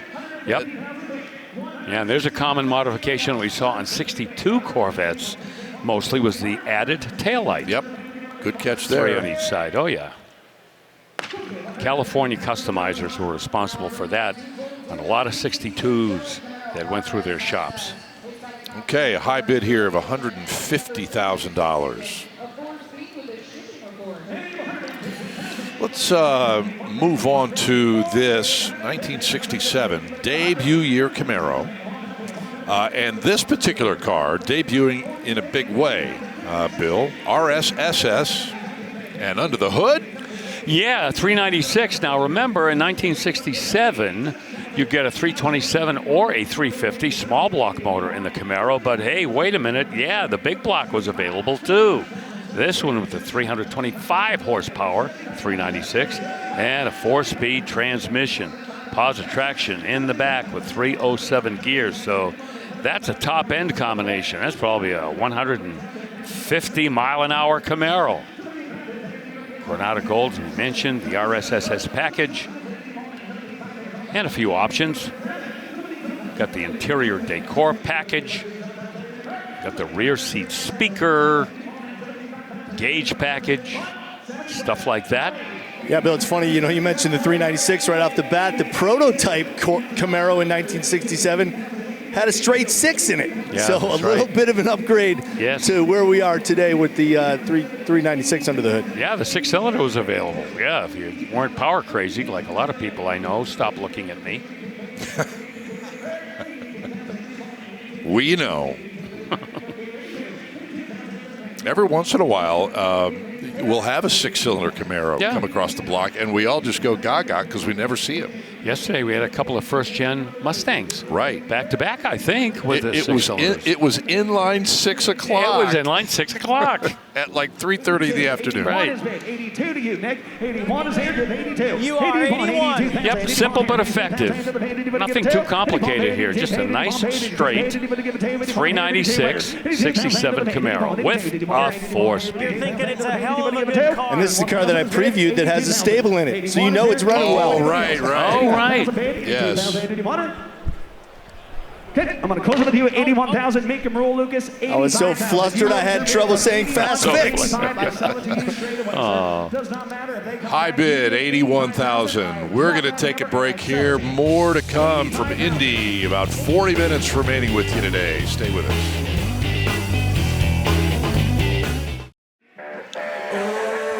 Well, coming up a bit later on this summer in Nashville,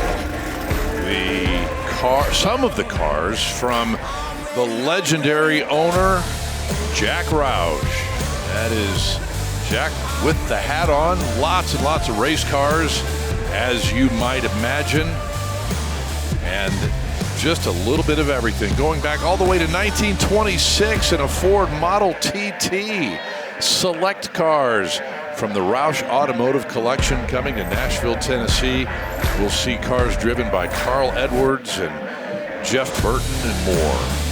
And there's a little bit of a preview here on site in Indianapolis. Oh yeah, Boss 429 will be in that group as well. Serial number 429, by the way. Yep. Only for Mr. Roush. Very cool. That's coming up in Nashville, actually, at the Super Speedway down there, September of this year. Mark your calendars. Yeah. Hey, you remember who else drove for Jack Roush? Remember Chad Little? Yes. Chad Little. He was a Roush driver too. Yeah. Good. All right, back to what's happening here in the Coliseum at the Indiana State Fairgrounds. 57 Bel Air has cracked 6 figures. Bill, tell us why. It's fuel injected. It is a Fuely 57 Chevy convertible. 283 cube, 283 horsepower with a 3-speed manual on the column. I'm just going to shut up. You don't need me to say anything else. You know everything you need to know now about why this car is bidding at 6 figures. Look at it.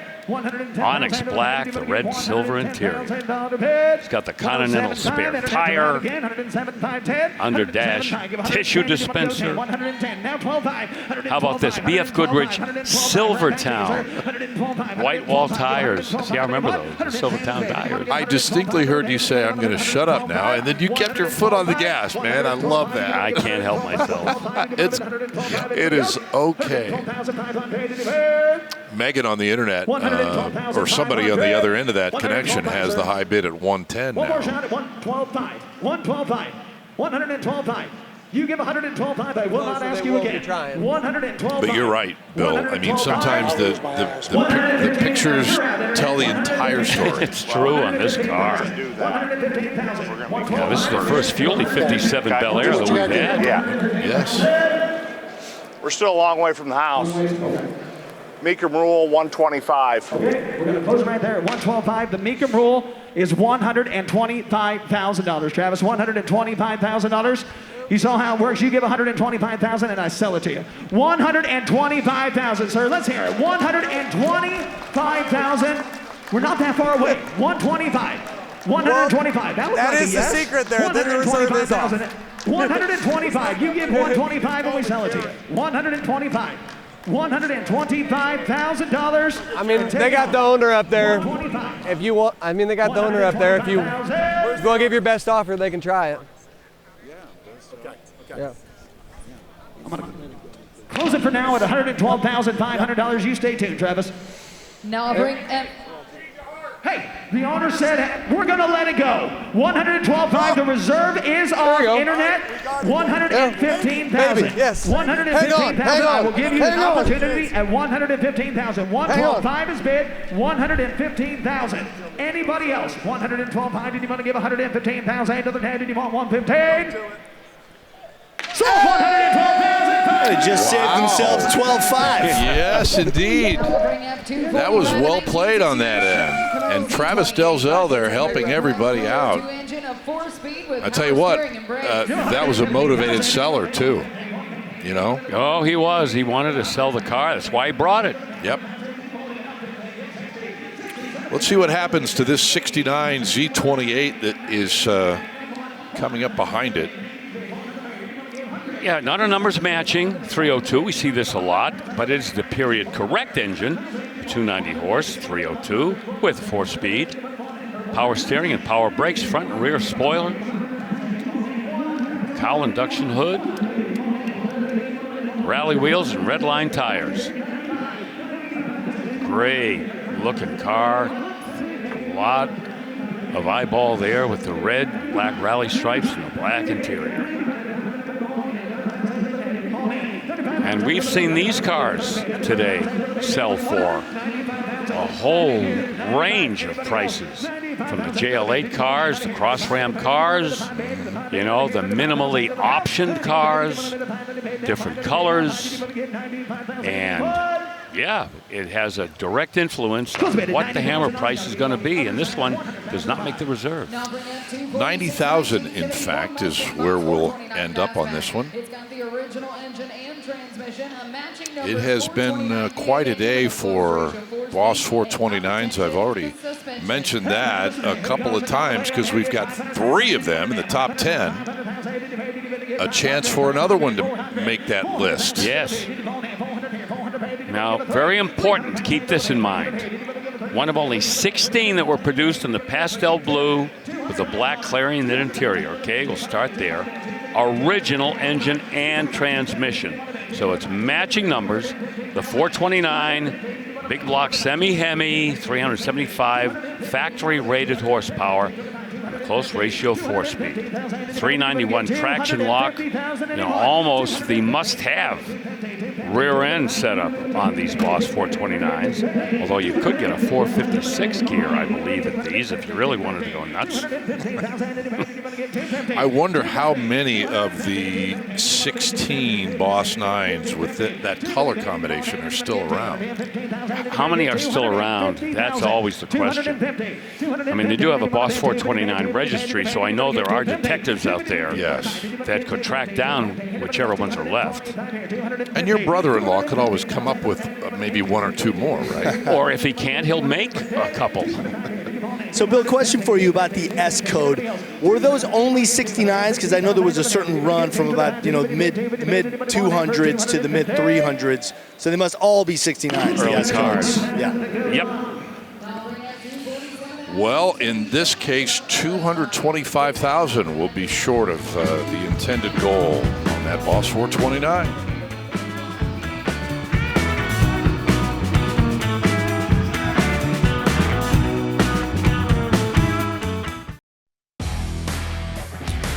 Welcome back to Indianapolis, and some folks hanging out in the State Farm booth here today. Perfect timing for us, too, because this is our State Farm moment of the day, and it happened earlier with the vehicles from the Peter Swainson collection, specifically that amazing 71 Hemi GTX in Winchester Gray, one of only 11 built in 71 with that 4-speed manual transmission.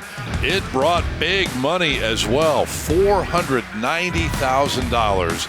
And a quick look at the reaction from the folks who bought that car.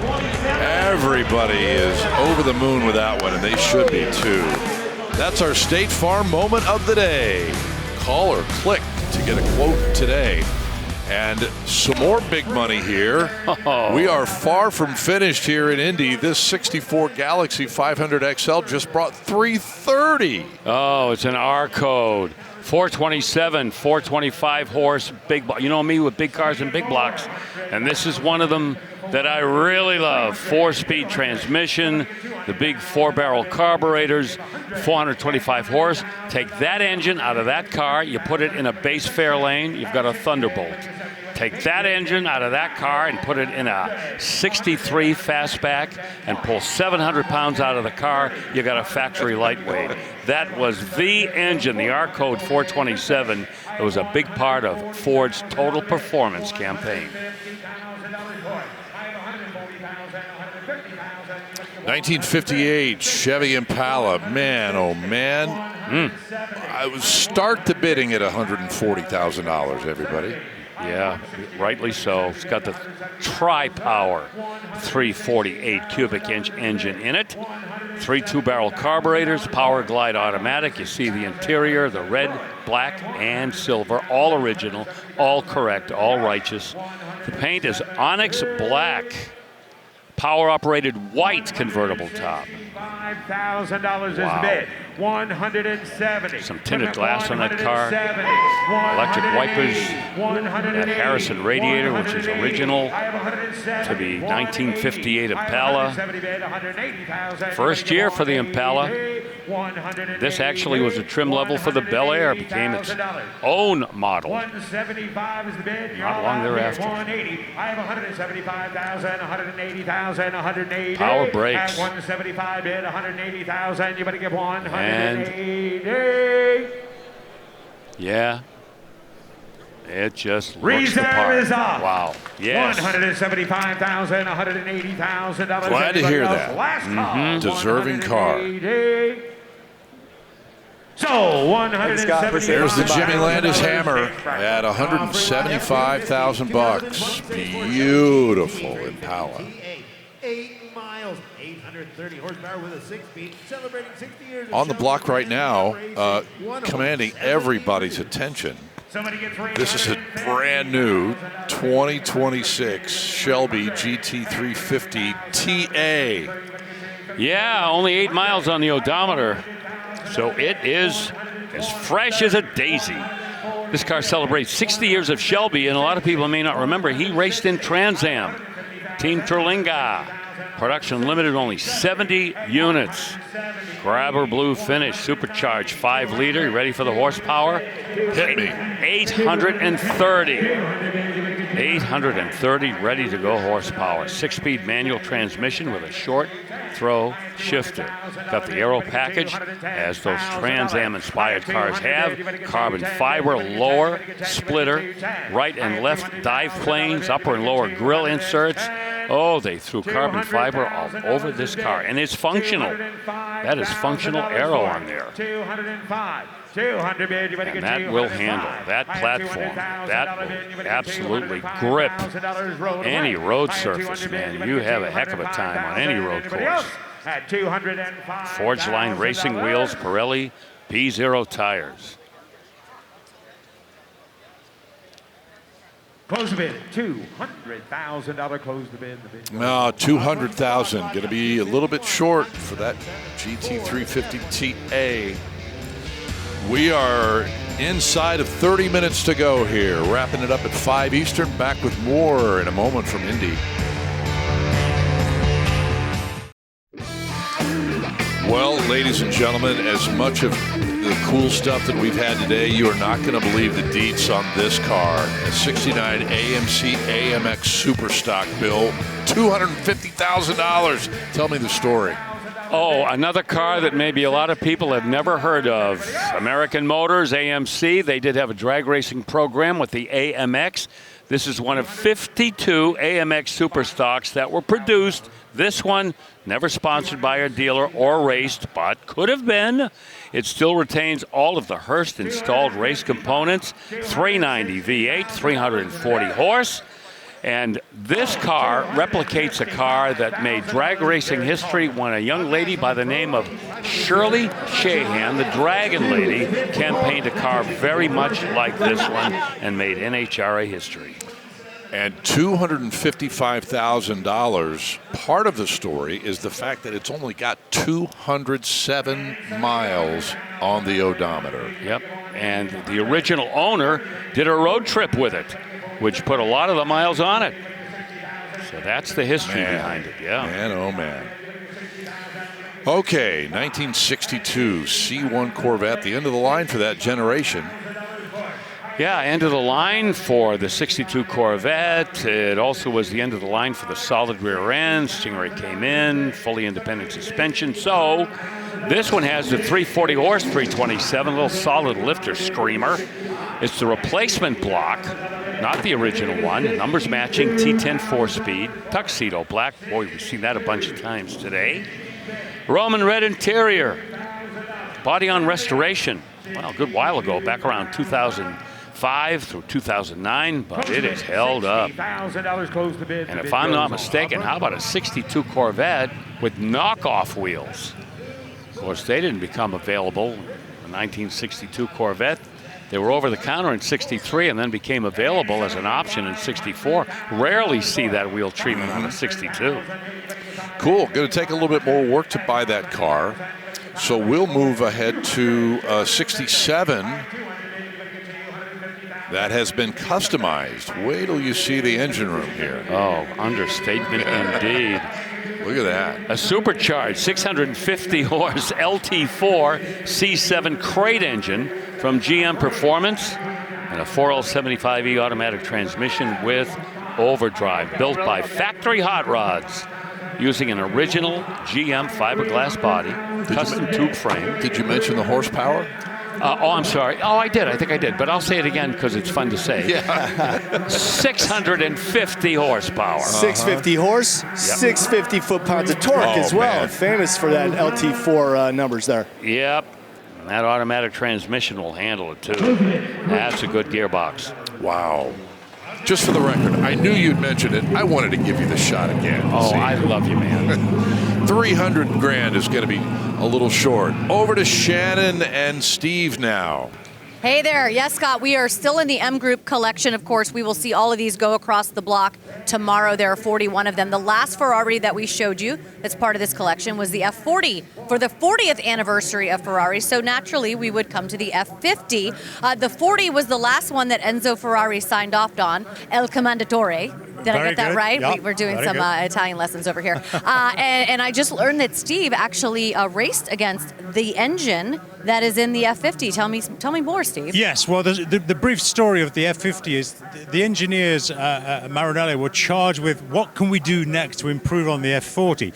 Remember, Enzo's final words really to his audience was, to his customers, I want to give you guys a race car experience, and that's why the F40 came into existence. So when they came to the F50 project, the engineers said, how about we take the next step and put a genuine Formula One V12 engine in the back. So it's the F92 Formula One car engine sits in the back of this chassis. And yes, I raced against it during my Benetton days in Formula One, raced against the very engine design that sits in the back of the F50. And it is hard to see through the camera, but you can see the carbon weave on this car right underneath the paint. It is beautiful. Remember, we will see this one as well as all the other M Group collection go across the block tomorrow. There are 41 of them. This one right here, the F50, no reserve on this car. We'll be right back to wrap things up here in Indy. Back in Indy, time to check in on our top sellers as we kick off our final segment. In the number 3 spot, that amazing 2004 Steve Saleen S7, the only one ever built to these specs. it's got that long kind of a speed tail rear end look to it. Anyway, $630,000 it brought a little bit earlier. 2 members of the $1 Million Plus Club today. The 1965 GT350 Shelby, a very early 2-digit car, a double-digit car.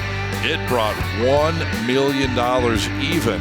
But then the amazing 1990 Porsche 911 by Singer, the Michigan Commission, around $300,000 in options, and it brought $1.5 million here today in Indy. Big time #1 car today, and there you see it, Porsche, Shelby, Celine, and a couple of Boss 429s at $600,000. Yeah, you know, no fire engines, no motorcycles. There is order in the universe once again. And you know, if we had to sit down and look at today's consignments and maybe make our picks for what we thought would be in the top 5 by the end of the day, I think we would have picked a good many of those cars. I think you are right. Safe contenders for sure. Yeah. 1968 Camaro Super Sport Custom is rolling past us right now in a big car right behind it. Yeah, well, this one is no, shall we say, diminutive automobile either, with a 650-horse LS3 that's been massaged by Texas Speed. Tremec, 5-speed, manual transmission, a lot of other updates and modifications inside and out, including the interior, suspension, Hotchkiss parts and pieces, QA1 and Ride Tech. They're contributing their technology to this build. 17-inch American Racing salt flat wheels. Once again, the wheels that we compare to the old Hallebrand kidney bean wheels. And it is going to sell. Reserve is off. Yes, sir. Thanks, Larry. Okay. This falls into the category of one of the most anticipated cars at this entire event. We've not seen one in person, much like in Houston when we had our first ZR1 from 2026. Here is the ZR1X, brand new, 6 miles. The most talked about Corvette, I think, in history. Yep. And I don't think I'm exaggerating. They officially announced and displayed it at the Quail, Monterey, last year during Car Week. It's got 6 miles on the odometer. Number 11 of 60 produced to date. Total production expected to be about 100 units, but it's that powertrain, the LT7, 5.5-liter twin-turbo V8 with 1,064 horsepower and an electric motor-driven front axle that gives you another 186. Total value of the deal, 1,250 horsepower with all-wheel drive. 0 to 60, less than 2 seconds, and a top speed expected around 233 miles an hour if somebody is brave enough to find out. Well, I tell you what, the bid right now at $400,000. One of these cars next weekend will be pacing the field, leading them to the green flag at the Indianapolis Motor Speedway with Kurt Signetti, the Indiana University football coach, at the wheel. But here we go, 4.25 bid right now. I hope it doesn't lap the field. It might. Actually, it's funny you mentioned the top speed. That's right about what the Indy cars could do. Did they test this car at Nürburgring? Didn't it set some crazy lap records there? Yeah. I'll tell you, there's a pitched battle between them and Ford and the GTD Mustang. It's kind of fun to watch. And everybody's trying to one-up the other guy. It is so hard to process 0 to 60 in less than 2 seconds. It is. Just the torque that takes and the force you will feel sitting in this car or driving this car will just be unprecedented. I heard a guy walk up and say, literally, that is the best-looking Corvette I've ever seen. And you see why now we're getting the view of that carbon fiber top popping out and going on. I got 500. What a cool ride. Yeah, you know, 0 to 60 in about 2 seconds. You're talking about NHRA Pro Stock territory. Look at this. Those cars my goodness, the reserve is off. $550,000. Sold for 5. There it goes. Oh, break out the champagne. Approaching the block lot, F2. How about a case? My, oh my. Well, the ZR1 a few weeks ago sold for $300,000. Yes. Now this one for $550. What can you say? Not unexpected, certainly worth it, and a car that is going to take an awful big chunk of the Corvette history book when that is finally written someday. It really is. And I love the fact that they're limiting it to 100 units. 100 units. That's part of the story. Yes, sir. Okay, big Mustang here. K-code always commands attention, especially in 1965, Bill. Yeah, the little solid lifter 289 with 271 horsepower. This one with a 4-speed.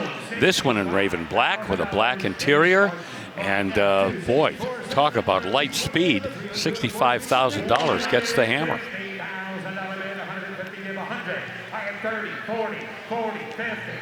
Here comes a Z28 rolling into our picture, kind of off the left side of the screen there. Opening up at 70 grand. Yep, it's going to be a six-figure car, I think, but it's not probably going to trade as high as it might if it were numbers matching. That's a replacement 302 in it, 290 horse, and a 4-speed. A lot of paperwork, original sales documents, owner's manual. This has been Camaro High Performance Certified. It's a real Z28. 2007 Auto Show Award winner at the Heritage Museums and Gardens. And the reserve comes off at 100 even.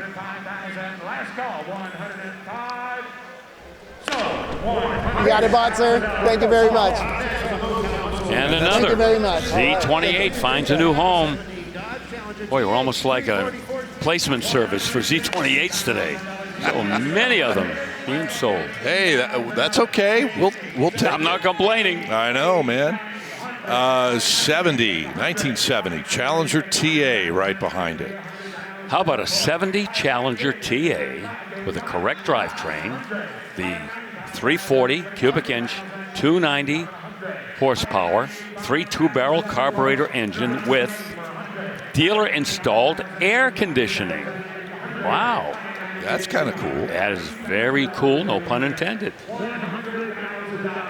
We know the story of the Dodge Challenger TA. That was a time when the Trans Am Series was probably the most popular road racing series in the country at that time, and it certainly was for a while, and still very popular with a lot of people. This one, top banana yellow with a black interior, of course has the 4-speed. Automatic was available too, but most people preferred that 4-speed. I bid here at $90,000 for the Challenger TA. Got enough time here for a little bit of a look at a 1970 Olds 442 W30. Oh, I like the way that one is finished. The rally red and the welfare wheels, raised white letter tires. Of course, the W30, that is the drag racing version of the 442. That was its first intention. The engine was hand-built, was the closest to a blueprinted engine you could get from a factory back then. Comprehensive frame-off restoration, and that 455 makes 370 horsepower with the Ram air induction. This 4-speed manual as well.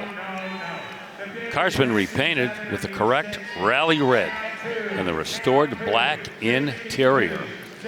Yeah. What do you think, Scott? That rally red on an Oldsmobile, that's hugger orange, man, isn't it?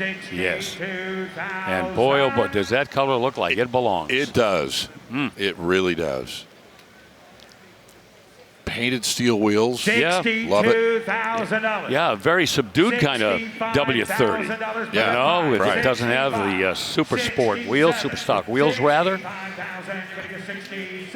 65 is the bid. I have $65,000, $67,000. Anybody else? Anybody give 66? Boy, every time I see a W30 now, I remember that one from the factory that was at McCacken that the guy said who ordered Close it a bid at called, $65,000. the Mopar factory and said, hey, I want to get plumb crazy on my W30. And they said, okay. And they did it. Yeah.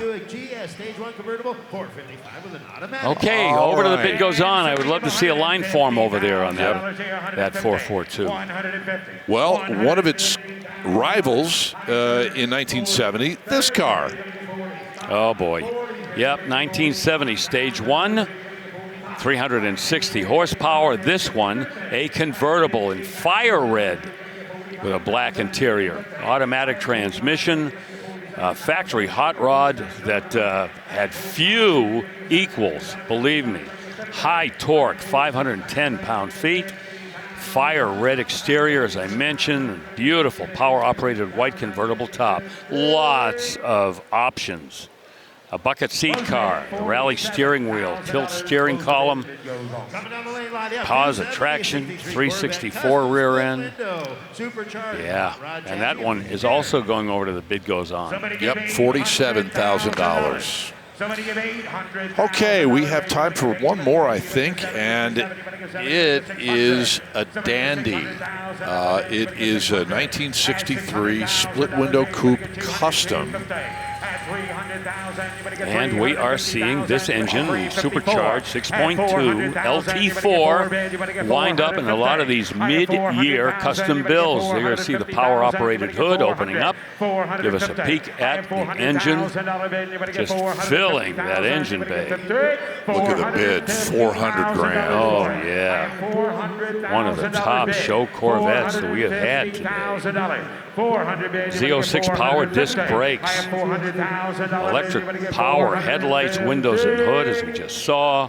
Vintage air, leather interior. Well, the high bid, $400,000. Well, that'll take care of our program today. One day left, a fabulous M Group collection will highlight a spectacular day of star cars tomorrow. We will launch our coverage live, as usual, at 11 a.m. Eastern, 8 a.m. out on the West Coast here on ESPN+. For the entire gang, I'm Scott Hoke. Thanks so much for watching. We'll see you tomorrow.